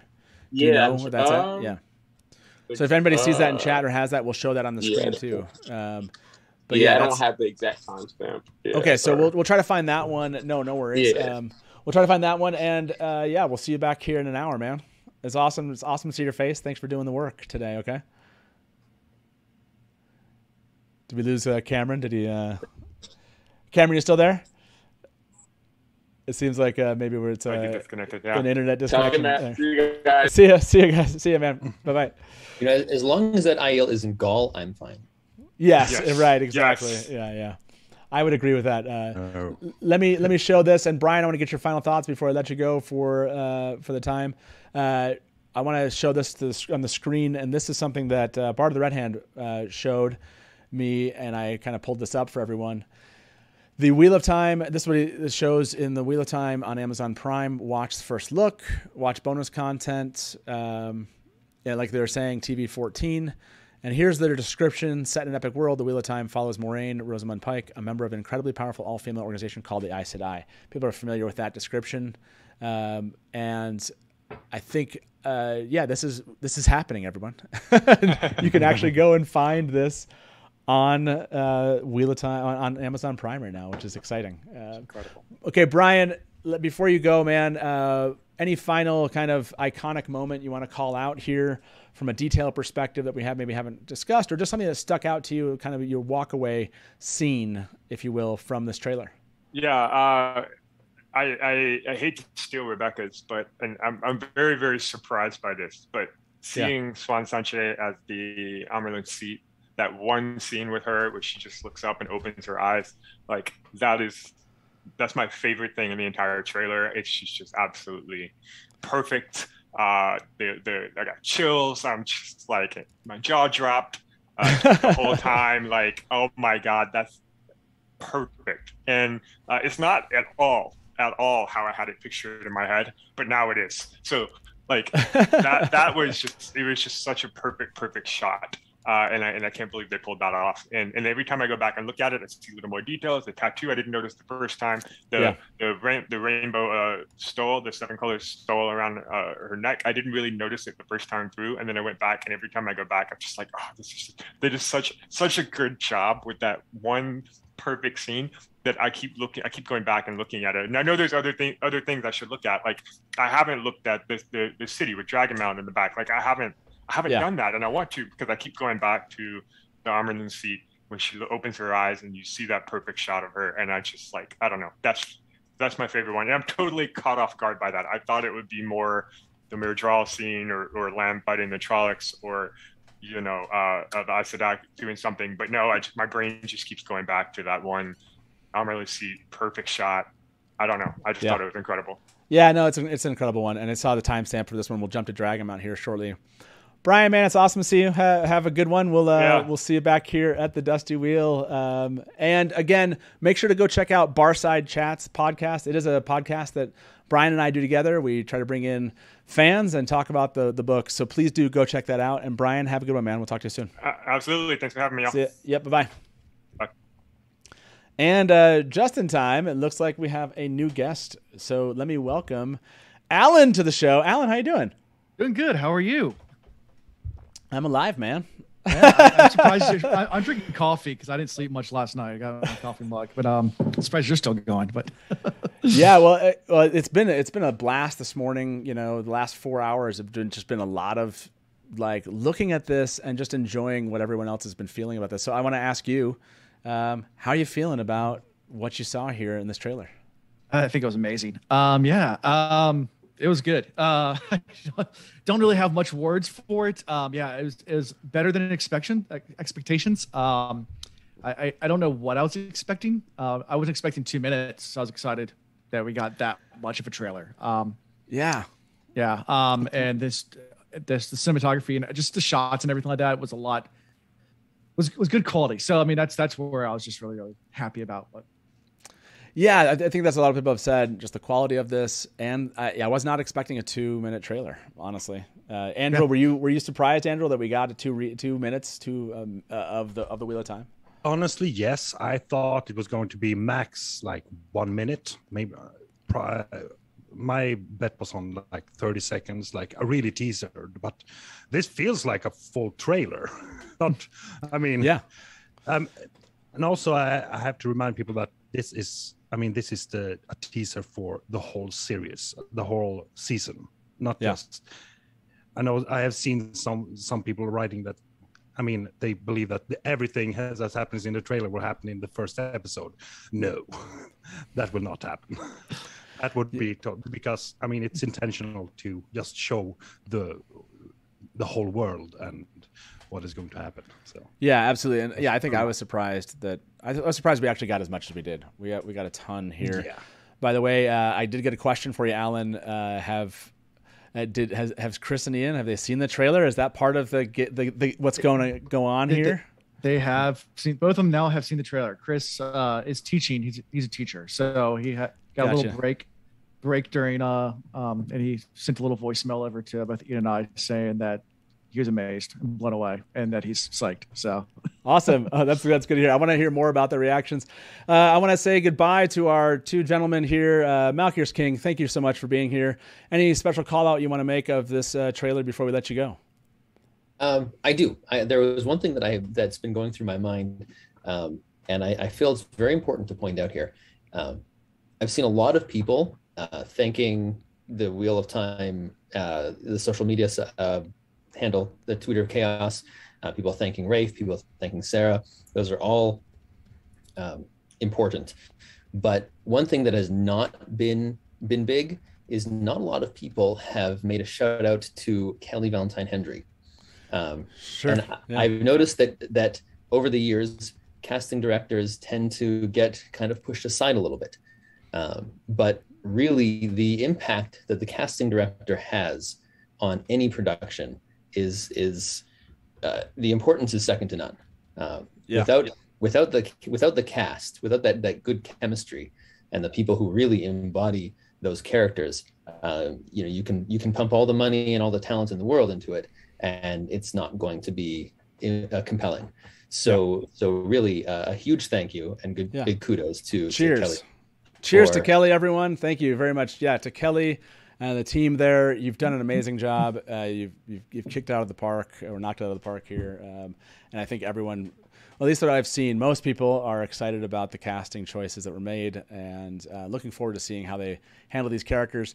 And maybe we'll talk about that here shortly after you've gone. It's just about characterization so far. Like, can we tell anything from the trailer? Hey, Malkyr's King, man, thank you very much for being here, and we'll talk to you soon, okay? Always a pleasure. Thank Have you, a good sir. one. Bye-bye. Bye. And it's awesome. And Mary joined us here, coming back in for a second shift with us. Andrel, thank you. The song, I don't know if you all heard Andrel's song. Please do go share that with fans. The Trailer Guide On theme song. that was awesome. People were loving it. They want us to play it again. We probably just didn't have enough time to play it again here, but we will be playing it again tonight. We have part 2 coming out. We will probably end here in about 2 hours, take a half an hour break. And then I get to bring in all the mods from the Dusty Wheel and chat with them, and then more guests this evening. We'll just keep this discussion going. We'll get the call lines open and giving you calls this evening when we just haven't had time to take calls just yet, but we will open those up this evening for those that come back. So, Angel, before we let you go, man, anything of note that you wanted to just highlight for you? What was the highlight moment of this morning's teaser trailer drop? I mean,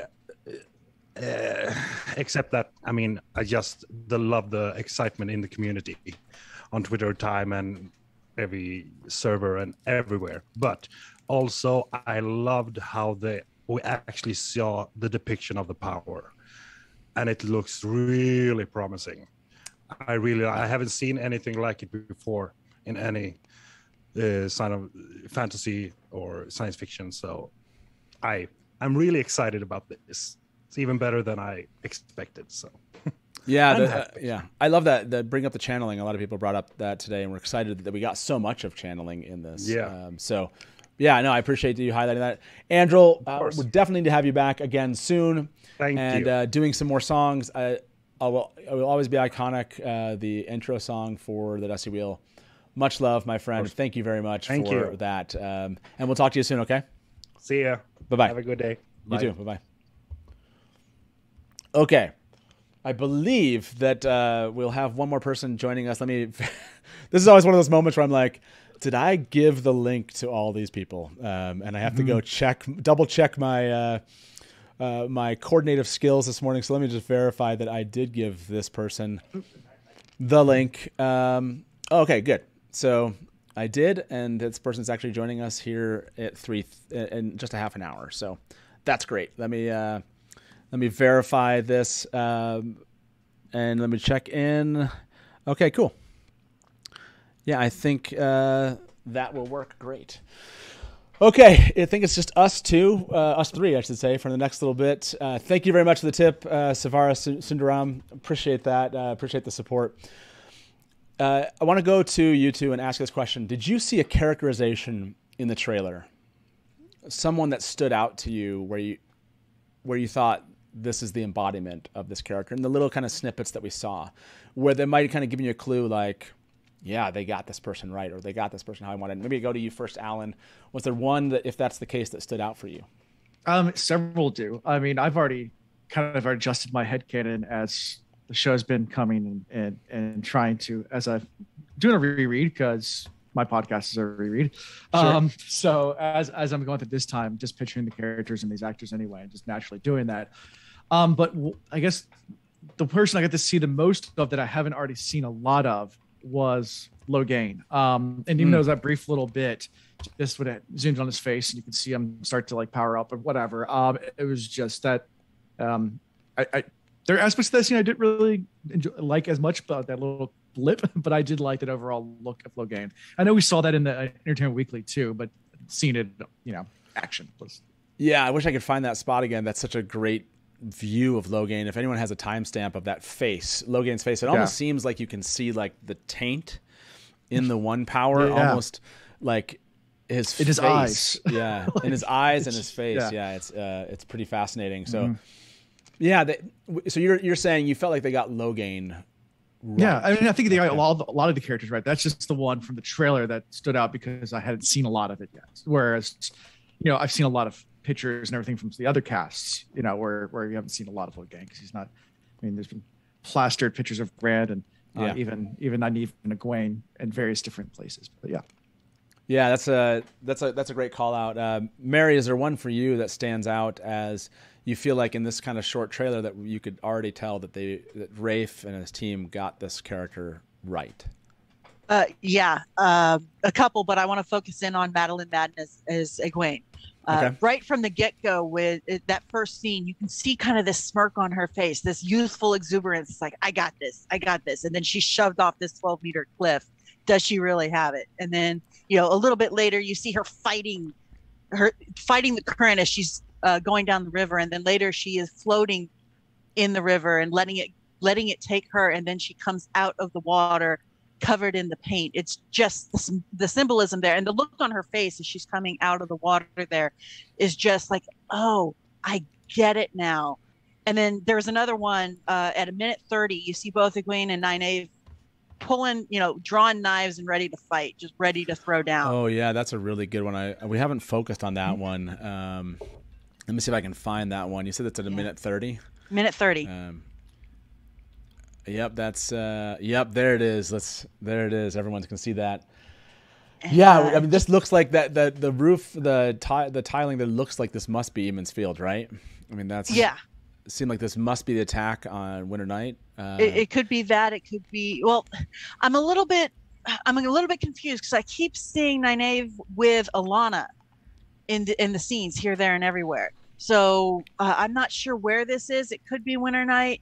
It probably is, I'm guessing, but these are, the Two Rivers folk are just not to be messed with. They're simple farm folk, but you just don't mess with them. They will throw down, I guess. And then just Madeline I think she's just going to knock this out of the park. And Zoe, oh my God, Zoe at the beginning, she's standing behind Madeline and it's just like, be strong, and then shove. That's totally nice. And and just the mirror between be strong and be steadfast is a little bit of foreshadowing. I think, I'm probably overreading into it, but just that kind of internalized hate that Nynaeve has had for herself and for channeling, it's just kind of highlighted there. And then I think I wrote it down here. It is 1:17. Who has the knife at Lan's throat? I think that's Nynaeve. 1:17. Okay. 1:17. Where he says, you think the this dark is one is Nynaeve after right your here? friends.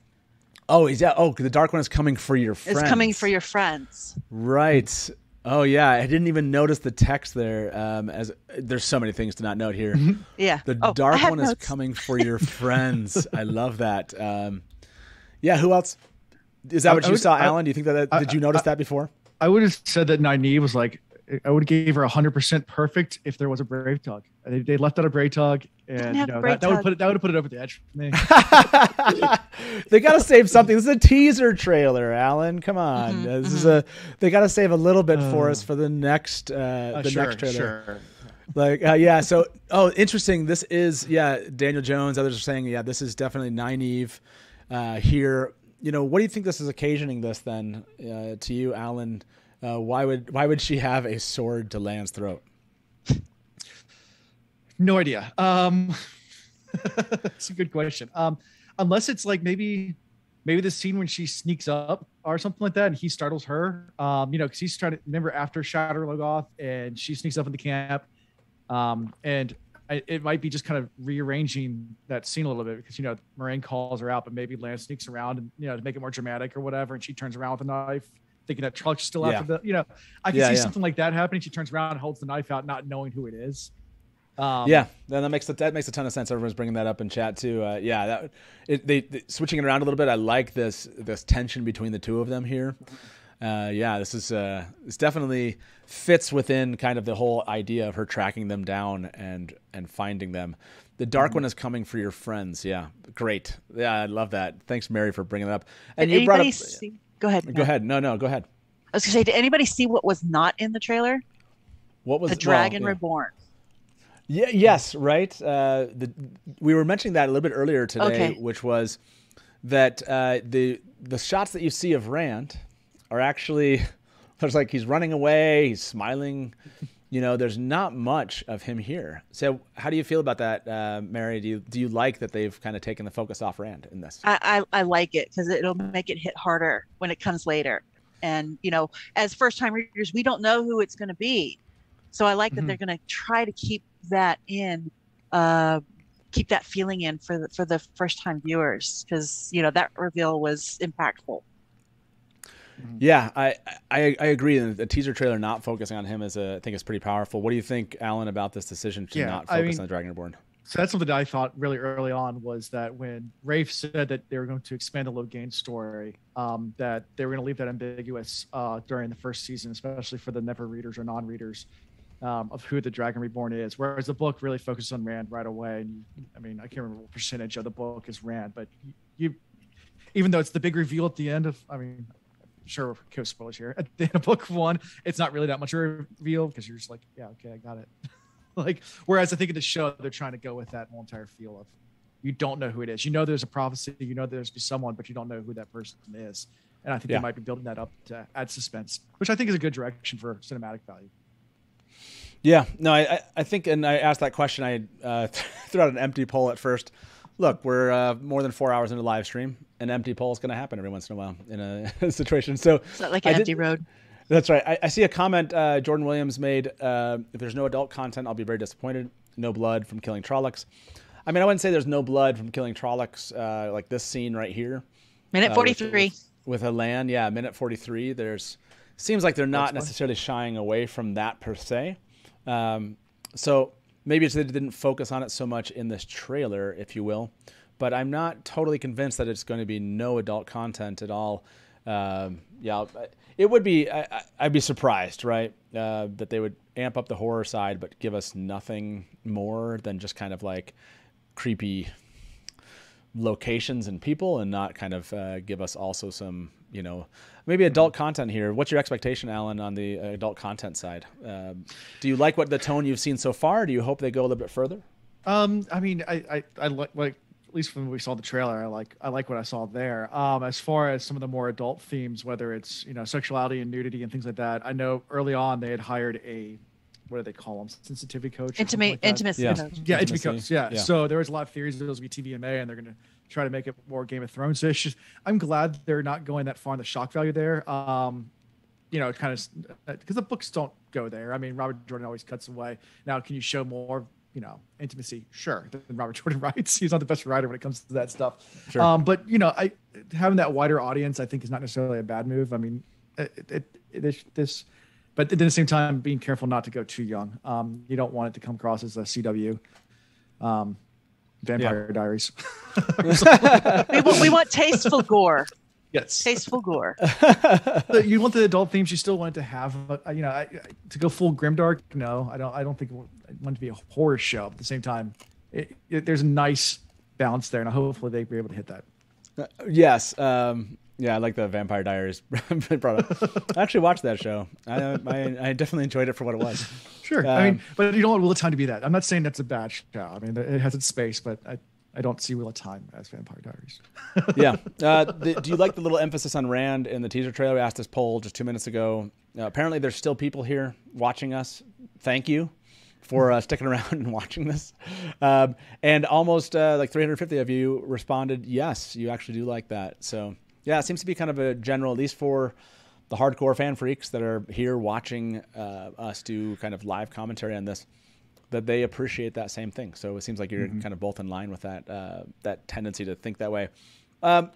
One thing we haven't focused too much on, and oh, look at us. We got another guest. Let me welcome our next guest in. That is Lauren. Lauren from Unraveling the Pattern. Lauren, how you doing, man? I'm good. Can you guys hear me okay? We can. Yeah, we can hear you and see you.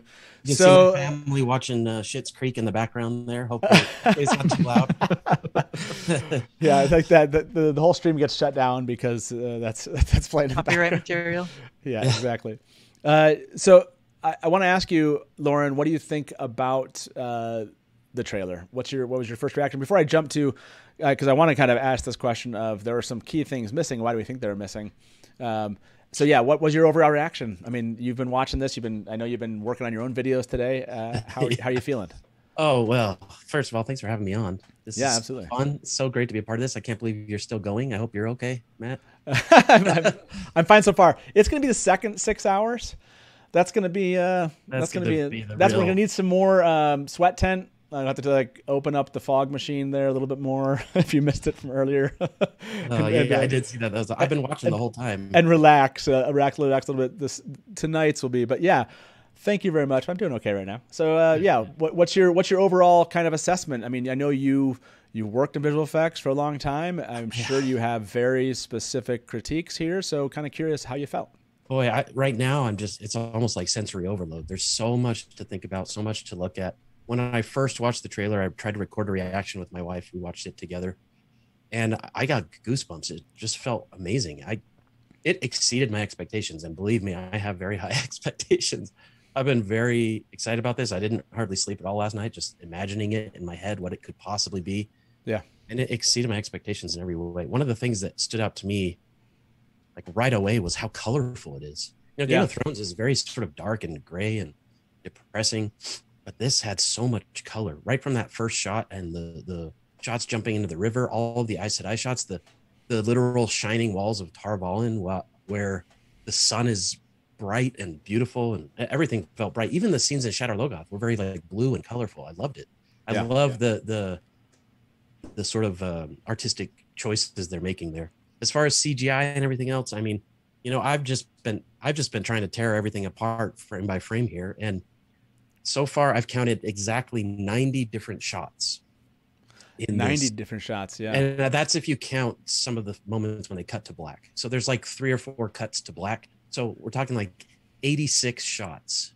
Wow. To analyze and to look over.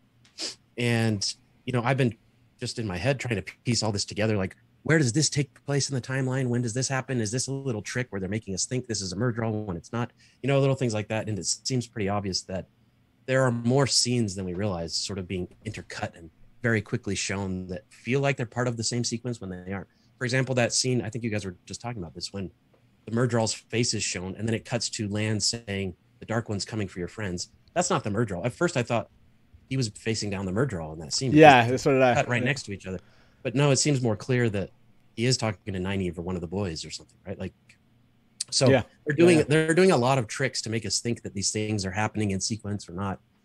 The scene with Egwene popping out of the water with the colors on her. At first I was like, oh yeah, that's her popping out of the river from the initial scene, but obviously that's not the same. And I think that's pretty obvious on rewatch. Like, the water is not flowing and we see her swimming later and she doesn't have color on and she's flowing down the river. Like, it seems like a vision or a viewing or a dream or an accepted test or something, right? So there's a lot of little tricky things I think they're doing here that I'm really excited about. Yeah, anyway. Absolutely. No, that's okay. There's so much I want to talk about here. Let me just coordinate 1 second here. And okay, couple things. I heard the Q&A on Instagram is up. We're gonna check there. Mary, we got to let you go, but thank you very much for checking back in. Any final thoughts? What was your favorite part before we let you go? I don't have a favorite part, but I do want to mention at 47 seconds, at 47 seconds, okay, smashes us to black. Oh, okay. That might have to be like a new thing here that we do. For some reason, that image won't show up, and I don't know why. Oh, there we go. Oh, yeah. Okay, I'm going to play this for everybody on the screen. Yes, and Mary will let you go. Thank you very much for showing that. Yes, I love that this is a smash to black. There it is. Yeah, that's so good. Well, Mary, thank you for pointing that out. Have a good one. We'll talk to you soon, too. Okay? Take care. Yep, bye-bye. Okay, hopefully you all have been enjoying all of these wonderful guests that have been coming in. We're going to have another 1 or 2 join with us shortly. Alan will be leaving us soon, but Alan, you can stick around here just for a bit more. Let's try to cover some of the Q&A that we're told that there is. Let me see if I can go find that, everybody. I'm assuming that's up on the Wheel of Time Instagram page, so I will try to open that up and see what they got. Okay, let's see if they're okay. So they're not posting them there just yet. If anyone knows exactly where they might be posting these, they said questions are now closed. Thanks for all the answers coming shortly from Rosamund and Rafe.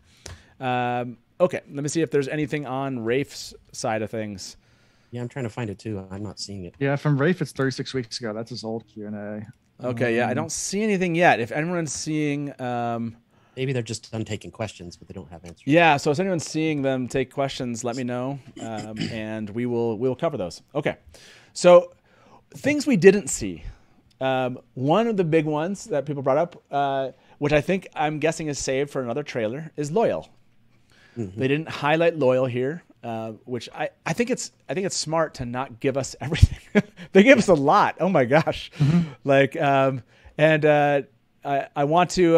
Oh yeah, and by the way, thank you very much for pointing this out. So much going on right now. Appreciate the live chat. Always keeps me, on my toes. And so I agree with. I can't remember whose comment it was. I'm trying to find this comment here before, and maybe I can show this on the screen. Oh my gosh, guys! 4 hours of live streams. Like I'm pretty sure my. There it is. Okay, let me see if I can. Show this. Yes, MR Howley, thank you very much. MR Howley said $15 for 15K subscribers. Congrats, Innkeeper. I didn't know we hit 15,000. Thank you for those of you that have jumped in and subscribed today. Really appreciate that. And MR Howley, as always, appreciate your support.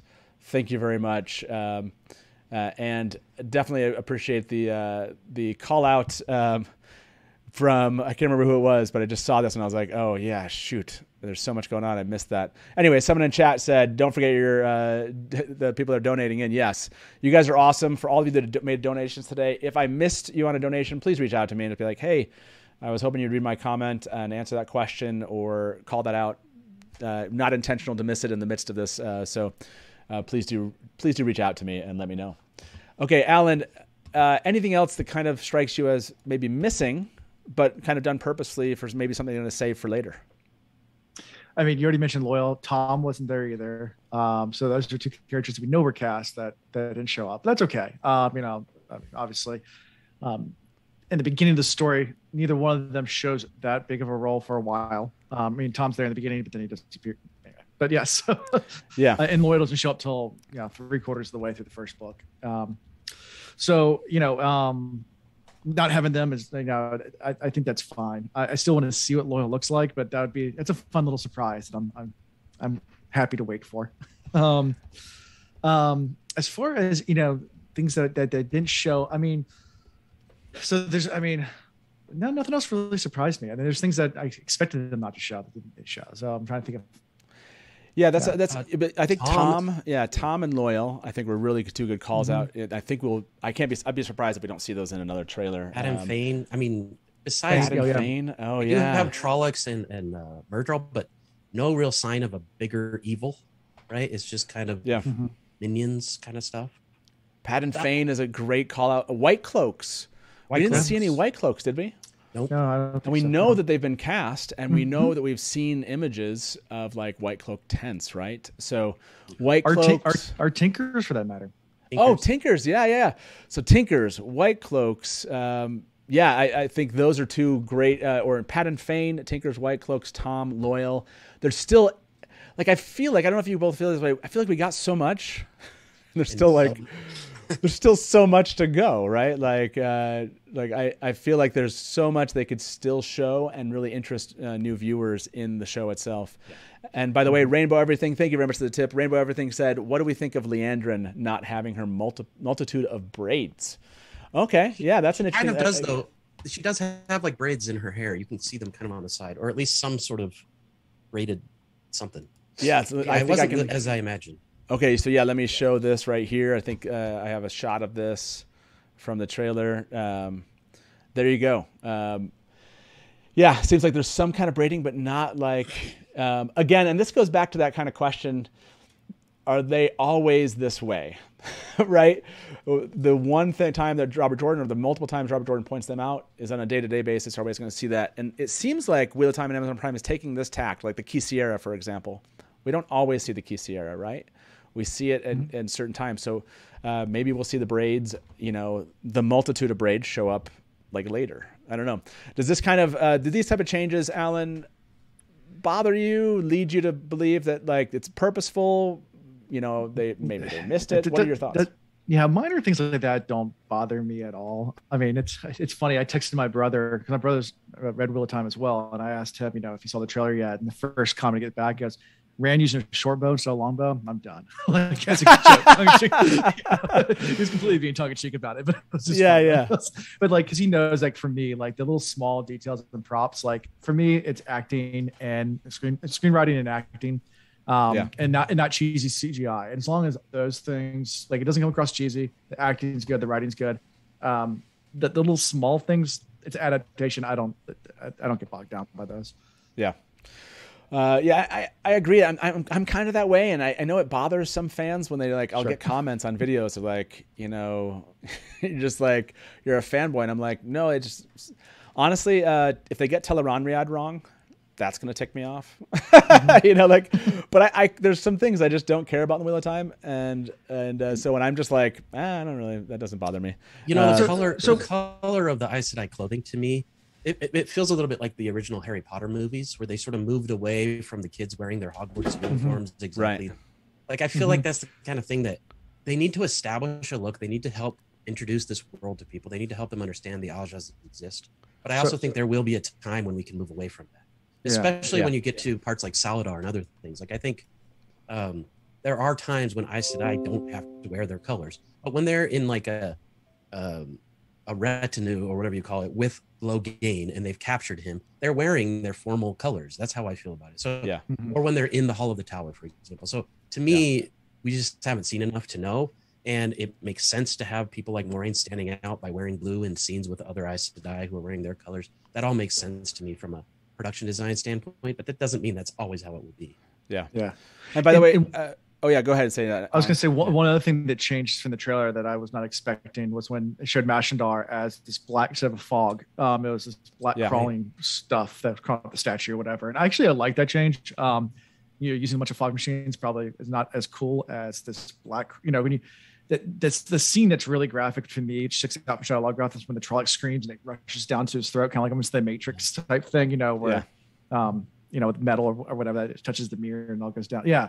So having that black, I like that change. But like things like that, there is the black wind. Like, how do you differentiate? Do you remove the black wind? Or you make it somewhat the same? Yeah, are they going to merge those two concepts? I guess that's concept. Yeah, which I'm not opposed to that either. Like similar things. Alan, by the way, I know we have to let you go here. I want to say this. Congratulations. By the way, Alan runs The Wheel Reads. It's a new reader podcast. And you guys just hit 100,000 downloads, right? Yeah, we did. Yeah. Went past that, and now we're a little further, but yeah, now it's awesome. Exciting that we finally got there. yeah. It's a huge milestone. Congratulations. They do a new reader podcast. If you haven't followed them, please do check them out. You can follow them. You can actually, if you become a Patreon, I think, then you can see your live stuff on Discord. Is that true? Yep, we do live recordings on our Discord. We open up to everyone every once in a while, kind of as a preview, but if you want to join us every single week for us kind of stumble through recording because there's always issues. The live stuff, hey, we do the same thing here, fun. Right? The live stuff's fun. You guys are a lot more polished than we are when it comes to doing things live. But it's fun. It's a lot of fun. And then we do stuff like we videotape all of our podcasts as well, but that goes out to patrons, so you can get like full video episodes and things like that. So. Yeah, it's awesome. Again, check the podcast out. I'll have the link in the description. I didn't get all 30 of my guests into the description today, but I will. I promise. I just need to go back and do that. So, Alan, thank you so much for coming on, sharing your opinion. Appreciate you jumping in here and being with us today. Yeah, absolutely. Well, hopefully we'll have you back here at the Dusty Wheel again soon, man. Okay. All right. I guess see you. Yep. Bye-bye. Yeah. Bye. So I know Lauren will have some guests here show up. I want to throw this. Oh no, that's not the wrong. That's the wrong. I have like too many mice and keyboards in front of me. That's what's going on here. CB left us a tip. CB at 1:18. I think Matt and Rand are being chased by a white cloak. Let's check that out. Thank you for the tip. Hey, that's a funny. I never connected that with that being a tip, but there you go. Thank you for the tip. I guess whatever. I'm going to be using that from now on. Thank you for the tip. Okay. So let's jump into that here. And 118. I think I went through this and I tried to find it. Does anyone see a white cloak? Oh, I see. Yeah, I can see that. Right there at is that a white cloak? Oh, I gotcha. I'm pretty sure. So one of my, as I'm going through each of these shots and trying to find details, I'm pretty sure this is one of those examples of this shot is not Winter Night. This is not in the Emond's Field or the Two Rivers, whatever they're calling it. Yeah, the feel like another village along the way where it's just Matt and Rand, and it also feels like Rand is not wearing his full getup. Like his stuff is somewhere. It's probably in an inn or at their camp or something. Yeah, and I like this idea. This could be the pranky moment with the white cloak. This could be the moment when Rand sort of gets high from his power trip, right? And he kind of goes bonkers a little bit. I really like that idea for the scene. Interesting looking at these two expressions between Matt and Rand. Matt seems just overwhelmed completely. Rand does too, but not as. I don't know if that makes sense. They don't look scared. They look more like they were goofing off and got caught. That's how it feels to me. You know? Yeah. Kind of this runaway. And again, I love the running. The cuts they're doing on this trailer. Again, just ridiculously well put together. I love just the way these are connected. Is that right there? There's a shot. It doesn't look like a white cloak to me. I'm going to ask everybody in chat here. Is that a white cloak? What do you think? The other thing. Did I get a yes from our? Do we have a new guest with us? Or we have a new guest. Oh yeah. Did you? I didn't. There we go. Welcome, Andrew from Black Tower Podcast. Thank you for joining with us, and I appreciate the whispered yes. So you're confident, Andrew, that is a white cloak chasing them? Is that right? Yeah. So there were two things that I was actually super giddy about seeing and wanting to bring up. And your chat beat me, at least from what I could see, to the white cloak thing by just a matter of minutes. That was going to be one of the things. They're like, go to 118. If you zoom in, or if you freeze frame it, go frame by frame, you can see an individual in the back with, from the waist up, it's all white clothing. Yeah, it's like burnished, almost burnished. Yeah. So if you take that combined with like their facial expressions and them running, and the fact that nobody else around them seems freaked out, it can't be Winter Night. No, yeah, it's definitely. Yeah, that's definitely not Winter Night. But Todd Gruel is saying, that they don't see him like all like full white or anything and that's a good point. Is it?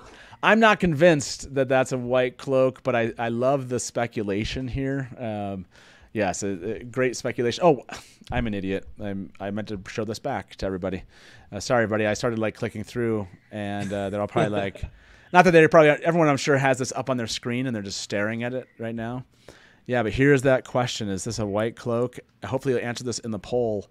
Is that what they're running from? I love the observation that he doesn't have all of his stuff with him. Maybe they've been in an inn. I love that aspect of what you brought to this, Lauren. This does not look like Eamon's Field. So this looks like maybe the adventures of Matt and Rand, because it's Matt and Rand together. And also that it almost looks like a tent to the top left, like that building to the left. I don't think it's a tent, but it almost looks like a white topped building or something. Yeah, that doesn't match the look of the Emond's Field. Yeah. Like you said earlier, they're not really carrying much. So to me, it's indicative that they're in a town or a village or somewhere. Right. But they've already found a place for the evening, and they've already kind of bunkered, down and set everything down. So now they're off gallivanting, and Rand's like, I just messed up. Right. What if this is where they meet Tom? And this is that village where they meet Tom later on.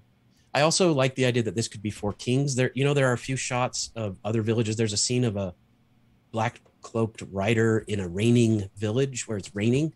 We only see one scene where it's raining. So could that be Four Kings? That's my thinking. Okay, so this is you're going to Four Kings on this one. I love it. By the way, I love the speculation here. Stubble McShave, thank you very much, man, for your tip. Appreciate that.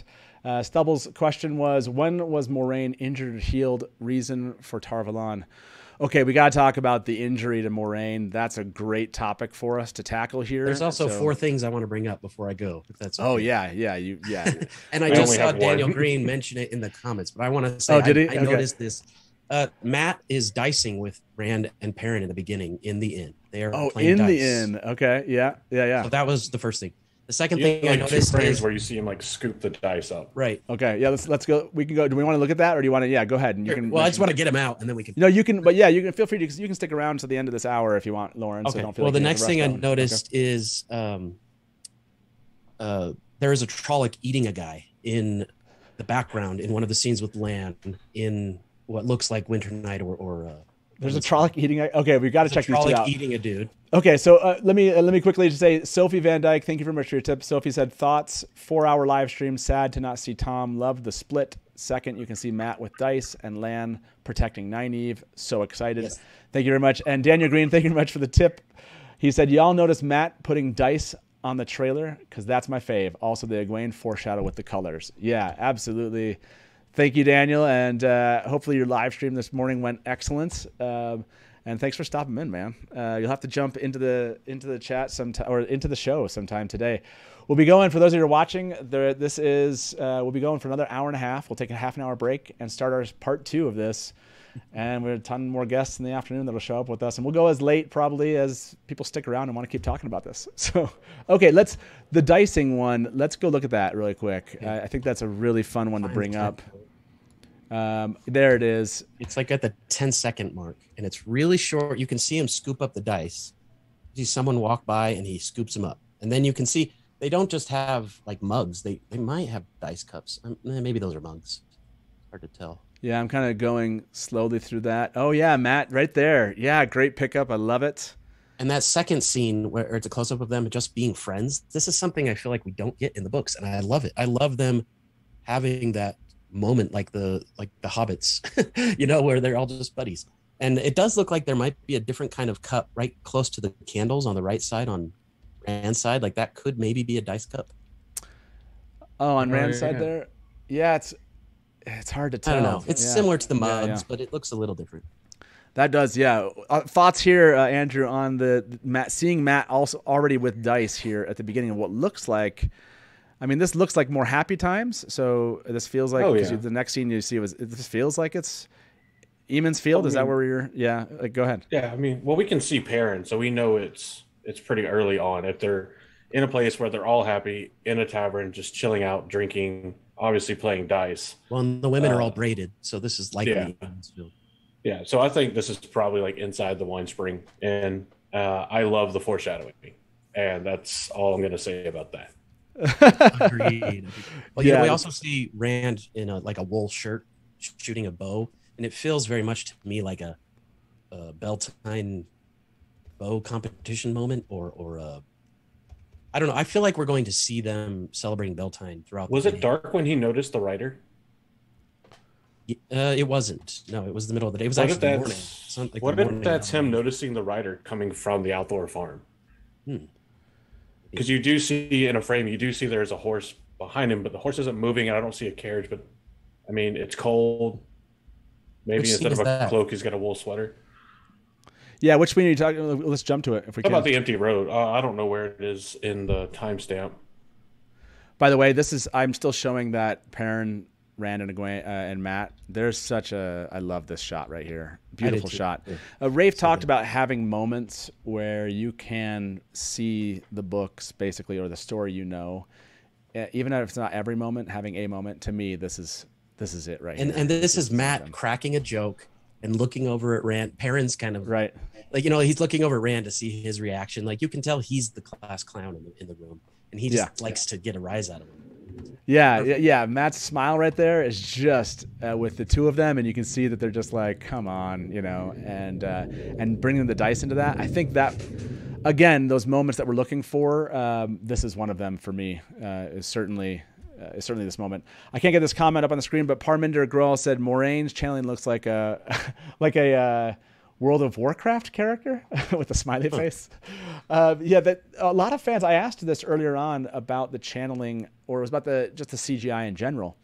I think we had over 1,000 people answer that question, and 95% said they basically liked this, how the special effects had looked in this.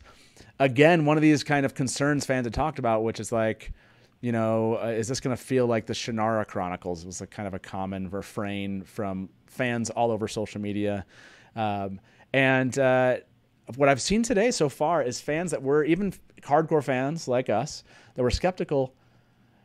I've kind of breathed easier. I don't know. Have you both felt that? Like, have you both felt like you've breathed easier after seeing this trailer?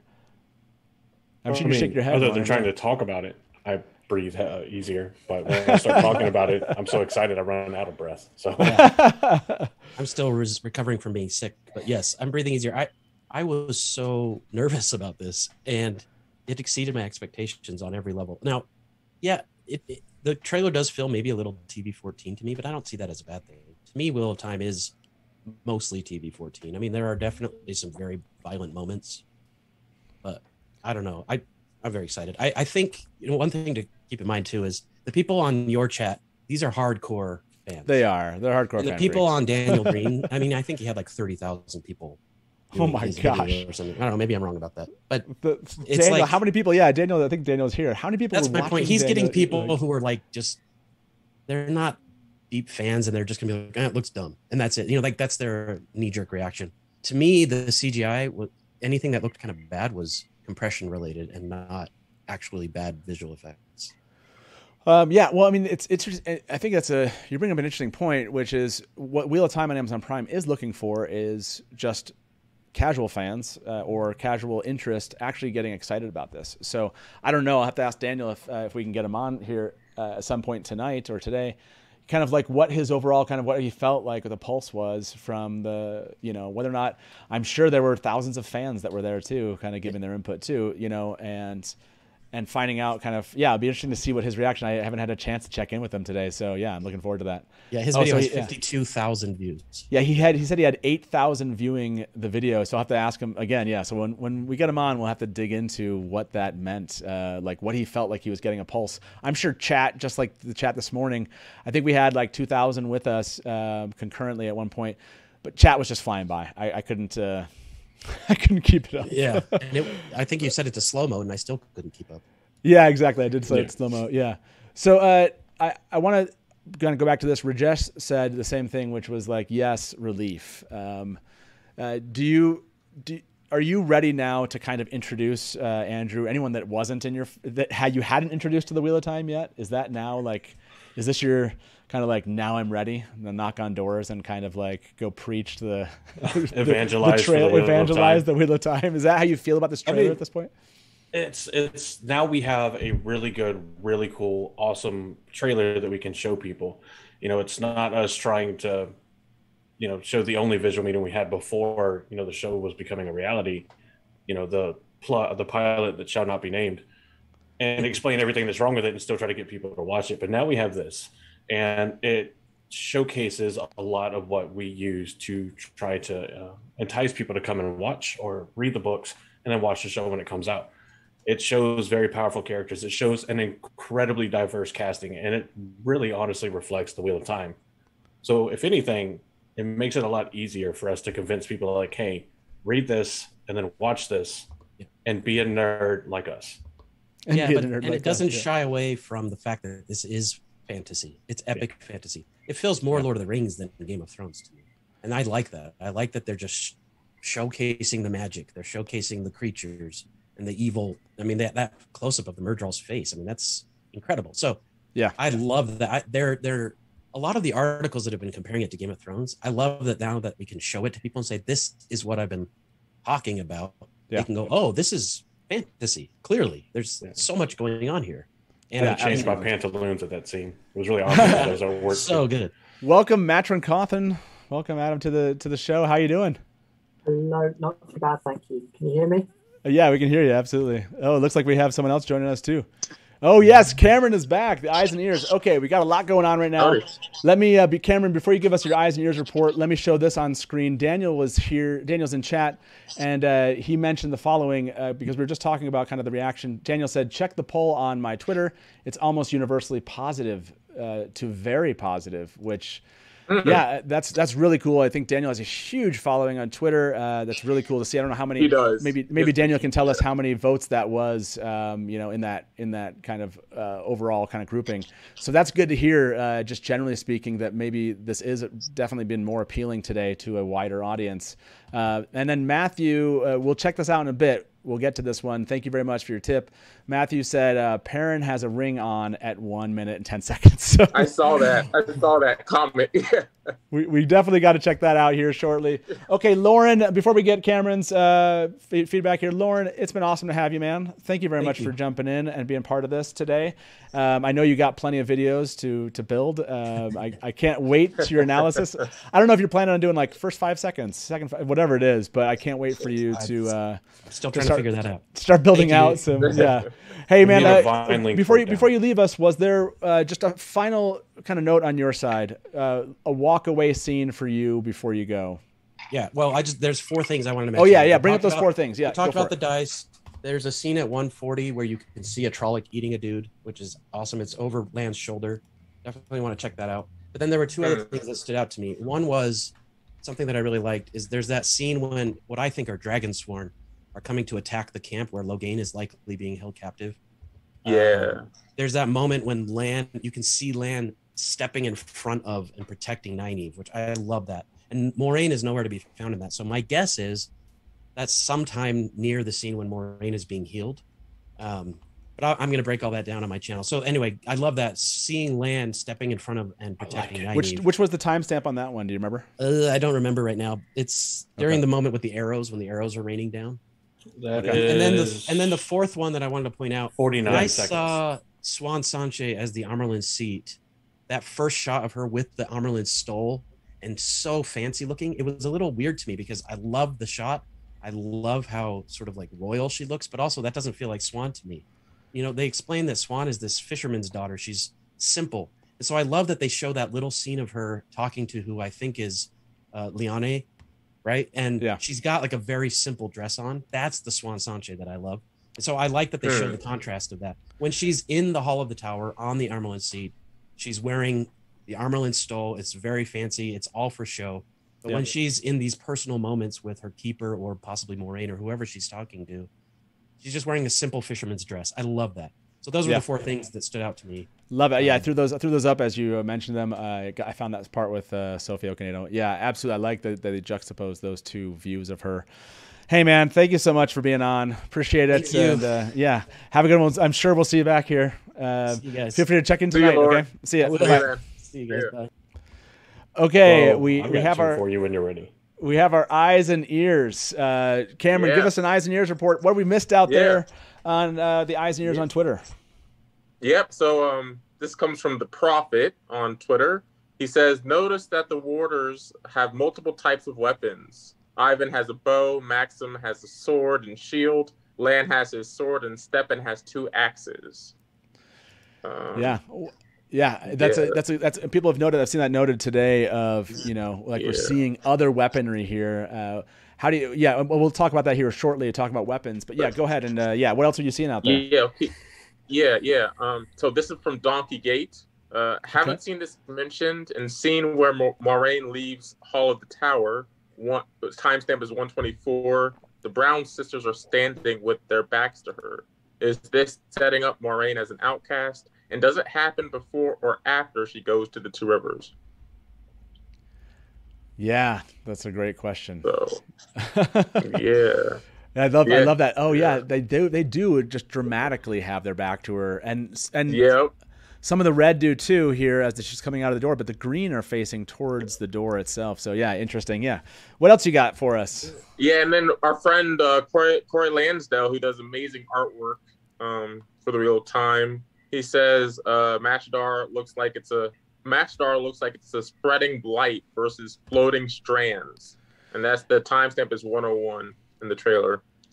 Yeah, I like that people brought that one up. That was one of these of maybe that they're doing maybe adding this, like when you think about the black wind, and this will be interesting to see once we know they go into the ways, right? How they're going to differentiate, and this will be one of those fun questions for Rafe, honestly, of this, a little, why this little kind of tweak and change, and it'll be interesting to see what they have to say. Some people have said they really liked kind of the crawling nature of this. We'll ask a poll here shortly. Yeah, what else you got for us? That's the highlights. Okay, as far as newer stuff that I've noticed this time around on there. Yeah, that's great. If we missed something, those were 3 awesome new things to bring up. Cameron, how's the day been for you before we let you go? Great, man. Yeah. I've probably watched this trailer, no joke, like 100 times. Yeah. So I can't stop watching it. I can't stop.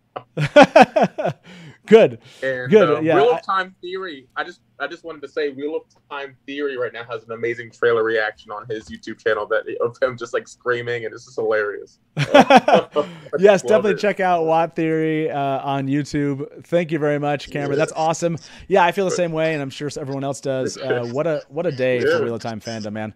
Hey, we'll hopefully see you back here again soon. I don't know if the next one is probably the last one of this. No, I can do 2 more. I can do about 2 more.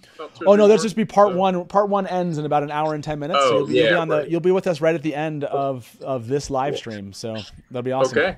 Okay, so man, we'll talk to you soon. Okay, see you. I'll see you guys. Yep. Bye bye. Bye. I love Cameron. Thank you very much for doing these eyes and ears. Adam, you're here. How are you feeling today? How's your day been? Overwhelming.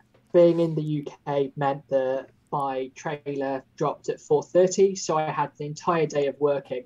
So I've literally been here just scratching away, and my partner, bless her, has had to deal with me literally dancing around the flat, going, I'm really excited, and singing, I'm so excited. For pretty much 24 hours, that has been my life, and I have not been disappointed in any way, shape, or form. Did you go into this, by the way, these have been a lifesaver. I don't know, not the brand itself. Just having a cough drop today has kept me going. So to all the cough drops in the world, thank you. Thank you very much. And to my wife who recommended them this morning, and for all of you wonderful people leaving tips for the snack jar that are going to go into cough drops. Were you worried, I guess? Were you worried that it wasn't going to be this? And is that why you were dancing around, if you will? So yesterday, we obviously saw probably the biggest amount of hype that Twitter of Time and the Wheel of Time community has seen in a long time. And there were people that were like, manage your expectations. We need to be cautious. It's a teaser trailer, so it's going to be no more than 90 seconds. It's not going to be everything that we think it's going to be. And I think anything at this point would have been good, but seeing what we saw, I was in tears for about 15 minutes of watching it constantly on loop, and I've only just managed to kind of compose myself and not squeal each time I see everything. Right. And so, I've not been disappointed at all.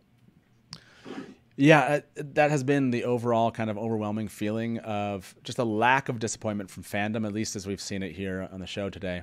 I mean, from Daniel's comment, from his Twitter poll, even if it's hardcore fans and just general fantasy fans alike seem to be reacting positively. Are you happy about that, Andrew? Do you, I don't know if you've been out on social media, kind of looking around and getting a pulse for things going out there? Taking a few ganders. Yeah, taking a few ganders. I mean, have you shared any of this on Facebook? Have you shared it with friends? Have you got any reactions from those locations? Well, all of my coworkers today, because I was also working whenever the teaser trailer dropped. Teaser trailer, jeez. They all got forced to watch it, every last one of them. And then my boss started counting down the seconds until I left early because I wouldn't shut up. So. But I don't have Facebook, so nothing over there. But from what I've seen where people are talking about what's going on Facebook with it, at least the last I saw, it was very positive. That a lot of people were very supportive of the trailer, very excited about the trailer. And it's just a great thing to see, honestly. Like, I'm super excited about it. I'm super happy to see there's so much positivity around it. But I'm also not going that deep into Twitter.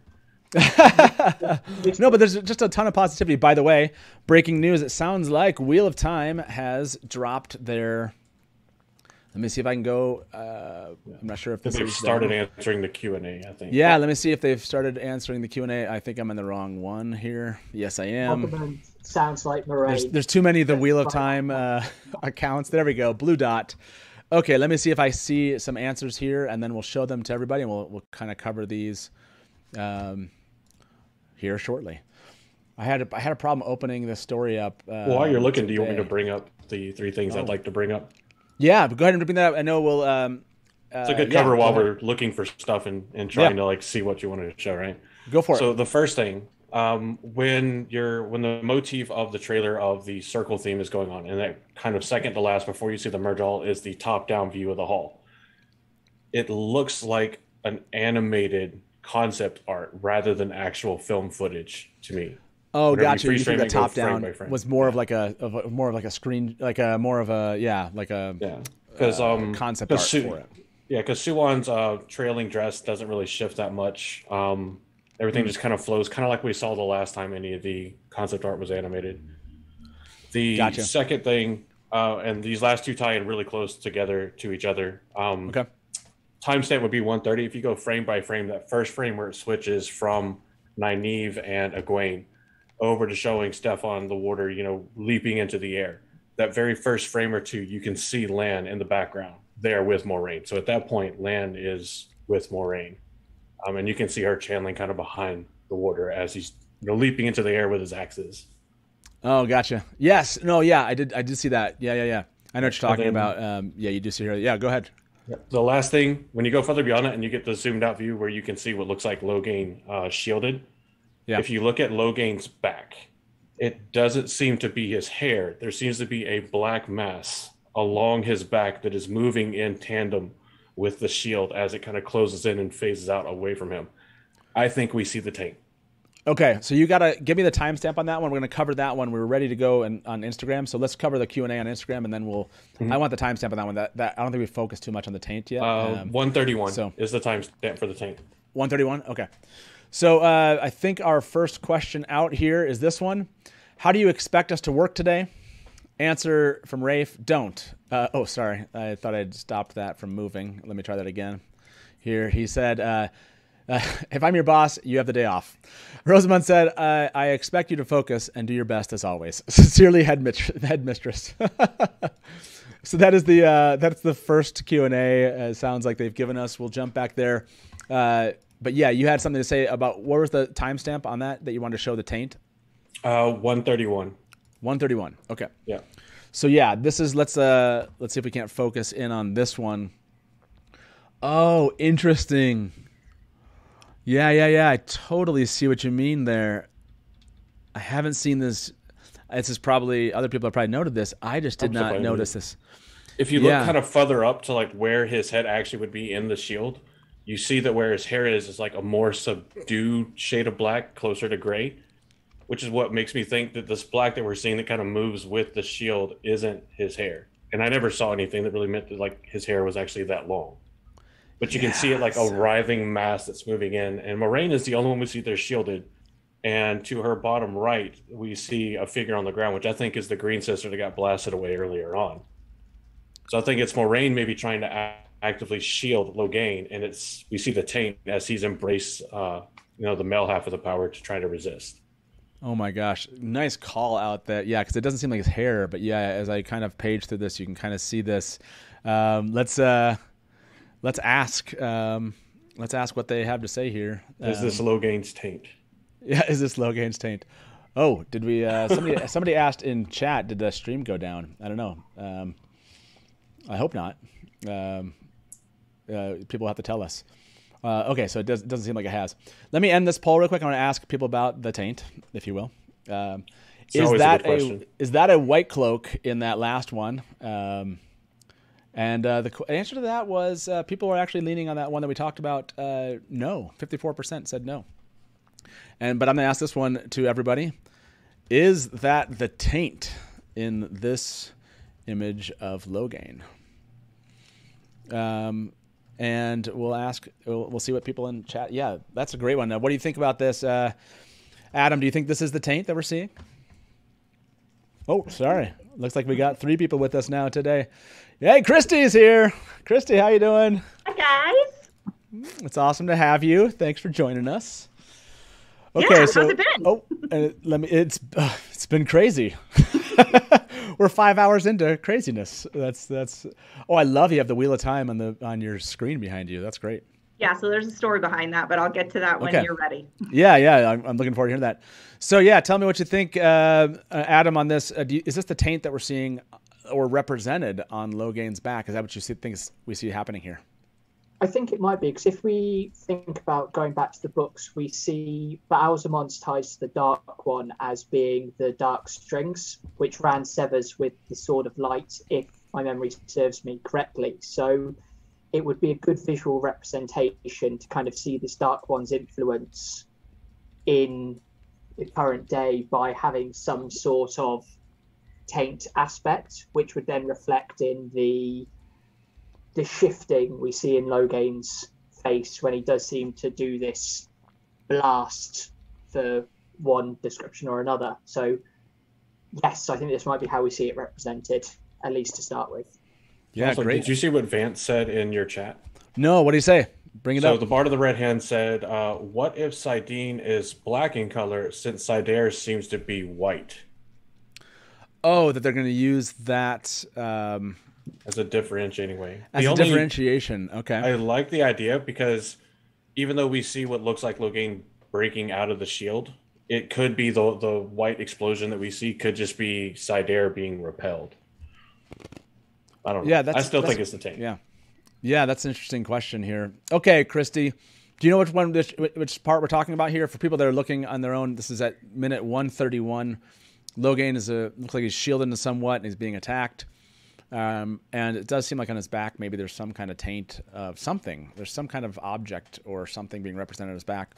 Did you notice that before, or and do you think that that's probably what we're seeing? Oh, you're muted. Muted, Christy. It's okay. Hey, now we can hear you. We're good.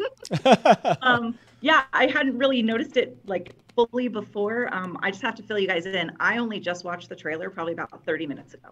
Oh, really? I've watched it like about 10 times since, but I didn't get to watch it until just about 30 minutes ago. So I'm catching up with all of you and seeing all these things now. That's awesome. Okay, hold on. Before we answer that question, I heard that there is a second Instagram question up. So let's go there and see if we can't see it. Here we go. I should probably refresh the page. That's, and help sometimes. Okay. Yeah, there we go. Okay.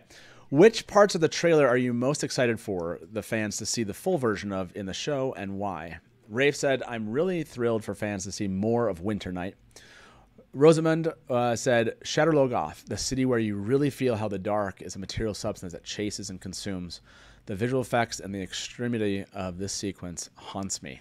Ooh, love that. So is it going to be like the boogeyman scared all of us to be afraid of the dark and underneath the bed, and Shatter Logoth is going to scare everybody else at the dark now? Exactly. Yeah. I hope that's a great. I love that. Can't sleep. Mashadar is in my closet, Mom.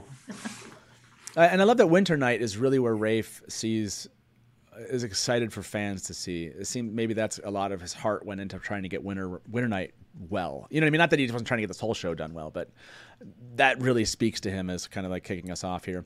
This next question says, for Rosamund, what was it about the story that spoke to you and made you want to play such an amazing female? Rosamund said, the way the women of the Aes Sedai harness the elements of the universe to unleash incredible power, that interested me a lot. Playing an amazing female is always better than playing a mediocre female. Well said by Rosamund Pike. The Wheel of Time Twitter account, Brando pointed out in your chat as well, they're also posting the questions and responses on Twitter if that's easier or better for your screen share. Oh, good. Yeah, no, that's good to know that you can get both of those there. Yeah, that's awesome. Thank you very much, everyone. And y'all are part of this. Eyes and ears, please let us know. Tag Eyes and Ears if you see something, like this item that Andrew brought up about the taint. That's crazy, and I love it, and I can't wait to talk about it after this. Yeah, I will check on while we're here. Let me jump. The taint takes us all. The taint. Didn't we see? I want to say we saw something that from promotional materials that they called it the taint or something, and we all wondered if it was going to be the taint, and now we know. I don't know if that's true, but I seem to remember something like that. So, okay, so I have that open on Twitter also. Let me end this poll here. This poll was: is the taint in this images of Logain? Look, it's been a long day. Can't spell everything right. Most people thought that was to be the case. It looks like. And it looks like Jay got his question picked. So congratulations, Jay, who's sitting in chat here. 70% believe this is probably the taint. There you go, Andrew. You've brought something to this is an interesting note to this fifth hour of our coverage, which is everyone missed the taint on Logain's back. Considering I'm from the Black Tower, that's true. You probably should have a good idea about taint. I would. We should have expected this to come from you. That's an excellent point. Let me let you go. Actually, I know we're gonna have some people joining us here, Andrew. So thank you very much for being with us today. Any final notes? I know you mentioned a couple there at the end. Is there anything else you noticed or anything else you wanted to say about this trailer before leaving us? There's a couple other things I saw, but I feel like most of them have been pointed out, like the Aes Sedai rings having gemstones that represent their Aja inside, that different kind of stuff. But I don't know. I'm just excited, and I can't wait for more and more people to see it. I think the last I saw was the trailer hit over 500,000 views on YouTube already. So yeah, keep going, everybody. I found another person that I forgot to give the Zoom link to. Of course, you know, that was going to happen. 2 of you out there today so far. Let me get that Zoom link to our next guest while I bid you adieu. Yes, please keep watching the trailer, telling your friends about it. Let's keep this continuing to be a trending topic today and tomorrow and beyond. I can't wait to share this later. It's so well done. I'm looking forward to that. But yes, please do go watch that on YouTube. We'll put a link here in chat. And Andrew, awesome to have you, man. We'll see you again. Thanks for having me. By the way, Black Tower Podcast, make sure you follow the Black Tower Podcast. You're going to get some insightful commentary like we just got, noticing this detail with Logain. So yes, Black Tower Podcast. Full spoiler, by the way. Full spoiler, yeah. Thank you very much for mentioning that. Yeah. Thank you, Andrew. And say hello to your fellow Black Tower Podcast I will. Thank you again. Josh and Daniel. Hey, see you, man. Bye-bye. See you. Okay, and shortly we're going to have one more guest with us, but it's nice to see your faces. Katie Sadai is going to be joining us. Let me send her a sorry about that note. I was like, I'm pretty sure I sent the link to everyone. There we are. Okay, I think we have them with us. You are on, Katie. Hey. Katie and David, or tech support. Katie and tech support. It's awesome to have you both, or I guess now all 4 of us here. Okay. We have this half hour here, or I guess now it's down to, some time here. Katie, definitely stay on a little bit longer with us after, even though I have you kind of scheduled just for this half an hour. I want to go back to Christy and get your reaction just overall. How are you feeling today, Christy? I haven't gotten that kind of you watched this a half an hour ago. What was your reaction? Yeah. Well, probably like everybody, I'm sure everyone's kind of touched on it, but I sobbed. And then I immediately called Sarah and sobbed on the phone with her. No, it was just, I still can't even process. We filmed a reaction of me watching it for the first time. I'm actually in my office right now, and I had all my office mates in here. None of them have read the books, and they watched me have this reaction to the trailer. And then most of them were like, dude, that show looks awesome. So cool. Yeah, that's great. So it was cool because it did exactly what it was supposed to, which is bring in new audience members who never would have thought to maybe pay attention before, Yeah, absolutely. I need to find out from my wife. Maybe I'll have her come on tonight with the show, because we'll do part 2 of this shortly, and get her reaction. I'm sure she's seen it. I'm kind of, fantasy is not like her gig. So it'd be really interesting, because she did read the first book. So I'm really excited to hear what her reaction is to that same thing. Yeah, a lot of fans have said that, just kind of how emotional this has been. Adam with us, he was dancing around. I don't know. Did you stop dancing just to get on this live stream? Did I catch you mid dance? I had to have dinner at some point. I've had a playlist of very excitable songs going in my head, for most of the day. Yeah, exactly. Well, I want to ask you, Katie. Oh, again, a little reverb in there. I don't know why. Oh, there we go. It's gone. Katie, so what was your reaction? I know you've probably been covering this all morning. I haven't had a chance to see anything on Instagram. I'm sure there's so much. Can you guys hear us? Just to make sure that you guys can hear us. Yep, we can hear you. Yep, go ahead. Okay, we're having a little bit of, having both of us be on is a little bit confusing for our iPad. Gotcha. No, but I watched it, like Rebecca had said, with the Dragon Mount team, and it was kind of incredible to just watch it with a bunch of people. We a few years ago we experienced the eclipse, right? And it was with a crowd of people, and there's just something about the excitement when you're watching something with other humans that's just so energizing and so amazing. So I'm thinking that we're gonna have to actually watch the show with the watch party, because the watch party is gonna be watch parties are gonna be amazing. Yeah, I can't wait to do that. I know we're queuing up some stuff like that around here, so we have to do the watch parties. I bet I didn't watch it. I mean, I watched it here live, and I was so involved in the show. Right. It's a different experience of like, okay, how much more time, you know, and things are coming. So I need to go and watch it with my family afterwards, I think. And speaking of that, your husband here has never seen, right? Like, remind me, it's David, right? Yeah. David. Listen to all the books, so he knows. Okay. Read them. Only listen to them. Okay. So that counts. So what is your reaction to what you saw? It was good. Yeah, I was pleasantly surprised. There's been so many adaptations of fantasy lately that it's I've only listened through it once, so I'm like, I know the general gist, but I'm not as obsessed as everybody here. So what? Obsessed? I can't believe you'd say that. No, it was good. You know, I was texting with a buddy of mine who he was the first person that kind of introduced me to Wheel of Time.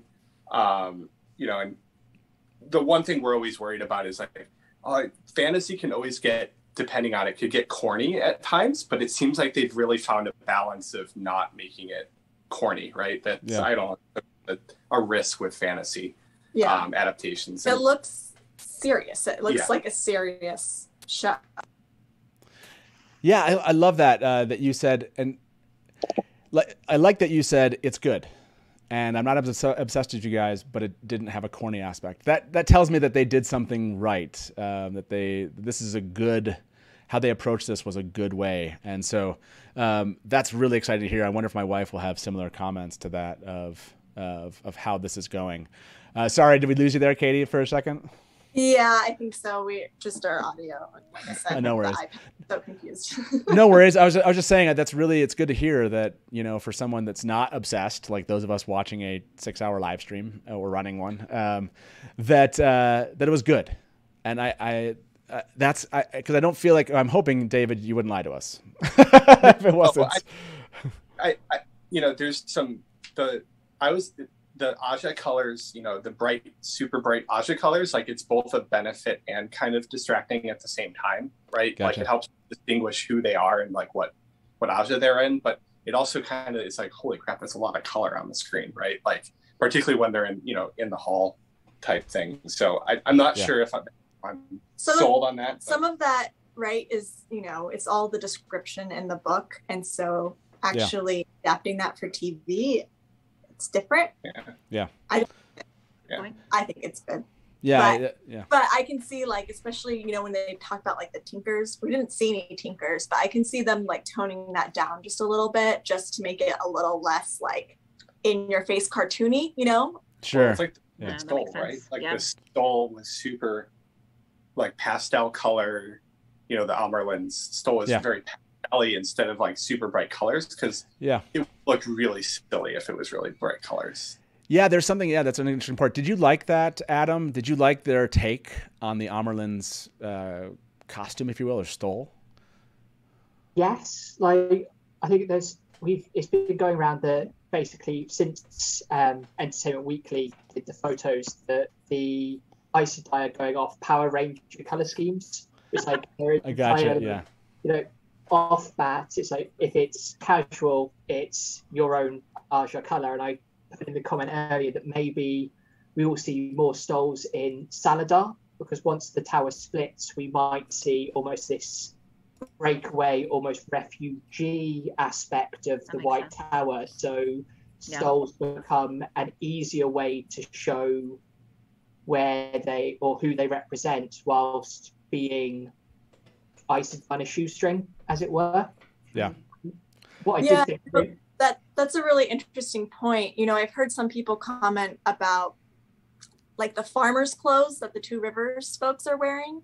And I really think that they're setting up a lot of the costuming for the changes that we're going to see throughout the show, right? So our Two Rivers, our immense fielders are starting out, you know, country folk, right? And these like very woolen clothes with like the sheepskin and everything. And then we'll see them move to silks and like finer clothing as the story goes on, and maybe we'll see kind of the opposite changes with some of the Aes Sedai, where they're very uniform, right? They have kind of a uniform right now, and maybe we will see them change to more casual clothing as the story goes on. I like that a lot. Yeah, that's a good take on that. Makes sense. I also did find quite interesting when we see Moiraine come into the tower. I don't know if anyone spotted it. It does look like Alana is in the tower. When we see her back, we see the Arafellan braids and the bells, and we do see that again when Moiraine is coming into the tower. So people have asked whether or not that would be a flashback or not, and I don't think it is, because the hairstyles do seem to be identical to what we're seeing with Priyanka in the current timeline. So just and it seems like Liandrin here might also, people brought this up about a previous shot when she was out of the White Tower where her hair wasn't maybe as braided, but this shot that I'm showing where it shows the hall here, and it has what looks to be Moiraine and Alana and Liandrin right in front of the Amyrlin, does show that her hair is a bit more kind of, I wonder if we'll see more braids there, like a bit more formal. Everyone's a bit more formal in the White Tower, which makes a lot of sense, you know? And again, I actually like this, and I know, whatever, you want to leave a comment, you think I'm a fanboy. I hate the idea that it's always the same thing everywhere you go. I just don't like it. People wear different clothing on different days and have different desires to have their hair different ways, and they don't just have to be a caricature of their character, right? And I actually don't want to see the Kisir on all the time.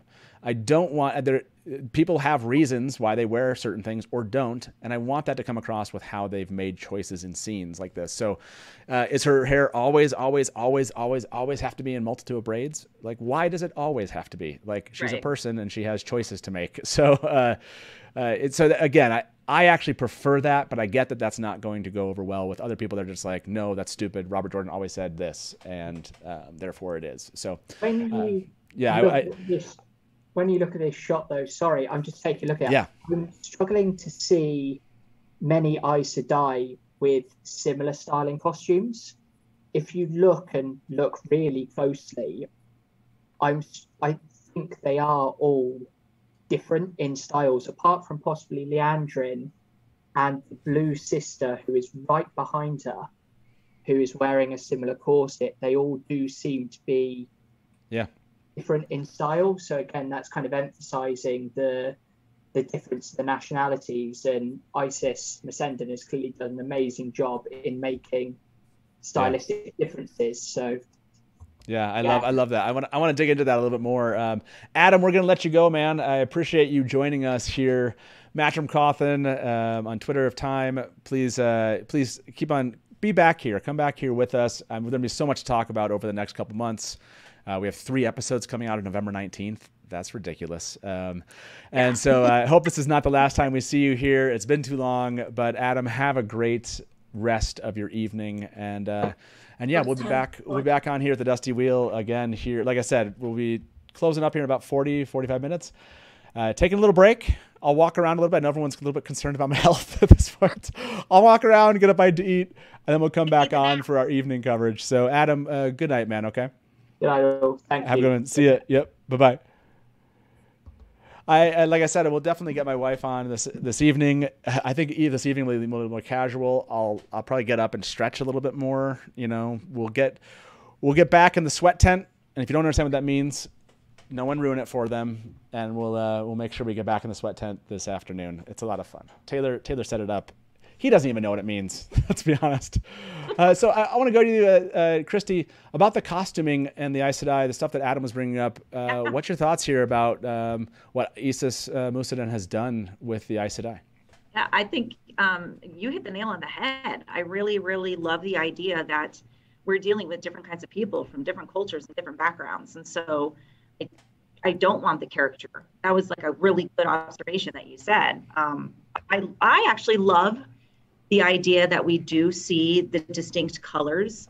And again, you know, when you're dealing with an audience, the general audience who really isn't as familiar with the books as we are, you want that visual element to really burn into their brain the way it's already burned into ours. We expect to see what we expect to see, but it really does give a distinction, and it creates for the general audience this sense of, okay, there are these, you know, realms of each person kind of belongs to something. And so it really helps kind of with the general audience building an association with why the Aja colors are significant and why their costuming might look the way that it looks. So, I mean, again, I've only watched it a couple of times, so I got to go back and like watch it 50 more.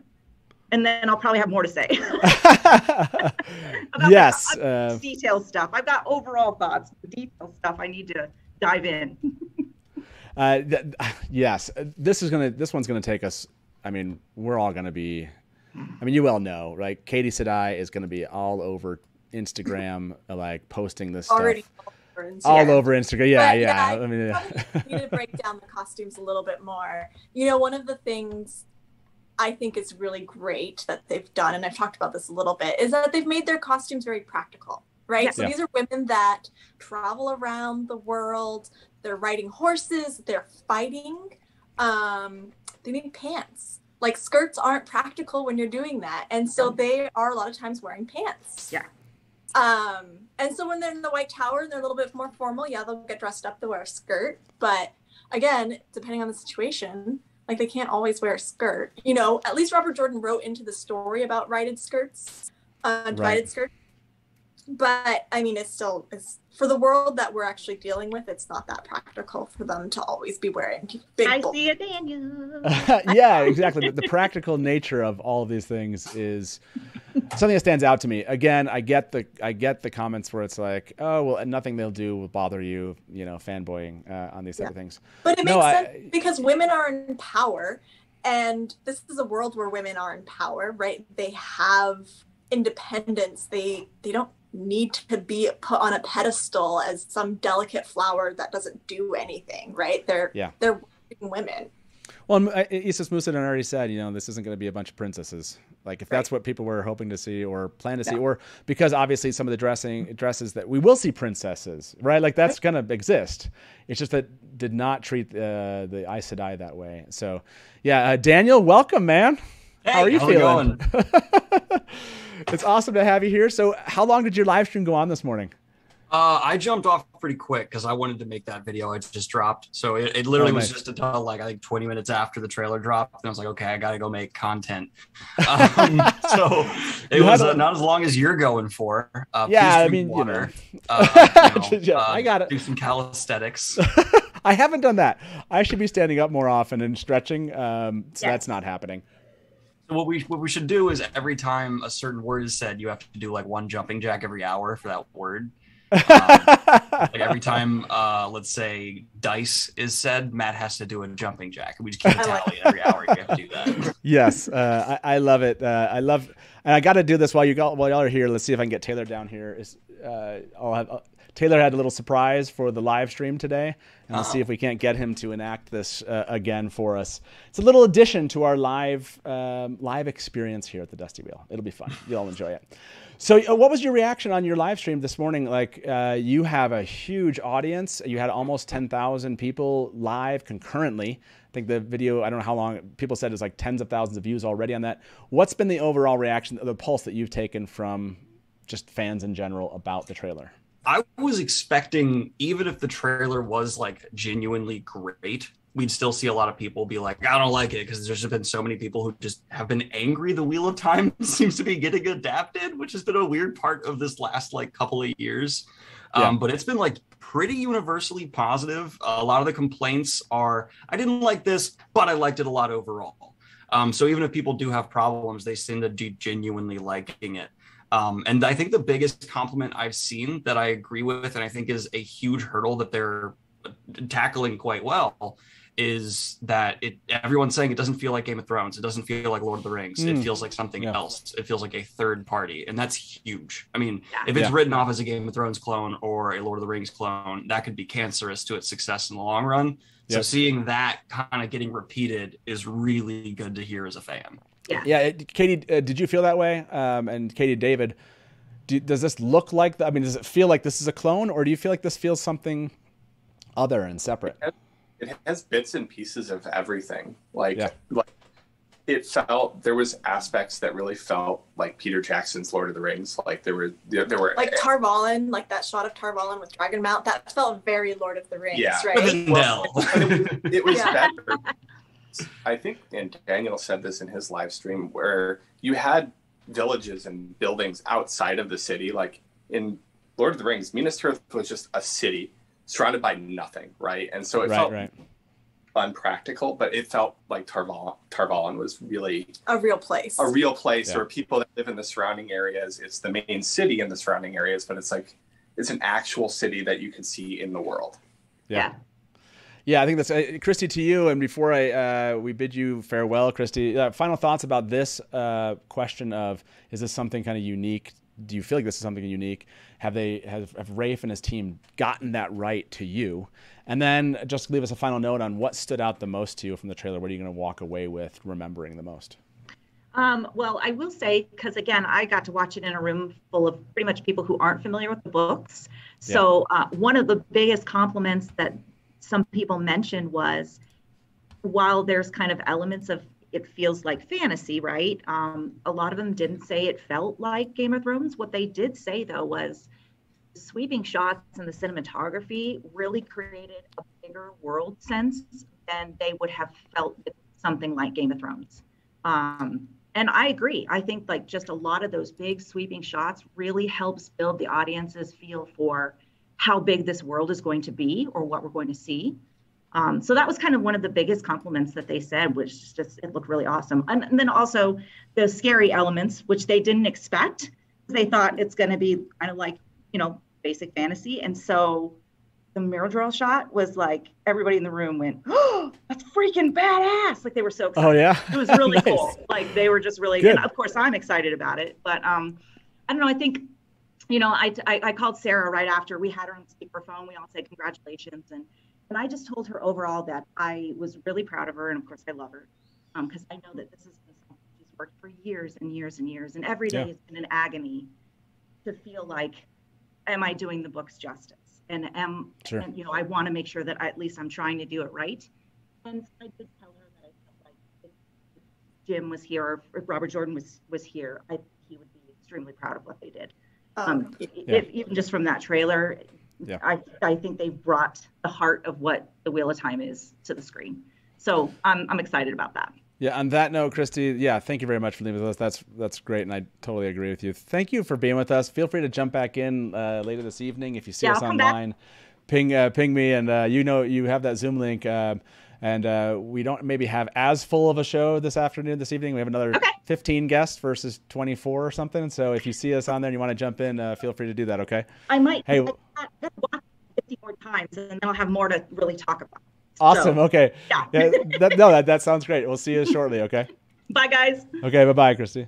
Okay, so for those of you that are staying, I know you're worried about my health. So everyone stretch out a little bit. Let's jump into the Aiel sweat tent together, but keep your clothes on. Keep your clothes on. Just feel the steam rising. Just feel the steam rising and affecting you, okay? Taylor, more steam, Taylor. Okay, thank you. Yeah.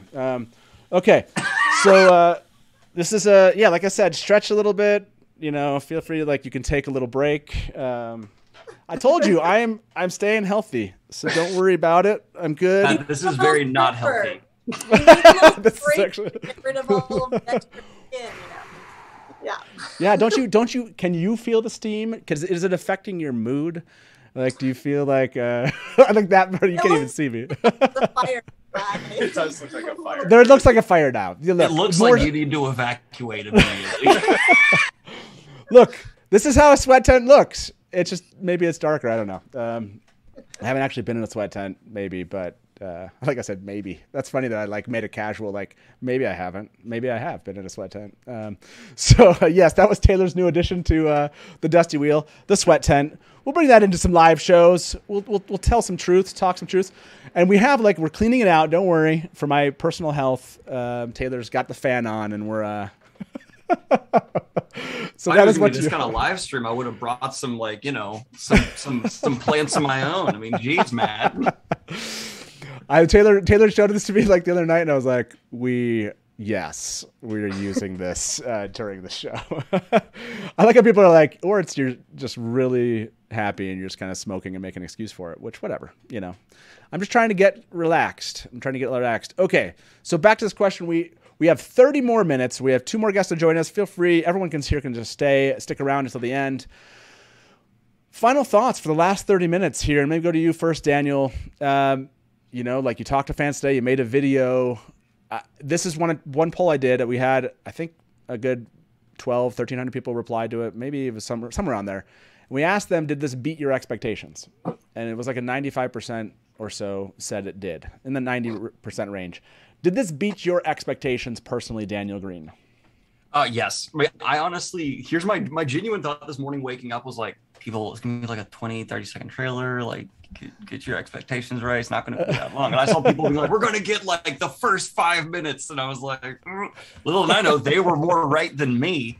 And so my expectations were actually blown out of the water. I actually put out the poll, how would you rate the Wheel of Time trailer? And I expected it to be kind of, fans hyped, some people skeptical.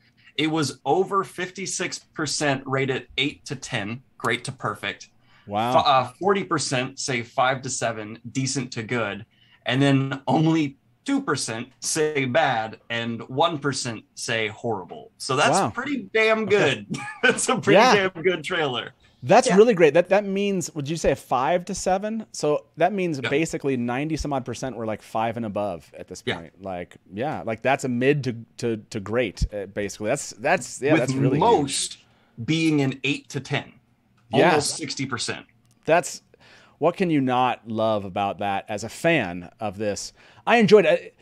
I'm so glad. It's like, I don't mean to make this an issue with fans out there. I never called my kids or your kids ugly. But when you have a baby and you bring your baby over and you're like, hey, here's my baby. Lots of people are like, your baby's beautiful. And as a parent, you're like, beautiful is kind of like, I don't know. I mean, cute kid. A lot of babies are really ugly. Yeah, look. Yeah, exactly. And sometimes you're like, you're lying to me. I think my kid's going to be cute one day, but not right now. So I didn't, I was really worried about that. I was like, yeah, it's cute. It's a cute baby. I didn't want to be in that position as a fan of like, I really want this to be good. I'm just glad this is a beautiful trailer. Like, it's just well pieced together. Yeah, go ahead. There's just like, that was the one thing that blew me away, was just how stunning some of those shots are. The imagery of the wheel, like repeating in different shots, like the circles, it just blew me away. It was just so stunning. I cannot wait for the show because teaser, right? It's just a few of those shots. Like, I think the whole show is just going to be beautiful. Yeah, we don't. I will say there was one thing that kind of bugged me, and I right as I hit play on the trailer, I was like, oh, I bet they got Michael Kramer or Kate Reagan to do the voiceover. And then I heard Rosamund Pike, and I was like, that's understandable, but it would have been so much cooler to have Michael Kramer or someone just like, there's a power. By the way, welcome David Green. Yes, we have 2 Greens here on the live stream. David, thank you very much for being here, man. How are you feeling about everything that's happened today? The first thing that I kind of thought about, and before I say, my brother is actually called Daniel Green as well, which is hilarious. Yeah. Hello. Hello. Well, the first thing I thought was when I saw that there was going to be the 3 episodes on November 19th was, oh no, for your guys' sake, especially yours, Matt, because I don't know what. I mean, you're gonna be sat in that chair for about 3 days straight talking about these episodes. Look, this is like all work that I'm doing in preparation. This is just like, I don't know. I'm going to have to ask everybody, like, did they enjoy it? Like, but don't worry about me, man. We got 3 episodes in a single day. I know. It's amazing. Awesome. No, it's great. It's kind of, it's hard to believe that this is actually happening still. Like, it feels really real now. Whereas up until yesterday, it was kind of like, it's in November, it's a while ago, it's been X amount of years and what have you. But now it's real. We've seen it. We've seen bits of it. We've seen people saying the lines. We've seen people acting. We've seen the sets. We've seen costumes, finished shots, and it's just it's right around the corner, right? And it's a great thrill. And I mean, I've been trying to get my wife to read the Wheel of Time books since I met her. Pretty much the first day I met her, I was like, "Have you read the Wheel of Time? Because you should if you haven't." And she never has. She never did it, right? But I showed her the trailer, and she was like, "That looks really good. I'll watch that." And it's like, good. Good, yeah. I think a lot of us are there, yeah. Yeah, who haven't read the books, who won't necessarily read the books because books aren't for everyone, to get them into this world that we love and to share it with them. And I think that's only a good thing. You know, it's Yeah. only a great thing that the fandom is going to expand and that we're going to get our loved ones to take part in this world and to gossip about it with us and theorize and all of that. That's something I think a lot of people haven't taken time to think about. There's 100,000 people at least today who have never heard of Wheel of Time, who are going to see the trailer and all this stuff for the first time. It's got 500,000 views already. There's not a, like, is there 500,000 people who bought every book and read every book in the last 10 years? I don't know. Right. So that's just awesome to me. I love that so many more people are going to be getting a look at it. Yeah, I'm hopeful it'll continue to grow. Like, you know, when that gets to be like 1 million, you know, tens of millions, hopefully that's where this is headed. You know, when Amazon's market, I haven't been out, honestly. I haven't seen what's been happening out there, but I'm assuming this is everywhere. Oh, by the way, yeah, people have mentioned the Q&A, and we've been enjoying this. Let's jump up there and maybe get some of the recent Q&A answers and talk about these together. I think that's a perfect way to kind of end the stream today. So okay, here we go. Let me throw this up on the screen. We've already read the first, this one we already knew, kind of asking Rosamund about, like, what was it about the show. This one is, for Rosamund, is this your first time acting with CGI effects? Is it harder than expected? She replied, it was great. I did a full body scan on day one, and then I never had to show up. That's good. That's awesome. What excited you most about the series? Rosamund said, the amazing cast and the bond we all have. Yeah, that's really good news to hear. We want to see that as we go into kind of future seasons for sure. This next question was, how many nightmares did the flaming fade give you? Rafe said, not many, as I was always remember him as Dan, who was spinning in circles on his horse on a Slovenia mountain, doubling the Westwood. And Rosamund said, his very feminine lips concealing rows and rows of teeth gave me nightmares. And don't get me started on the skeleton mask his horse wears. That's a good one. This one says, how much will season 1 cover book 1 or spread across several? Looks amazing. Rafe said season 1 will cover book 1 plus some of book 2 and even book 3. But also not all of book 1, as some of it is in season 2. Cryptic enough? That's, interesting. Yeah, we had to talk about that. What from book 3? I know. What's your favorite aspect of the Watt series? Rosamund said, my warder, of course. Yeah, that makes sense. Is this scene with Egwene in the water about her 1 power wisdom testing? Rafe said, I can answer that question at the end of the season. Waffo, I guess. Which location was your favorite to film at, specifically in the show or in real life? Rosamund said, the world inside the walls of Shadar Logoth is particularly affecting and eerie. Our production designer created a powerful and sinister set for the abandoned, desolate city. But for me as an actor, the city of Tar Valon was so rich. It was built from the ground up with the most intricate detail. It is stunning. That's really cool to hear. Sorry, we're going to go through all these, and I want to hear your kind of thoughts on maybe some of these answers that, affected you. How excited are you to see your audience's responses after such a long wait? And Rafe said, this is a complicated thing because as a fan of many epic book series, seeing them brought to life is simultaneously thrilling and a little bit sad, as it changes forever a world that you saw in your head while reading. Yeah, that's a good answer.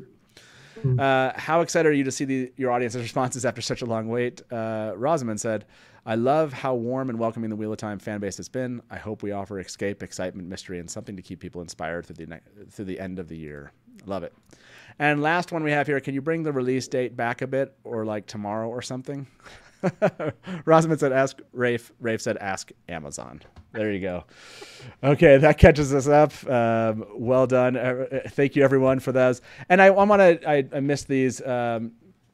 And so let me show a couple of these on the screen, and then I want to get your opinions on what you just heard Rafe and Rosamund say. But this one was, thank you very much, from Alyssa. She gave us a tip and said, for Christie's incredible writing and food for the innkeeper. Thank you. I don't think I've eaten much food today. That's true. Neither have I. That's not yeah, it's weird. And this comment was also next up was from James. I think it's James at first. Sadly, can't watch the whole stream live given work, but so happy you're doing this. Going to be watching the whole replay. The show team clearly cares and is doing the show the right way. So happy with the trailer. Yeah, I think that's a general kind of sentiment. And I think there's one more comment here, and then I want to get your feedback. Oh, yeah. This one was Sarup. I'm going to say your name really terribly, and I apologize. Sarab Shirangapur. I'm sorry. Thanks for holding steadfast the Dusty Wheel. No, thank you all for sticking around. It's crazy. So from Rafe's answers to maybe I'll go with you, Daniel Green. What stood out to you among Rafe's and Rosamund's answers to questions of what they've done with the Q&A so far? I'll have to jump out after answering this because I have to go host a virtual fight club. But I think they're very good at dodging answers, is what I've realized. They both very tactfully said a lot of not much, which is kind of very I guess, Aes Sedai answers, right? Yeah. Which Rafe is showing his Aes Sedai skills there too. I love that Rosamund put it on him and then he just dumped it off to Amazon, which no one can ask Amazon anything. I think they're just doing a good job of not giving much, which is what they need to do. Like, I know a lot of fans are like, tell us everything now. It's better to not know everything. It really is. Like, you want to experience this stuff. They're doing you a favor by not telling you. For sure. Absolutely. Yeah. And I like what you're saying, and I totally agree with that they're talking around things for sure. Well, Daniel, thank you very much for jumping on, man. Have a good one. Feel free to jump back in tonight at some time. We'll be live for another 6 hours or so, whatever. But yeah, feel free to jump back in if you want to chat. But yeah, thank you for jumping in with us now, man. See ya. Bye-bye. Yep. So, and our final guest of the evening, Rob from Weekly Wheel News. Rob, how you doing, man? You joined us for the last 20 minutes here. We'll probably end just a minute before that, just in case. I don't know if it's like a hard stop with YouTube, but I'm assuming at some point, like when they hit the 6 hour part, they just end streams. So. They don't like long live streams. I think 6 hours is the max. I want to say. I don't know. You're coming back for the second half. Yeah, we'll come back for the second half a half an hour later than that. So. And then we'll be back here basically for however many hours people want to stick around. I have people up through the 4th and 5th hour basically, or up to the 4th and 5th. But I think I can hold. I can hold through. Why not? What else are we gonna do today? I would just be sitting in front of my computer talking about this on Twitter, So why would I do it live? Work? Yeah. I mean, I do need to check into work. It's so hard to track today. Twitter has just been. It's crazy. It takes like 3 days to go back through everyone's tweets. I've never seen Twitter a time as understandably because it's the trailer, but it's just like I think from the show's Twitter account we follow about maybe 250 people, and it was like constantly refreshing, loading more tweets, and it was it's great to see. It's so exciting to see it finally out, and everyone seems to be really happy about it, which is the best thing I think. Oh, maybe. Apparently, by the way, on YouTube, you can go a max of 12 hours or something. But anyways, we split it into 6 hours. I think that was probably for my health or something. I don't know. It's probably for yes, exactly. There are a couple more answers up here on Instagram. Let's do those. Let me show this from the screen for everybody. It says, for Rosamund, what's your favorite Moraine speech? She said, Moraine can be very silent, so when she speaks, we listen. In the books, it's weep for Manetheren speech. The idea that in the people of the Two Rivers and the old blood runs deep. It's awesome that she knows that. Seems like a signal to us. This question is, how were you able to come up with how the weaving of the One Power looks? Rafe said all of the VFX teams looking at the One Power were going off documents of descriptions of it pulled straight from the books and using that as jumping off points. And the last question we have here, how are you able to come up with how the weaving of the One Power looks? Rosamund answered this. I needed to feel that you would believe Moraine had this power if there were no visual effects. The most important thing for me was that I felt connected to something greater than myself. Robert Jordan is so eloquent about what it feels like to channel. The feeling of the One Power filling your veins, the risk of it, the risk of drawing too much, and the necessity of respecting it and being trained to use it. What do you think about that? Let me go to you first, Katie Sedai. How do you feel about that answer? I love it. Like, Rosamund's answer is so amazing. I mean, I read these books starting when I was like 12 or 13 years old. So of course, at that age, like, I totally imagined myself as an Aes Sedai or as someone learning channel.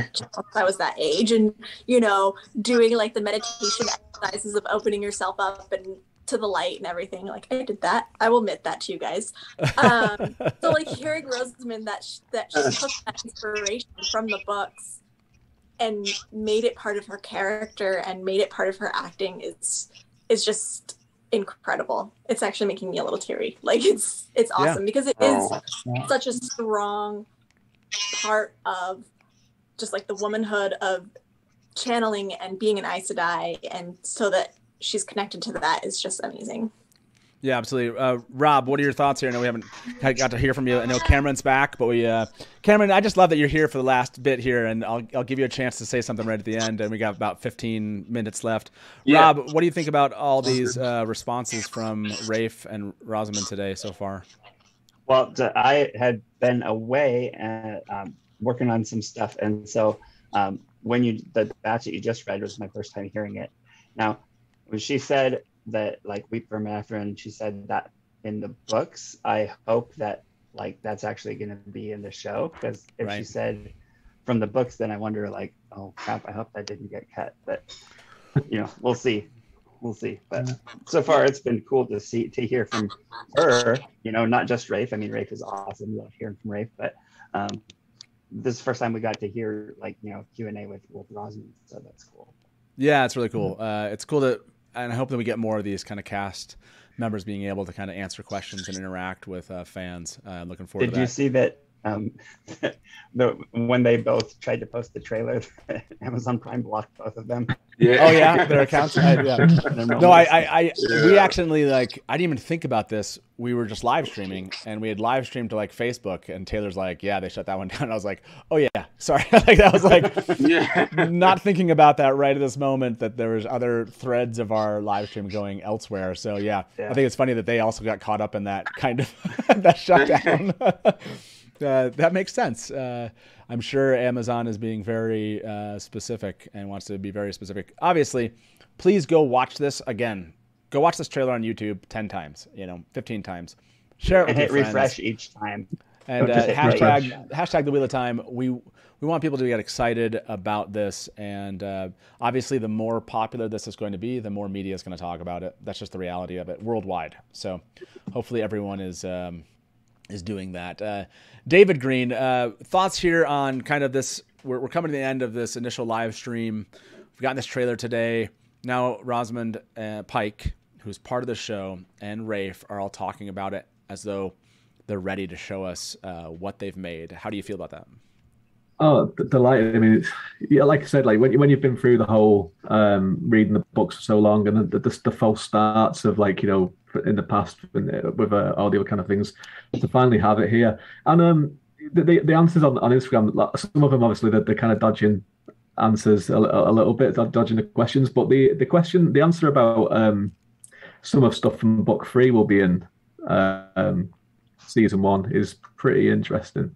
And when you look at the trailer, you can probably see where they might be going in that direction. I would think a lot of the kind of Black Ajar intrigue in the Dragon Reborn might be kind of early enough in season 1, which I think is a good move because it gives them a lot of more things to do in Savlon, because obviously Savlon is going to be in season 1 a lot by the looks of things. And when I first saw like the shot of Tavlon, it was probably the most, like, for me, it was a bit in the trailer where I was like, oh my God, this is just, I can't believe this is happening. Yeah. It wasn't what I expected it to look like at all, actually, but I love how it looks. It's just, it's better than what I had it in my mind anyway. But yeah, so I'm very just, it's just a great day. And it's, and this is only the teaser trailer. This is 2 minutes of 8 hours of TV. Yeah. So what else did he have waiting for us? Bits of book 3, apparently.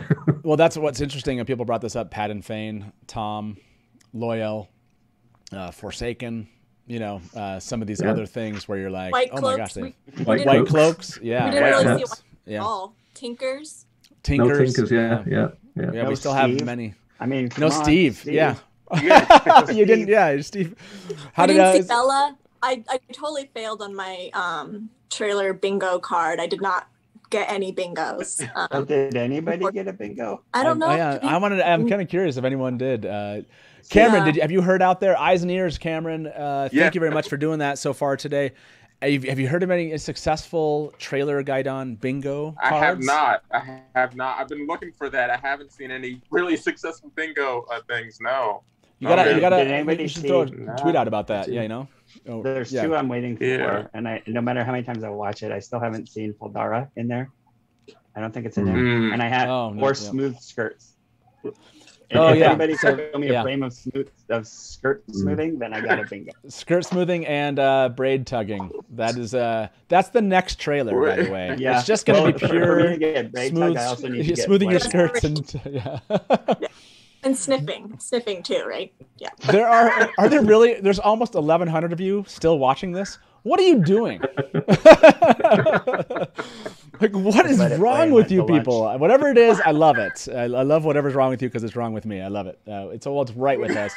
We're just hardcore fan freaks, and we love talking about the Wheel of Time. And our trailer dropped today. I said our trailer. Yeah, I did. I feel some just ownership as fans about this. Cameron, any kind of last notes, at least for part 1 of the live stream, that you want to bring to us? Yeah, just a couple things I want to note. Interesting tidbits. Couple things from Katie from Twitter. She said something interesting. Why are the Ajas arranged in this order in the hall scenes? Green and red Amerlin, blues directly ahead of the Amerlin. Is this the typical arrangement? That's coming from Katie on Twitter. Okay. Which I thought was. Do we have an answer to that? Does anyone have an answer for us on that one? Did we lose Katie here? Oh. No, I'm here. Okay, you're that here. was not my tweet. That was someone else's tweet. Yeah, that's not. Yeah, it wasn't. Yeah, that's an interesting question. That's one of the, again, the amount of speculations that's going to come out of this, and the number of questions that they've just created. So much more than we even had before. It's like, and basically this whole thing is 2 minutes of why did you make these 70 decisions? You know, So and that's the excitement about it. So I think the big thing that's going to stick out for me though is that Q&A question saying that we're going to see some of book 3 in the first season, and that they're not covering everything from book 1. Like, well, okay, so that makes sense to be Camelin, right? That they're not covering. Yeah.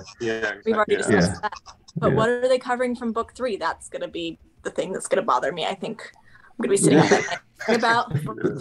Yeah, the thing that still sticks in my head is the dead ale in the cage. Like, where has that come from? Where are they when it's happened? Like, I've been thinking about that way too much today. I just keep going back and looking at the picture and going like, what is this person? What? Where are they? What is going on? And we have to wait till November to find out.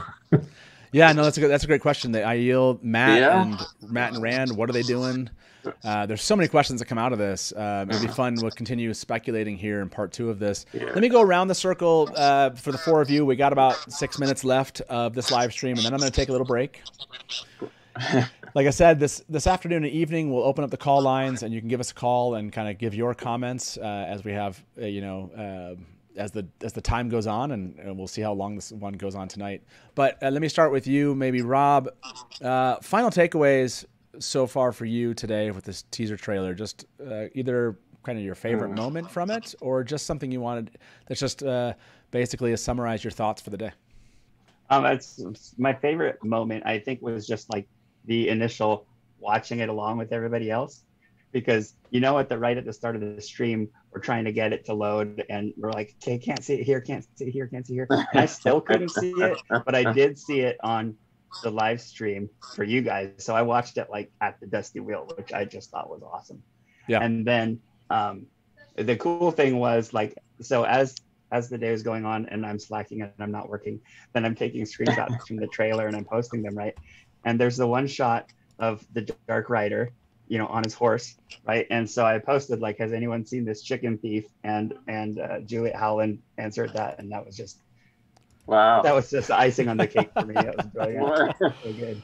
Yeah, those are 2 good memories from this. It's been seen almost 615,000 times. Go watch it another 615,000 times, everyone. That was Katie. Just me. That was just you, Katie. Katie, takeaways from this. Just your final thought, maybe a favorite spot from the trailer. Just tell us what you're thinking. I mean, there's just so much goodness in the trailer. It wasn't really focused on the boys at all. I know we've talked about this a little bit, but I think that's going to be kind of a slow reveal, right? We kind of get like Rand smiling just a little bit, and you kind of see him, in his like farm boy style. But there's so much depth to that character and where he's going to go from here that it's not hinted at all in this trailer. Like people who are coming in for the first time are going to be completely surprised and blown away by what happens, you know, to these 5 young people, and especially to Rand. I'm so excited for this journey. That's all. I think this came up, by the way. I'm going to try to post this here shortly. Everyone was asking about, you know, are we doing this? How do you get to the second stream? So let me post this just so everybody has it. I think that's all I needed here. Let me save this. Rand not being the highlight of this was really exciting to me, because there was so much impact without him. You know, and so that can build in other ways, and that can be much more, you know, begin to see that more in season 2 and more focus on him. But it seems like they're focusing on other parts of the world, kind of tying all these pieces together and how that's going to affect these 5. And so I like that we're starting to see those pieces be set. So yeah, I love that. Cameron, for you, what was the final kind of thought you've had so far, being the eyes and ears today, watching Twitter, watching this trailer? What was your takeaway? Oh, we lost you. You're muted, it sounds like. Can you hear me? Yeah, we can hear you now. Go ahead. Yeah. Okay, yeah. So the pure scope and scale of this first trailer just honestly blew me away. The world building that you can clearly see, the costuming, the way everyone is embodying their character in the trailer. And 2 moments in the trailer that just really stood out to me again are when Egwene came out of the water with the paint on her face, and like you, Matt, when the boys, the Ta'veren, are, you know, at the table laughing together, you know. So yeah, those are moments for me. Yeah, the laughing together. That I loved that one. I loved that one. Yeah. Final thoughts from you, David, and we'll close this up. Yeah, because so many, like it's so hard to kind of choose. One of the main things is when you look at it, and I echo what Katie said as well about the boys not being a focus whatsoever. And it was great that how Egwene had as many shots as Moiraine did as well, like as a real kind of main character. But it doesn't look like the first season of a TV show, right? It looks it looks way, the scope is big. Like, you know, you look at like the Game of Thrones parallels are always going to be there with just as a benchmark. It looks like Game of Thrones scope of season 7 and season 8 as opposed to season 1. Yeah. Right.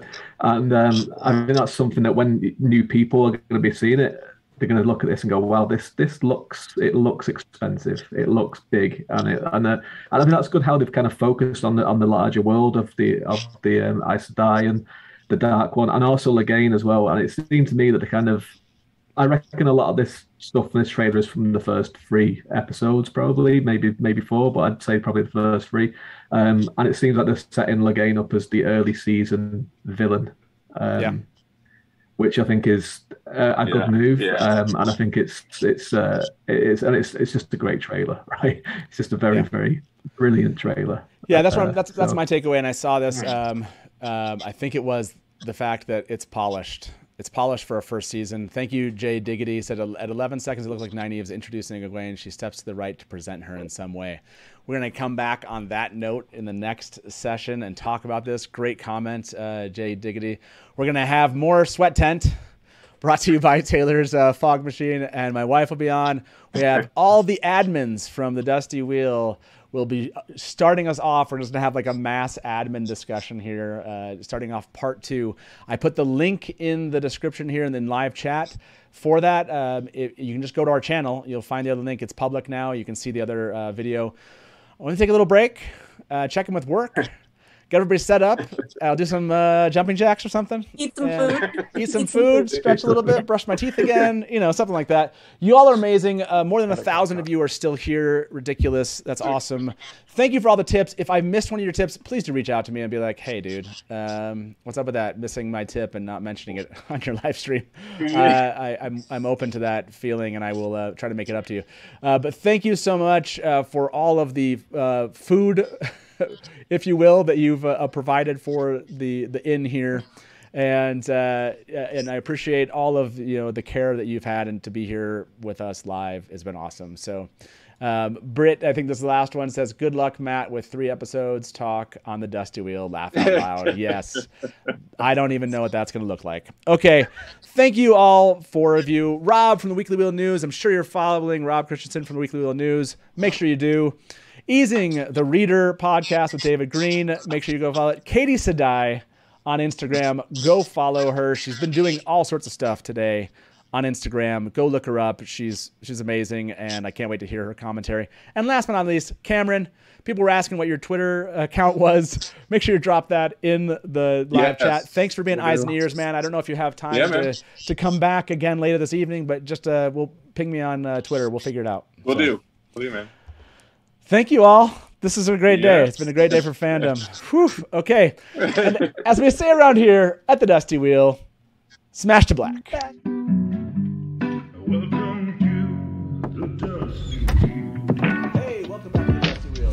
You went right to kill it. Look at you. You're all ready. You're just done. I mean, this is like this is really well. And now I'm like, great, my turn. And if you don't like that, and you want to say, well, Robert Jordan could have made the 2 rivers all white.